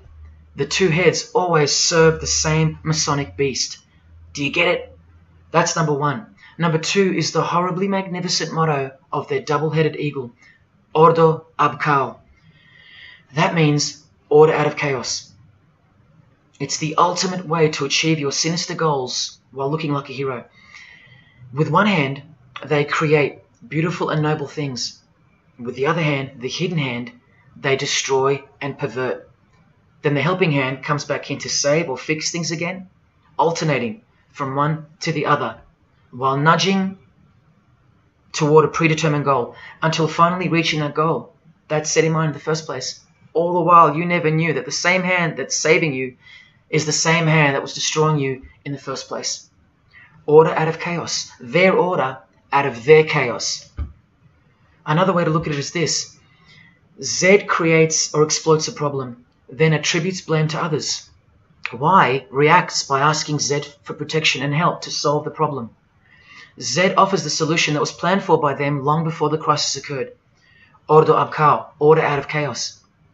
Now you can change Z and Y to suit any scenario. For example, your best friend who wants to sleep with you creates or exploits a problem, then attributes blame to others. You react by asking your best friend who wants to sleep with you for protection and help to solve the problem. Your best friend who wants to sleep with you offers the solution that was planned by them long before the crisis occurred. Each time your best friend gets closer and closer to you until eventually they're in your bed. How about your employee creates or exploits a problem, then attributes blame to others? The employer reacts by asking the employee for help to solve the problem. The employee offers the solution that was planned by them long before the crisis occurred. The employee eventually gets the promotion. But this is the way I really want to put it. The government creates or exploits a problem, then attributes blame to others. The population reacts by asking the government for protection and help to solve the problem. The government offers the solution that was planned by them long before the crisis even occurred. This is how the Great Revolution, prepared for by the ages by the Freemasons, will begin. So who's going to warn you? Even modern Christianity is steered by Freemasonry. Hillsong won't warn the sheep about Freemasonry and the One World Government. What, the Hillsong senior pastor who wrote these books and lives here? No chance. Did modern day Christian heroes like Billy Graham warn you about Freemasonry? Well, no, because here he is giving the Master Mason grip to other Christian giants like Paul and Jan Crouch, all Freemasons. Here he gives the same third-degree handshake to former President Harry Truman, and here to a Muslim Freemason. Billy is listed as a Freemason in the 33rd degree Albert Mackey's History of Freemasonry by the publisher on the inside flap. Billy's son, Franklin Graham, also won't ever expose Freemasonry because he's too busy eating at Voodoo Donuts, where they sell these donuts and these pentagram donuts. More Christian heavyweights like John Hagee or Hagee throwing up the devil's horns. He'll never preach against Freemasonry. Neither will all these world-famous pastors throwing up the devil's horns.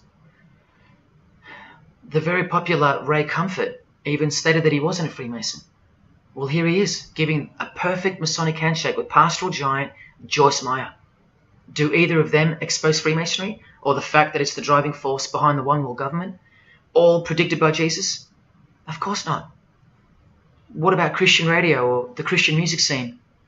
No, not a single word of warning whatsoever regarding the satanic church that lives and breathes all around us.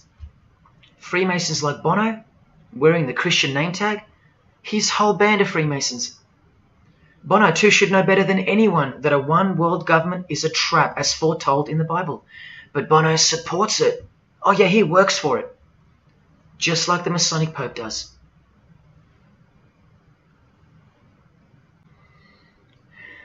Even if by some freak chance they didn't know any better.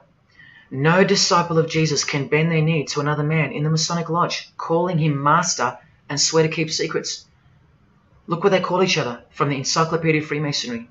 Master Mason, Grand Master, Most Eminent Grand Master, and the most appalling title of all, Most Worshipful Master. Most worshipful. Do you see how extra deluded the Christian Freemason has to be when Jesus said, "Do not be called master, because one is your master"? And what about all those oaths? Don't worry, Jesus covered that too. What I tell you is this: do not put yourself under oath at all, but let your yes mean yes and your no mean no. How's that for an idea? But the Freemasons' yes means no, because they all swear to lie and conceal from the first degree initiation all the way through. What is whispered in your ear, proclaim it from the rooftops. That's Jesus. You see the contrast? How precise he was and still is.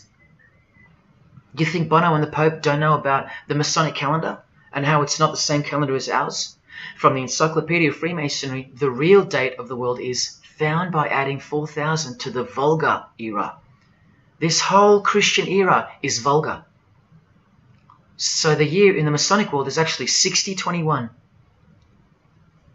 And this abbreviation is in French, the Vulgar era, beginning since the year of the Lord, since the year of Jesus Christ. That's how they feel about the current age, which is coming to a mind-blowing end by design. Now, do you think Freemasons aren't capable of mass murder? Well, Joseph Stalin murdered approximately 20 million people, and he was a Freemason, displaying the sign of the master of the second veil of Freemasonry. Vladimir Lenin was the leader of the Bolshevik Party, and he paved the way for the mass murder of 60 million people, mostly Christians, and he was a proud Freemason. And ladies and gentlemen, this is Adolf Hitler, a Freemason, clearly giving the grip of a Master Mason. And here he sits next to his military leader, Hermann Göring, who is also displaying his allegiance to Freemasonry with a hidden hand. He even displays the Masonic triangle, just like fellow Masonic brother Jay-Z. The mind of Hitler surrounds you now. It just hasn't pounced yet. The mind of Hitler isn't isolated to some portion of the world anymore. It now encompasses you. Hitler is everywhere. Far more clever than you can imagine. Evolved and sleeping in your bed. It's easy to say that's impossible. Once upon a time, 70 million Germans adored him. Once upon a time, Hitler was named Man of the Year by Time magazine. You've been fooled by the satanic machine. Please don't try to get inside to the mind of Freemasonry. It's like trying to understand Satan himself. You can't, and you don't want to. Freemasons will make friends with their most hated enemies. They will cross-dress their morals to move closer to their goal. They'll make the English language void of any meaning by turning everything inside out and upside down to camouflage its objectives. They will simultaneously create charities along with the greatest machines to ever destroy the hearts of men, like pornography. They will sell their souls to gain the world. They are a dichotomy, a paradox, a lie that loves to speak the truth and a truth that loves to lie. They are a snake eating their own tail, consuming what they produce. Freemasonry is hell dressed as heaven, death dressed as life. Its God is an angel of darkness dressed as an angel of light, and 90% of its membership is a shield, lost in its symbolism. Freemasonry has become the ally and the opposition. Who are the biggest voices on so-called climate change in recent years? Which is more order out of chaos? Al Gore, a Freemason, and Greta Thunberg. From a Jesus-hating, secret society family. Freemason and former Russian President Mikhail Gorbachev said this in 1996. Yes, the whole world is under the control of the evil one, like the Gospels say. Freemasonry controls the opposition, with the most popular conspiracy theorists Alex Jones and David Icke both banned, yet both secretly Freemasons, who will lead you in every direction except into the arms of the ultimate power of the Gospels. Every noteworthy religion is comfortably caught in the Masonic net, because they all stem from a lie. Here's the Dalai Lama with a bunch of Freemasons. He just loves hanging out with famous people. Here he's throwing up the devil's horns with Freemason Gene Simmons. But there's no way the Dalai Lama can be a Freemason, right? Well, here he is displaying the hidden hand of the Freemasons next to George W. Bush, a fellow brother. That's right, the Dalai Lama is a Freemason, under an oath of silence and sworn to secrecy. Are you going to wake up now? Here he is with his students in his temple. And what's behind him? This symbol. Can you see?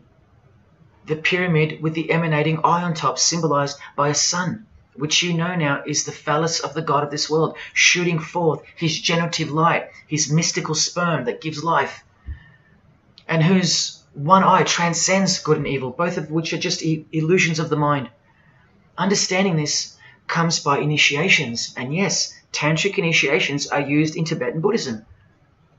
Gerald York was the Dalai Lama's emissary, his personal representative to the West, and he was personal friends with 33rd degree Freemason and Satanist Aleister Crowley, who wrote 20 essays named Aleister Crowley, The Golden Dawn, and Buddhism. And he also served as a consultant to the movie Lucifer Rising, the Dalai Lama's representative. See how the eye can also be represented by the sun, caught behind the moon in this movie poster. That's just like the Dalai Lama's logo. And here's a scene from the movie with the Masonic square and compass hidden in plain sight.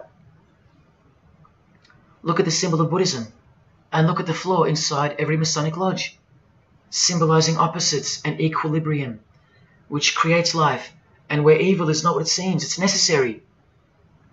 Why do you think the New Age author Christopher Hyatt, who writes that the Grand Vicar of Lord Lucifer is soon to be crowned Prime Minister of the world, notes in that same book his appreciation of Nietzsche, the man who states that the Christian is the sick animal man, the Zohar, which is witchcraft, and Buddha. These are the people he appreciates. Why does he lump Buddha into the same basket? I'll tell you why right now. Because in his highest manifestation, the Buddha, seeing the illusionary world through the all-seeing eye, his third eye, would not interrupt a rape if he happened to walk by, so as to stay detached from the karmic cycle. Whereas Jesus, knowing everything and more than the Buddha, would sacrifice himself, because he was born to destroy evil, not transcend it. So tell me, who would you rather have walk by if you were being raped? A transcendental meditator or Jesus Christ? Whatever you think of me, you will have to reconcile the fact that all the leaders of the world, from Scott Morrison to the Dalai Lama, belong to the very same secret society as Adolf Hitler did, Freemasonry. The secret religion no one speaks about, for good reason, and by good I mean very, very evil. What do you think is going on here? I've told you almost exactly what's going on. We're in a lot of trouble, because in the land of the blind, the one-eyed man is king, and Hitler, Stalin, and Lenin combined will be child's play compared to what's just ahead. Now here's a point-blank picture of the future and the reality of their most brutal truth from the 33rd degree Freemason Aleister Crowley's The Book of the Law. We have nothing but the outcast and the unfit. Let them die in their misery. Compassion is the vice of kings. Stamp down the wretched and the weak.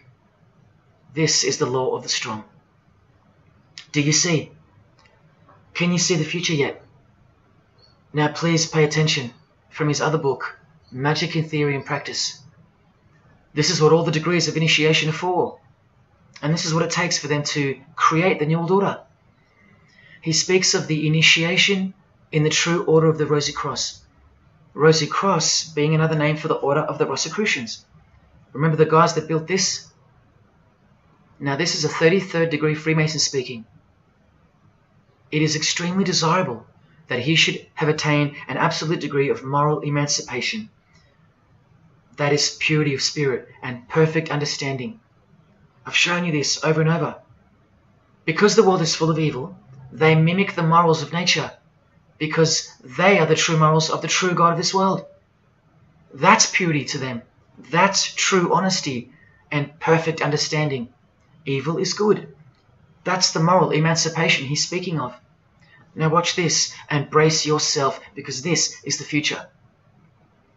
There is a magical operation of maximum importance, the initiation of a new eon. When it becomes necessary to utter a word, the whole planet must be bathed in blood. This bloody sacrifice is the critical point of the world ceremony of the proclamation of Horus, the crowned and conquering child, as Lord of the Eon. I've shown you that secret societies participate in the science of blood rituals. Well, this is what it climaxes into. A massive blood ritual in the name of the new Eon, the new age, which revolves around a divine plan not of this world, as confessed by all of them. You are not who you think you are. You are not where you think you are. Do you see it? Can you fathom? And what blood means in this world? So much more than what you may have known before now. Blood sacrifice is of the utmost importance. It's what the beings in the other realm require, desire. We can't fully understand it. But do you see how the blood sacrifice of Jesus Christ takes on a whole new meaning now? A very real meaning. And guess what? Because of it, the good guy really does win in the end. You either fall under the blood of the world or under the blood of him. There is no middle ground. Blood is like the monetary currency of the spirits. And that's how God bought us back from the legal ownership of the ruler of this world with blood, his own blood. Now you can begin to understand why they hate him so much. Because that's why he was born into the world of flesh, to produce blood of his very own. Not by means of perishable things were you set free once and for all, by the payment of ransom money, but by costly blood, by the one who was visibly manifested at the closing years of the times, for your sake. That is the truth. Do you think it's just a coincidence that this is the last age before the long planned for new order of the ages? That's ages, plural. That means forever. That's the plan. That's why the Gospels say that he was visibly manifested at the closing years of the times, at the end of this last age. In the book 1984, George Orwell told us, if you want a vision of the future, imagine a boot stamping on a human face forever. I've shown you that this so-called new age is in actuality a new satanic age. And it's not really new at all. It's very old indeed, it's ancient. But like I said, its progress was derailed by the appearance of Jesus on the human scene. Now I'll prove to you that the New Age is an old religion. Novus Ordo Seclorum is part of a quotation taken from the Roman pagan philosopher Virgil's 4th Eclogue, which was borrowed by him from the Sibylline records, which were ancient prophecies delivered by an oracle through witchcraft or divination. That's where the phrase Novus Ordo Seclorum comes from. Now look at what the full phrase actually says. A mighty order of ages is born anew. Both the prophetic virgin and Saturnian kingdoms now return. Now a new progeny is led down from the lofty heavens.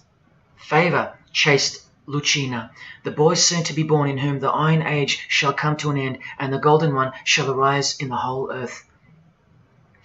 We've just been told that the new age is a Saturnian kingdom, which returns. So it's been here before. Next we see that a new progeny, meaning a new seed, a new race, there's that race again, is coming to earth. And that a boy will be born who will bring the Iron Age, which is the age we're currently in, to an end. And that the Golden Age, the new age about to begin, will again arise over the whole world. Now, what is the Saturnian kingdom? Well, for starters, this is a band called Saturnian Mist. And here on their front cover, we have a reference to magic. Then we see by the singer's shirt, they're Satanists.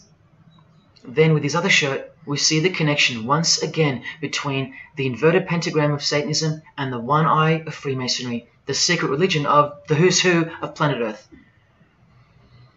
Freemason and Satanist Marilyn Manson has a song called Saturnalia, and on a satanic website on ritual offerings for demonic bindings, we find that Satan is Saturnian in nature.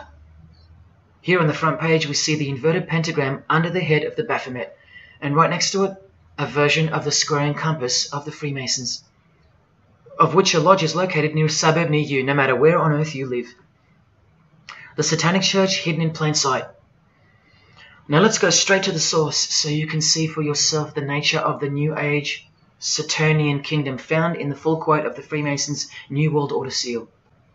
From this book, which is a factual study of the single most influential occult organization in modern Germany, the Fraternitas Saturni, or the Brotherhood of Saturn. We learn of the path of the Saturnian initiate, which is outlined in detail with the meaning of all 33 grades, 33 degrees of Freemasonry. This is the very same thing, the same objectives. All secret societies work for the same goal because they all have the same spirit. The only difference between Freemasonry and this Saturnian fraternity is that your local Masonic lodges are veiled and camouflaged filtering systems for future Satanists, from which all influential figures of society are chosen, where the real religion begins at the 33rd degree. Whereas with orders like the Saturnian Brotherhood, there is no filtering system. As such, you're a student of Satanism from the first degree. That's why Satanism's takeover would have been impossible without international Freemasonry.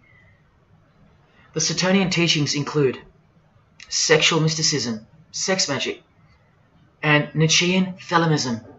Nietzsche, remember the guy who says that Christians and the mindset to help the weak makes up the sick animal man? The guy who wrote this book and doesn't believe in good and evil. And Thelemism, from 33rd degree Freemason, who says that in this book that to initiate the New Age, the whole world must be bathed in blood in a bloody sacrifice before man can accept the law of Thelema. Nietzschean Thelemism. That's what the New Age Saturnian kingdom, from which the Freemasons took this phrase from, actually looks like.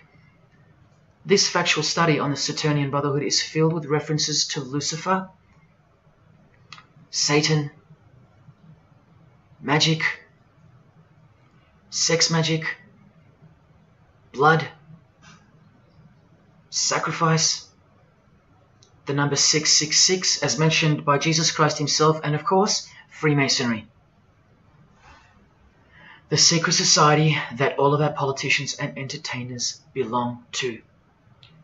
And what's the demonic sigil for Saturn? The Masonic square and compass. Are you going to snap out of it now? When you see a beautiful sunrise and smell the fresh air, or hear a great song, or see a great movie, are you going to forget where you really are? When you hear people using Jesus Christ's holy name as a cuss word, are you going to forget where this phenomenon really came from and why it's taking place? Now that you've seen how actual and bona fide the reality of 666 is from their own mouths and symbols, let me show you where else it's revealed. Do you see these Roman numeral numbers down here? They add up to 1776, the year that America officially became the country we know of today. And also the year of the birth of another secret society, which was absorbed into Freemasonry after it was banned in 1785. But look, the base numbers. M is 1,000, C is 100, and X is 10. All you have to do is subtract the base numbers. 1776 minus 1,000 minus 100 minus 10. Or simply remove the Roman numerals which represent the base numbers. No, I'm not playing tricks on you. Neither are your eyes. But someone else is. Now that you've seen the prevalence and seriousness of this horrid number, now that you've seen what you've seen, I can show you where else it appears. This figure is represented by the numbers. To make this work, they had to remove the number 1 altogether and separate the 2. Of course, we'd be too dumb to pick up on it. But 789 minus 456 is this, multiplied by this lonesome 2. That's right. This dark and mysterious figure is none other than the long-anticipated Antichrist, the ruler of the Saturnian kingdom, which is on its way. And Australia has been steeped up to its neck in secret societies since the early 1900s. World Economic Forum logo, with this slash through the O's, is of course representative of the number of the ruler of the New Age, 666. The barcode is the primitive version of the worldwide system that Jesus predicted would revolve around the number of the beast. And as you can see, the base of every single barcode in all the world is 666. No matter if the lines are on the ends and in the middle are elongated or not. I found that out from the horse's mouth in an interview with the man who was commissioned by IBM to come up with a new way to automate data collection. There are in fact 3 6s in the Google logo, which comes from this occult symbol. Coincidence? And he found in a Masonic lodge the square and compass symbol appears in the middle of a hexagram, which is a symbol used in the royal art of Freemasonry, witchcraft, as shown in this book. Well, among other things, the hexagram itself can be broken down to quite clearly represent 666. This is a Masonic square and compass designed by the Manal Masonic Lodge, symbolizing world unity. Up the top you find the logo of the United Nations. Well, there are 33 segments in the UN logo, symbolizing the 33 degrees of Freemasonry. See this crop circle here with the Masonic eye on top of the pyramid? I know nothing about crop circles and the phenomenon of them, but I know how many rays are coming off the eye. 33. 33 degrees of Freemasonry. Don't forget that the highest authority of Freemasonry already admitted to be the designers of the pyramidal seal in a 1962 edition of their magazine, The New Age. I've shown you how the inverted pentagram makes for the spelling of the word Mason in the same seal. Well, that same pentagram with the elongated top horns appears here in a European Union logo. An inverted satanic pentagram right in front of our eyes. Here's the European Union building architecturally mimicking the Tower of Babel. That was the very same tower that the God of the Bible destroyed thousands of years ago, according to the Bible, when Nimrod, one of the admitted founders of the original craft of Freemasonry, tried to unite the world under one world government. So this logo and this building design is a clear statement to the God who intervened the first attempt at a world government. This is England's Secret Service logo for MI5 with the word intelligence being symbolized by the eye of Lucifer, who was viewed as the most intelligent entity in existence by the secret societies. And this is the symbol for the Information Awareness Office. You know exactly who's in control, and now you know exactly what they want, and they will get it.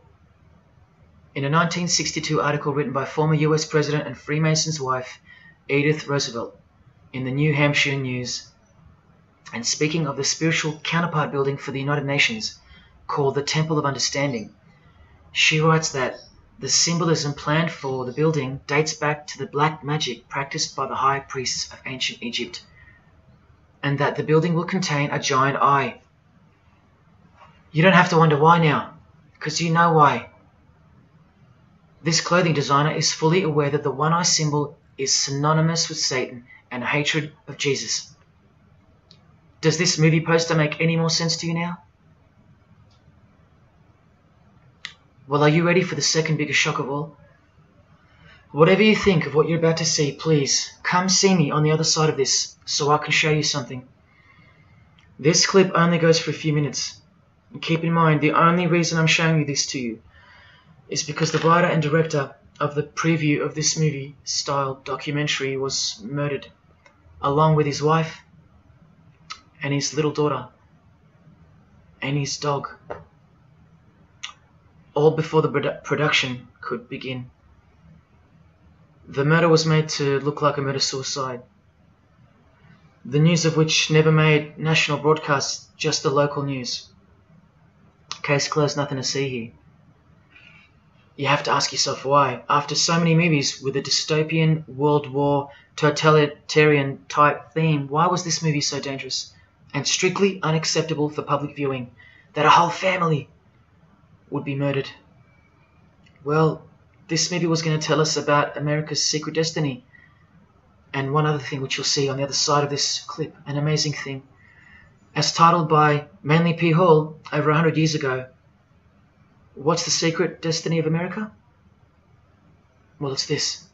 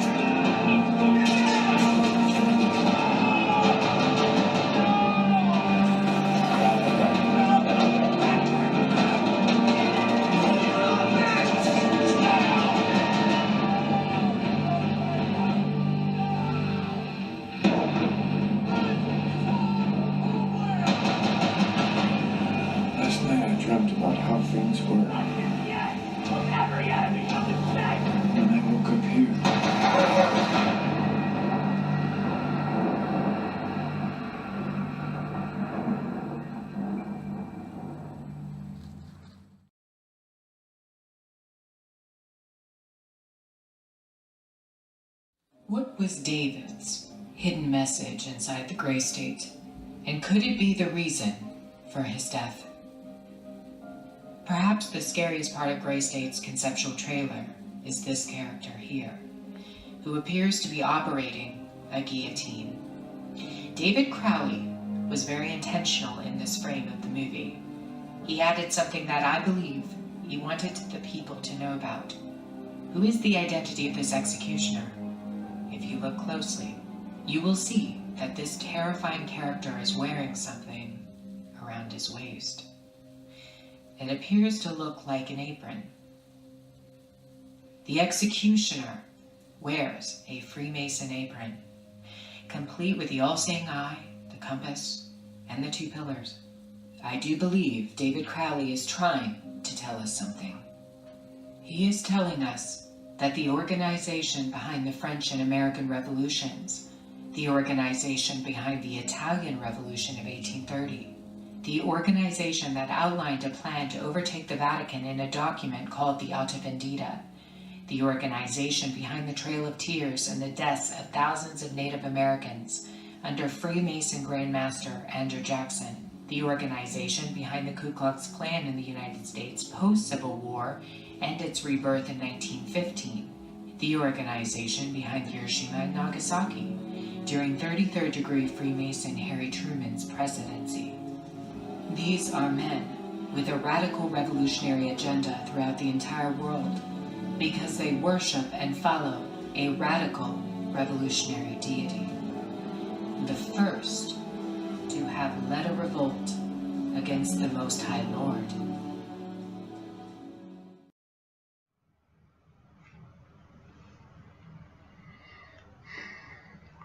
When I was in high school, coming from a completely non-Christian and non-religious family or background, I distinctly remember the first time that I decided that the Bible, or the New Testament, to be more precise, was definitely not true. Made up, fairy tale, whatever. It was one verse, one scripture that to me at the time proved unequivocally that it wasn't written for our time. A prophecy that was impossible to be fulfilled. Here's the verse. And I saw thrones, and they sat upon them, and authority to administer justice was given them. And I saw the souls of those who had been beheaded, because of the testimony they bore of Jesus, and because of the word of God. No way could guillotines be introduced as a form of execution in the 21st century, right? No way. Proof that the Bible was a prehistoric book written for prehistoric people. And this is long before he woke me up on a midnight highway to spare my life from a high-speed collision into a concrete wall. Ladies and gentlemen, in 2021, like the smartphone or the smartwatch, this is called the smart guillotine. Built by Chanel. You know, the perfume and clothing and accessories brand for the rich. What on earth does a perfume company have to do with chopping people's heads off? Well, I thought I told you that all of this is just the tip of the iceberg. I wonder who really owns Chanel. Well, here's their logo, and there is an eye in the design. And have you seen their drip design? How odd. Welcome to the real world. You ready? This is from a legislation archive from the Georgia House of Representatives in the 1995-96 sessions. This is Bill HB 1274 on the death penalty, guillotine provisions. How far along are we into enacting these bills worldwide? I don't know. Maybe they've been enacted already. But I just wanted to show you that in 1995 the ball was already rolling. Another ball that's rolling are the 7 universal Noahide laws. They sound great from the outside, designed so to conceal some terrifying details on the inside.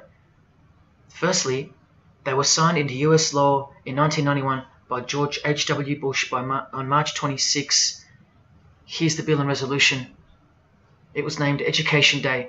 As you can see in the details of Resolution HJ 104, they are the 7 Noahide laws, resolved by the Senate and House of Representatives of the United States of America in 1996. Every single president since H.W. Bush has annually re-signed this resolution. Many world leaders have called for the acknowledgement and observance of the 7 Noahide laws, including the President of the European Union in July 2014 and the Australian Governor-General Michael Jeffrey in 2008. And this will be international law. So what's the problem? Well, just for starters, the law against idol worship will include, quite specifically, the worship of Jesus Christ as the Son of God, which the Noahide laws will classify as blasphemy, and the punishment for transgressing the 7 Noahide laws and for blaspheming the ineffable name of God by calling Jesus God is decapitation. I'll let you take that in for a second. This will be governed by a world court with no possibility of appeals. Something like this, an international Sanhedrin. Who do you think is truly behind these laws? Well, I can show you that right now. Here is the bill being signed into law by H.W. Bush, and here is their signature hidden in plain sight, the hidden hand of Freemasonry, displayed by this sinister and gloating-looking individual. And you know what Freemasonry is a cover for now. Who do you think designed the guillotine in the first place? This guy, Joseph Guillotine, a Freemason. Still don't believe in the prophecies of Jesus Christ? You're still in denial?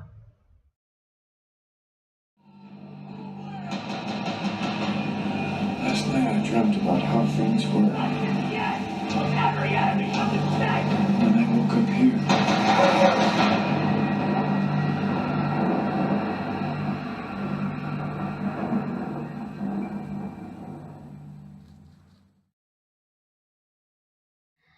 Well, that's why the director was murdered. And his wife, daughter, and dog. I think of them often, and sometimes when I need spiritual sobering up, I think of that fateful and evil night where that beautiful Christian family were brutally eliminated.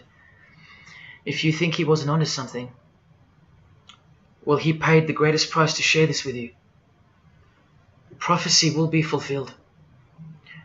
Listen to the words that come right after the execution by guillotine scripture in the Gospels. And I saw those who were such that they did not worship the beast, nor his image, and did not receive his mark of identification upon their forehead and hand.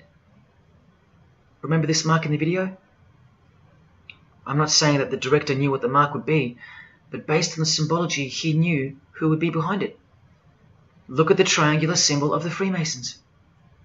The Masonic triangle around the eye, and the Brotherhood of Saturn. Now look at the front cover of the book written by New Age author Maurice Nicoll. The mark. Same symbol.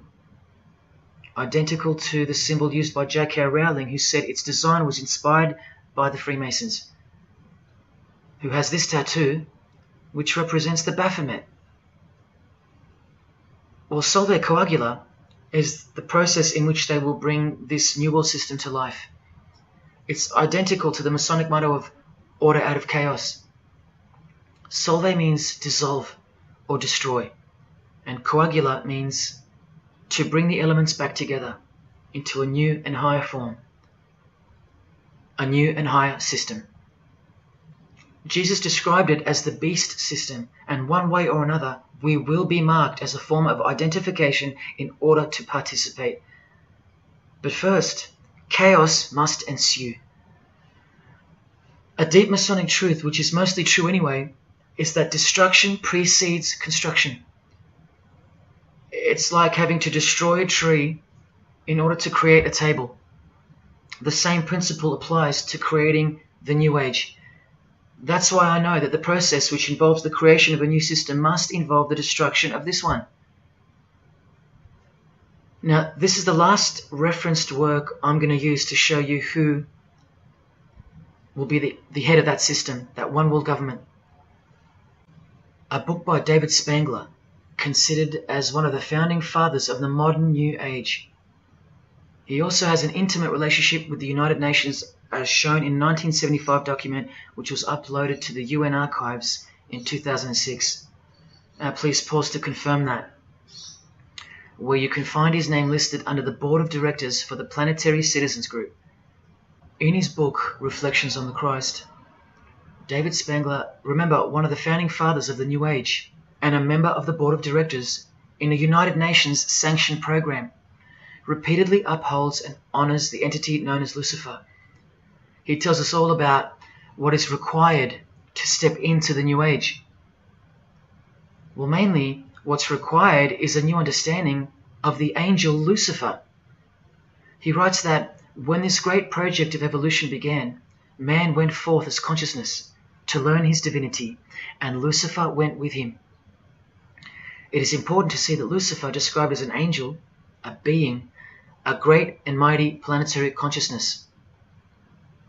He says that, just like in Halloween and trick or treat, if the person offers a treat to Lucifer who knocks on his door, And the person says to Lucifer, "Come in, and I will give to you the treat of my love and understanding, and I will uplift you in the light and presence of the Christ." Christ meaning my outflow. Then Lucifer becomes that being who carries the ultimate treat, the light of wisdom. Lucifer represents experience. Lucifer is literally the angel of experience. The Luciferic element becomes the true revealer of light, the angel of light. The light that reveals to us the path to the Christ comes from Lucifer. The Christ that he refers to obviously is the Antichrist spirit, who will eventually manifest on earth as one man. But for some odd reason on page 60 he feels compelled to clarify that he was only joking once when he said maybe to enter the New Age we all need to take a Luciferic initiation. Well, that's definitely no joke. That's right, Lucifer is the savior of the secret societies. The solar system was the manifestation of the consciousness of a very great being known as the Solar Logos. And if we go back to the secret society of the Brotherhood of Saturn, we read that mankind will be able to take a measure of egocentric power from the Solar Logos. In this way, Lucifer is the savior of humankind.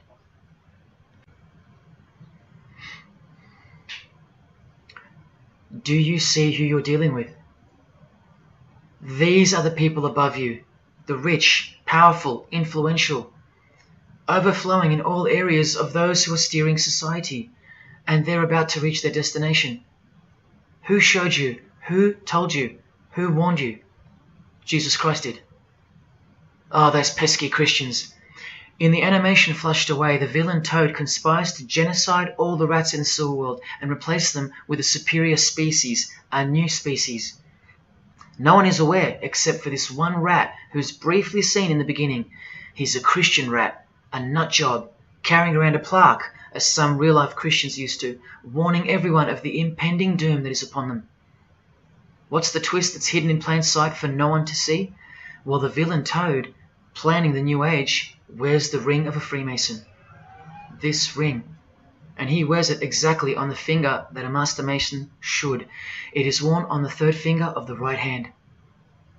There is one who predicted it all, and they know that. That's why he's been so thoroughly discredited, or so it seems. Yes, the nutjob Christian was right all along. Remember one last thing before I close. From Masonic New Age author Christopher Hyatt, who spoke of the well-planned-for and long-awaited invocation of the Prime Minister of the world, when he wrote in his book, "A massive truth that I wish with all my being that you would grasp.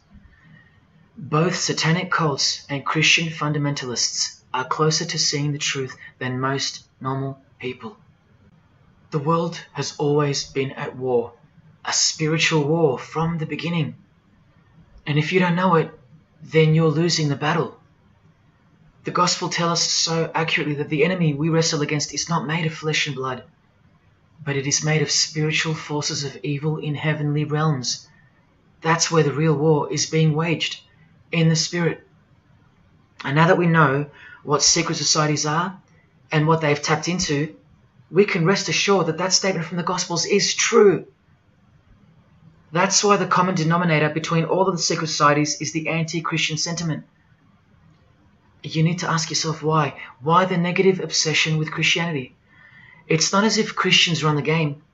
Freemasons have banned Bibles from schools. They teach evolution as a fact. Pornography is thriving. There are no Christian protesters left. Homosexuality is rampant and protected, and Christianity is buckled. Which church preaches against Freemasonry? Which church is telling you about Satan and his hidden church, which has permeated every vein of society? So why do they hate Jesus if they're at the top of their game? Because Jesus Christ is real, that's why. And he left us prophecy that they can't escape. See, the more they win, the more they fall into the hands of the prophecies of Jesus and his Gospels. What a blessing for you, those who would grasp this as truth. What good news for you, and what a terrifying conundrum for them.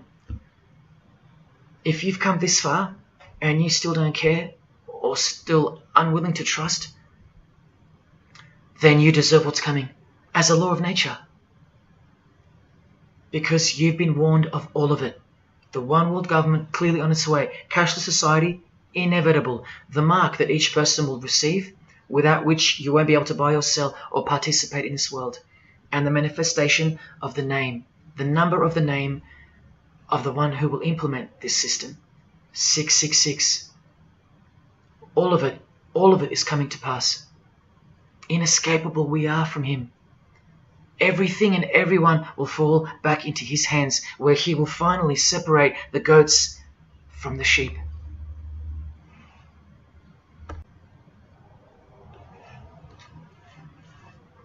Now watch the Bible destroy Freemasonry like no other book in 2 minutes. Regarding their lodges and obelisks, their heart is faithless. Now they must bear their guilt. The Lord will break down their altars and destroy their sacred obelisks. And speaking of the bloodline that gave birth to Jesus, God says, "You shall not set up for yourselves a sacred pillar, which the Lord God hates." See what you're up against, Freemasonry? While Freemasonry meets and speaks in darkness and secret, Jesus said, "I have spoken openly for all the world to hear, and in secret I've said nothing." Freemasons are known as builders. Well, the stone which the builders rejected has become the cornerstone. Everyone who falls on that stone will be dashed to pieces. Anyone on whom it falls will be crushed. Every Masonic lodge is built so that all the members face the east. Who are these men with their backs toward the temple, facing the east and worshipping the sun? It is detestable. Freemasonry does evil in secret with their hidden hand, but they blow a trumpet over the hand that does good. But Jesus says, when you give to the needy, do not let your left hand know what your right is doing. Your good deed must be in secret, and your Father who sees what is done in secret will reward you.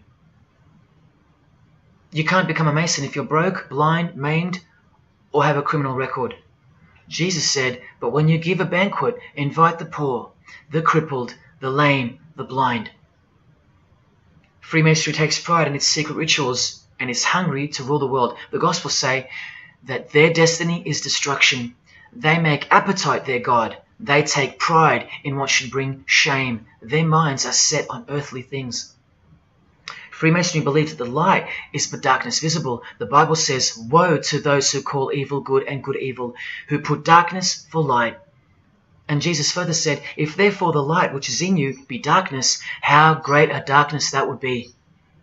Freemasons spend their whole lives taking gruesome oaths of secrecy. Jesus said, but above all things, my brethren, stop the practice of putting yourselves under oath. Freemasonry is built upon a hierarchical system, a pyramidal system. Jesus said, for everyone who exalts themselves will be humbled, and whoever humbles themselves will be exalted. We could go on and on, but we're going to end on this one. Exclusively written for the practices in the lodge room of political Freemasonry. A troublemaker and a villain who goes about with a corrupt mouth, who winks with his eye, signals with his feet, and teaches with his fingers, who plots evil with deceit in his heart. He always stirs up conflict. Therefore, the disaster will overtake him. He will suddenly be destroyed. That is Freemasonry through and through. And apart from the man in the mirror, prior to your baptism of the Holy Spirit, Freemasonry is the villain. They do go about with a corrupt mouth as they are sworn to secrecy. They do proverbially wink with the eye, making the one eye. They most certainly signal with their feet and teach with their hands and fingers. In the lodge, I can vouch. And they do plot evil, stir up conflict, in order to further their goal of the New Age and the New World Order, the greatest conflict being up ahead. But thank God Almighty above, the verse also tells us that disaster will overtake them, and they will be destroyed. One frightful and glorious day, you can count on that. Because the only thing you can count on in this world, more than death, more than taxes, is the Son of God.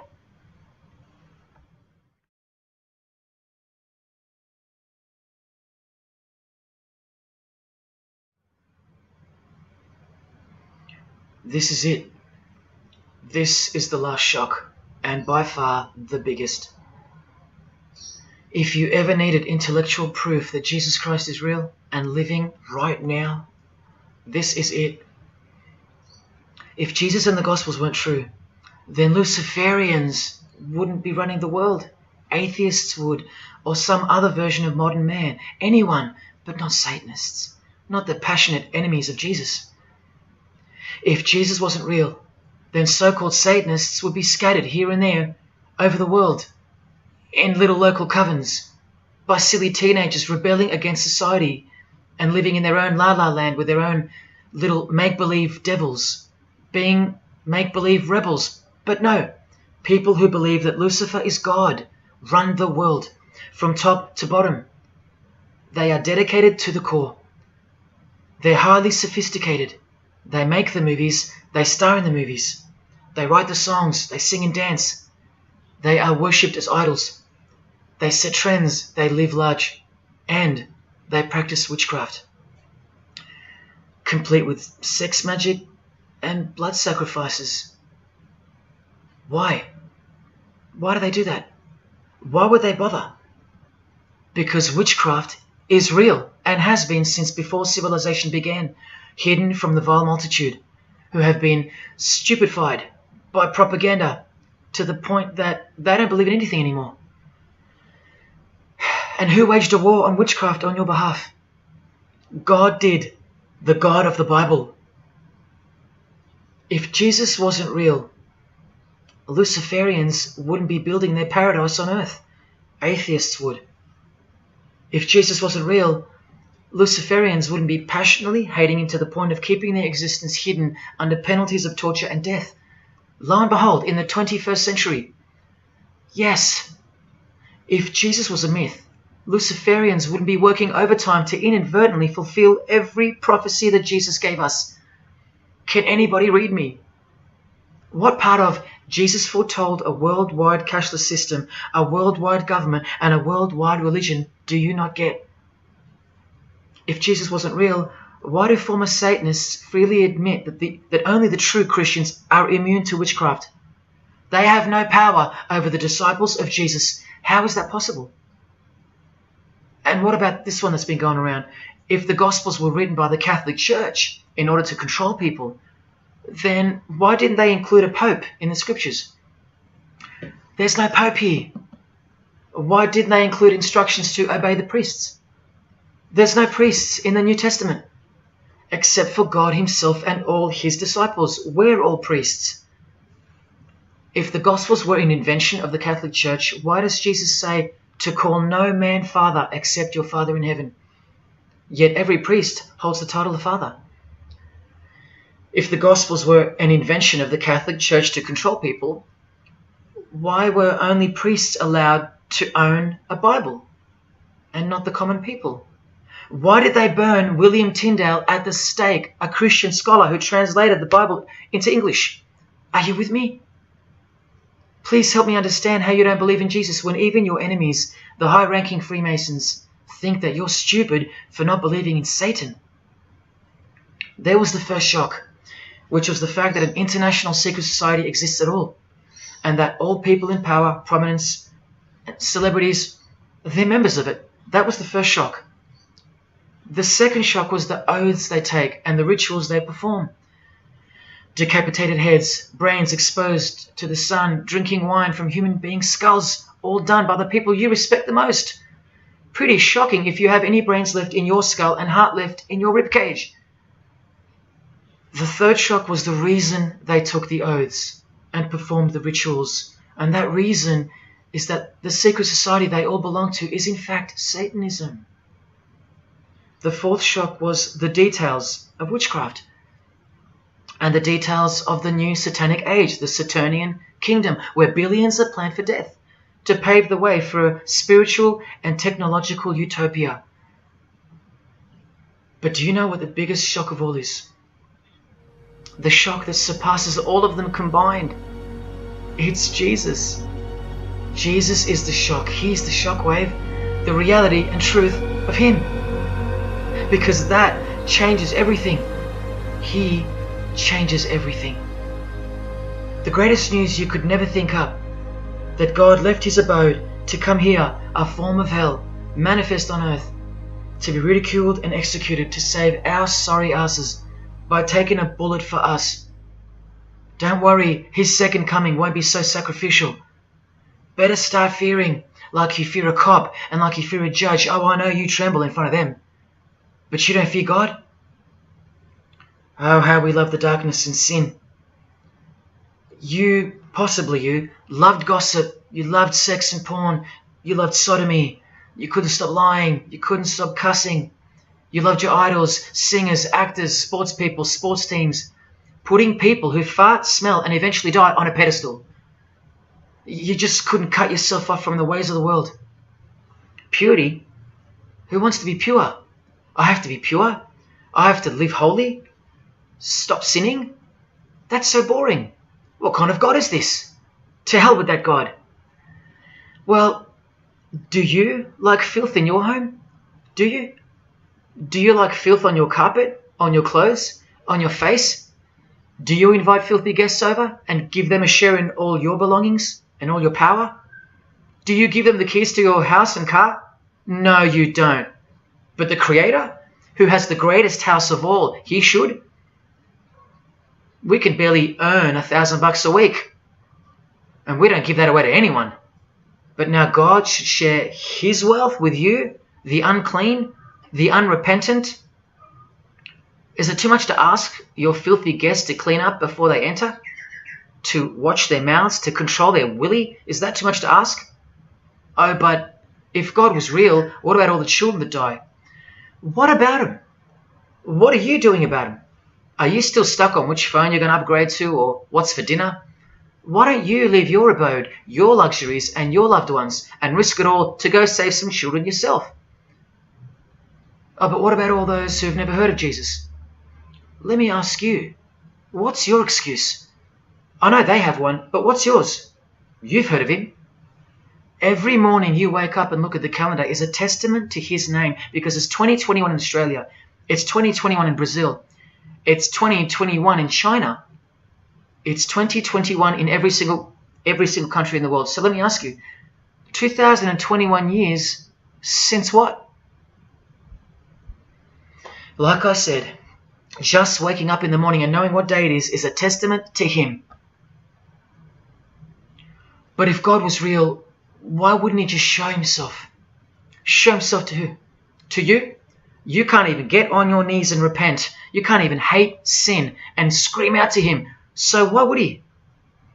How do I get the girl if I don't ask her out? And if I do, maybe she rejects me the first time and the second.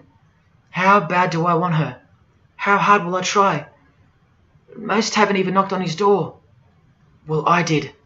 I just kept knocking and knocking, and then I started banging and banging. I refused to leave his porch. I lay there like a hungry puppy. But even when he answered the door, I did the runner, because he was too big for me, and I loved sin a little too much. Yet he still left the light on for me. But here's the craziest part about people who ask me why he doesn't just show himself the way they'd like him to. Their hearts have been so hardened that even if he did appear to them, in 2 weeks they would go back to being their old self, and he knows that. That's why. They might even forget it ever happened. Oh, that was just a crazy day. That was probably all in my head. Oh, how we love to make excuses. But if God was real, what about all the other gods? What other gods? Did Buddha perform a miracle for you? Did he affect a plethora of witnesses? Were his followers stoned to death, sawn in half, eaten alive? Did historians of his era leave any trace of him? Did he prophesy all the kingdoms that would appear on earth, and in what order? Did he foretell of worldwide floods, of enemies that would despise his followers, use his name as a cuss word, and eventually attempt to set up a world kingdom? Did his appearance change the calendar from one end of the world to the other, and predict that his appearance would in fact change the calendar? What did the Prophet Muhammad do for you? Apart from stealing Jesus from billions of people and corrupting the Gospels, did he dedicate his entire life to sinlessness? Did he remain celibate so that his blood could make a difference in the hidden realm by the science of sacrifice, which is practiced in secret every day, in order to shield your very soul? No, he didn't. Instead, he had 11 wives. One of them was 9 years old, and he lived like a king, while the real king lived like a slave, and died like one too, and washed the feet of his disciples while demons trembled at his name and presence, and still do. And let's not even bother with the other pagan gods, Osiris, Odin, Vishnu, all inventions of fertility cults that worship the sun, sex, genitals, death, destruction, agricultural religions. Did anyone else apart from Jesus Christ ever say the words, I am the truth? Have those words even ever come out of someone's mouth? I've heard of, I know the truth, I have the truth, but I am the truth? That doesn't even make sense. Unless truth itself was once upon a time born on earth as a man. Well, of course he's the truth. Where are all the heart-wrenching, knee-buckling testimonies about the indescribable power of this Holy Spirit, which comes in to sweep you off your feet and drown you in its tides, changing you forever? Where are all those testimonies? I'll tell you where they are. In the Christian column. That's where. Oh yeah, you'll get them here and there in every genre, but Christian testimonies simply outclips the rest. Where are all the life-changing, electrifying Hindu testimonies? The Muslim testimonies? A Muslim, Buddhist, or a Jew on the street corner, or from the proverbial rooftops, shouting the truth for all to hear, no matter the cost, because they love us that much, because he loves us that much? Where are they? And Freemason testimonies? Have you even heard of one of those? Satanic testimonies? You ever heard of one of those? A Freemason on his knees, sobbing from joy because of the overwhelming knowledge that Lucifer loves him? No Mason or Satanist has ever done or heard of such a thing. But the biggest cult in size is the cult of society. Where do you think the word culture comes from?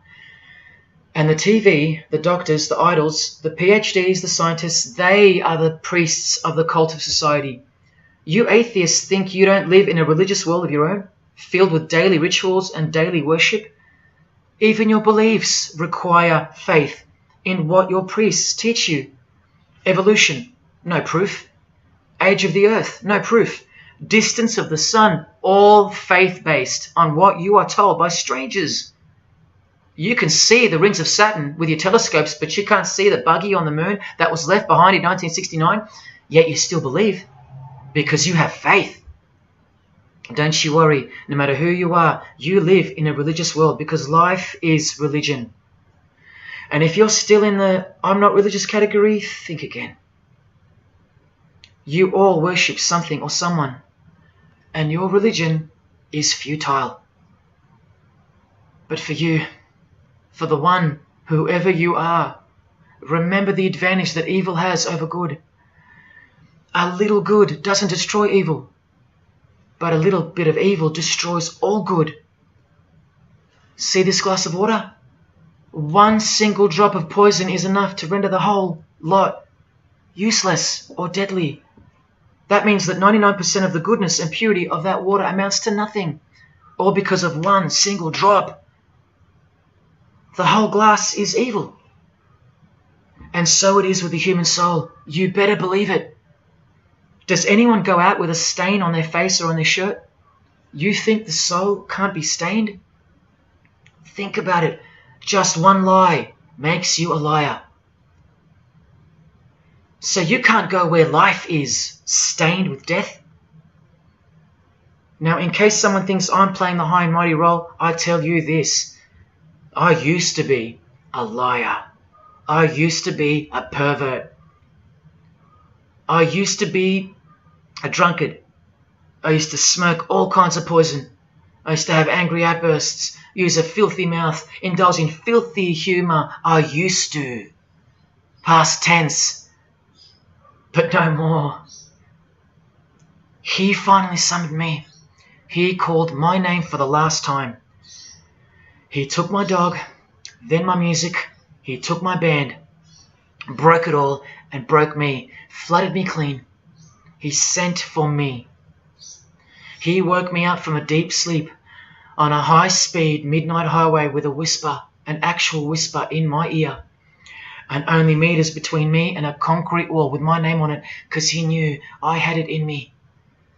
I had it in me to lay it all down, risk everything, so I can take a stand for him, for the Gospels, and for you. Well, this is me taking a stand. Brothers and sisters, I did all this for just one person, and I'll be hated and mocked and worse maybe, so that that one, whoever you may be, will wage war on sin and believe. Don't let even one drop in. No matter what the distractions this evil world may place in your path, in order to bury itself and its poison in your heart, where it will take root and overpower the 99% goodness in you. Just like only a few find success in this world, even fewer will find the kingdom. It's far more difficult than winning X Factor, or making $1 billion, or reaching a 33rd degree of a secret society. It's as difficult as loving your greatest enemy. And that's just about impossible. But if you can figure out how to do that, then you've found the road to life. And I hope to see you soon. God love. Jesus wins.